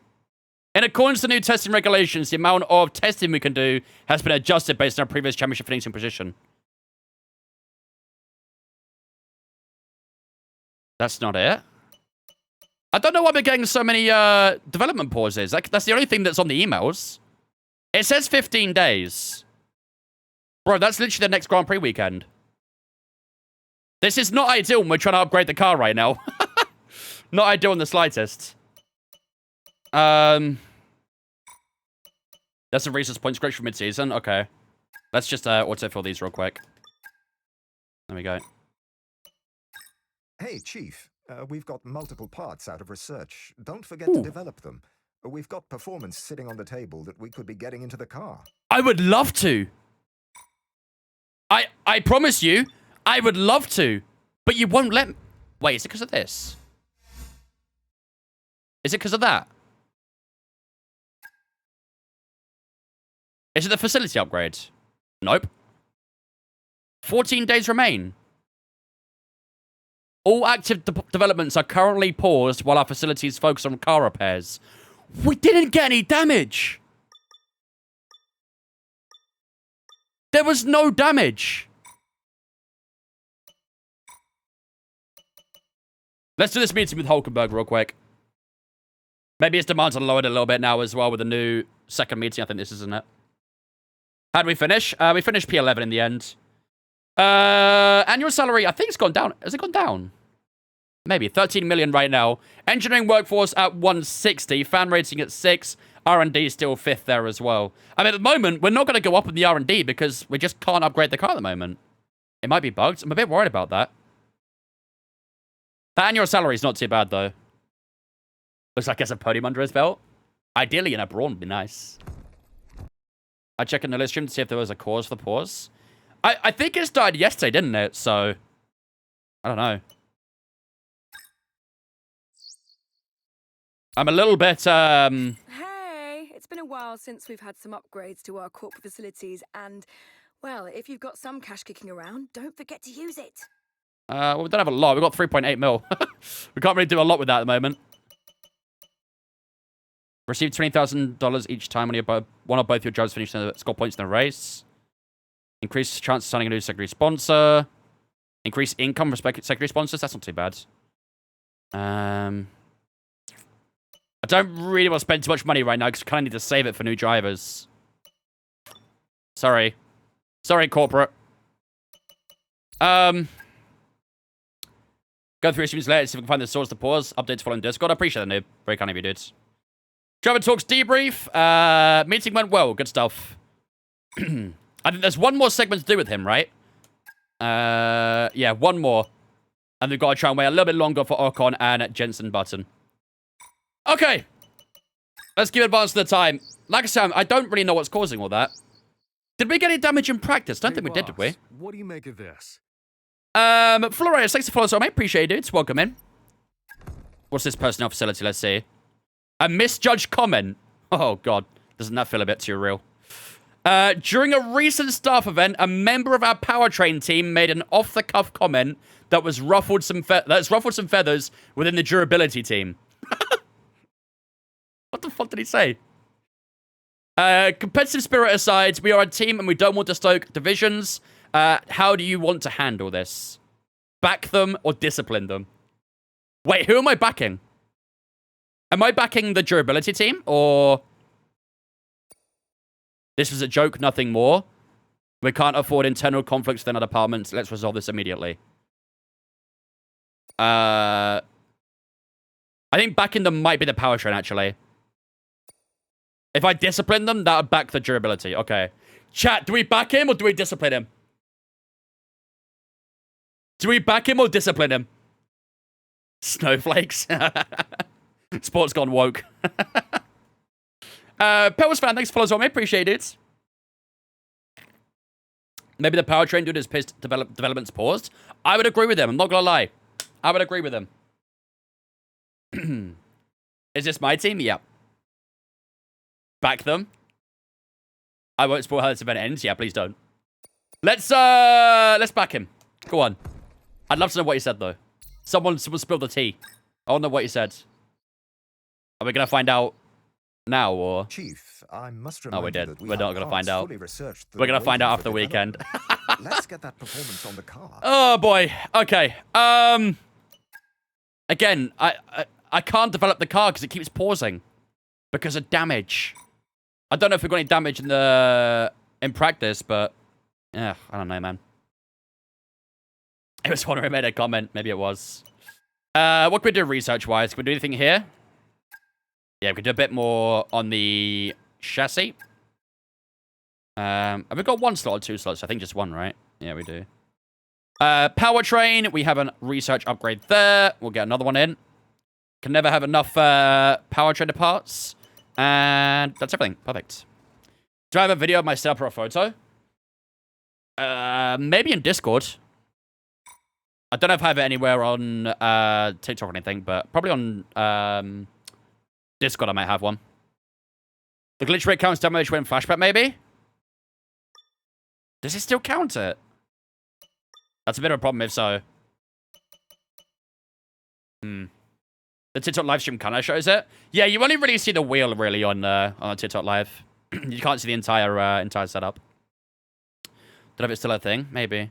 You click the wall a bunch of times. You had contact with AI a few times. Could have been very sensitive to any contact. Maybe. Maybe. But like I say, we also had this issue in Monza. Although, to be fair, in Monza, we did get big wing damage, didn't we? In the race. So I guess that one makes sense. I don't know. Strange, isn't it? Very strange. Anyway, it is what it is. Hopefully, we'll keep it clean in Singapore. And we can try and develop the car a bit more. Because that is holding us back quite a bit. That development being paused. So, yeah, we'll see. But, ladies and gentlemen, that would do it for the night here in Baku. Honestly, although we didn't score any points, I would actually say it was a relatively successful day. We started in last place with Enzo, and we finished P11 with the engine penalties. So I think that's a pretty good damage limitation day. Would have been nice to score on top 10. I think without that penalty, probably would have done it, but you can't win them all, can you? So hopefully tomorrow in Singapore, we can try and bounce back and get in that top 10 and try and push a bit more above Aston Martin, because they have started to close that gap up a little bit now. They scored 3 points out in Baku, and now the points is only 7 points between ourselves and Aston Martin. So fingers crossed in Singapore, we can try and score some points there and get ourselves a little bit more of a deficit against Aston Martin. That'd be good. But ladies and gentlemen, that will be for tomorrow's stream. Maybe it's DRS braking. Ooh, that's a good shout. It could be the DRS, actually. That's a very good shout. You might be right. Check Zambort stream development was fine then. Yeah.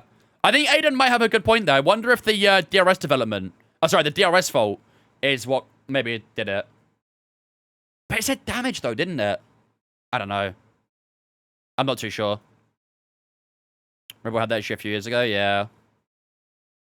I don't know. We'll see what happens tomorrow. Hopefully we can try and keep it clean tomorrow and, yeah, we'll get a good result. Right. Red idea, Jimmy and Brendan doing 2-player. We raid the lower view count and say better driver POV. Who's got the least out of the two of them? I think Brendan does. You just haven't spoken to Mitch after the stream? Yeah, I think so. Yeah, Brendan's got slightly less. All right, well, we'll go to Brendan and say better driver POV. That's cool with me. I like that idea. That's good with me. The word Aiden had a point. Somebody's got to tell my wife those words have been said. Sounds like it doesn't get used often. Right, ladies and gentlemen. That is getting me done and dusted for the night. We are going to run over to Mr. Brendan Lee. He's doing a co-op career right now with Mr. GB68. So we'll go and say hello to these guys, see how they're getting on, and show the love and support to both of them. But we are specifically rating Brendan. So go in there and say this. Better driver POV. That's the raid message. Say better driver POV. GB's definitely not going to be rattled by that. That'll be the raid message for today. So go in there, spam better driver POV. And it's honestly true anyway, to be fair. So all my social medias are in the chat. Twitter, Instagram, Discord, all in the chat right now. Make sure to jump in on Discord if you haven't already, so we get announcements we go live. There's a schedule so you can see what we're doing on what day. And of course, you can hang out with me and all the other viewers on Discord as well. For those on TikTok, click the link in my bio. That takes to all my social media as well. Like I say, you can get announcements when we go live, all that sort of stuff. And most importantly, if you want to chat to me off stream, Discord's the best place for it. So do jump in on Discord if you haven't already. Vertex, thank you much for the follow at the end of the stream as well, buddy. I appreciate that. But until tomorrow, have a fantastic rest of your night. Get the better driver POVs up in the chat. And I'll see you guys ready for the Singapore Grand Prix tomorrow evening, 5 o'clock UK time. As always, bye-bye.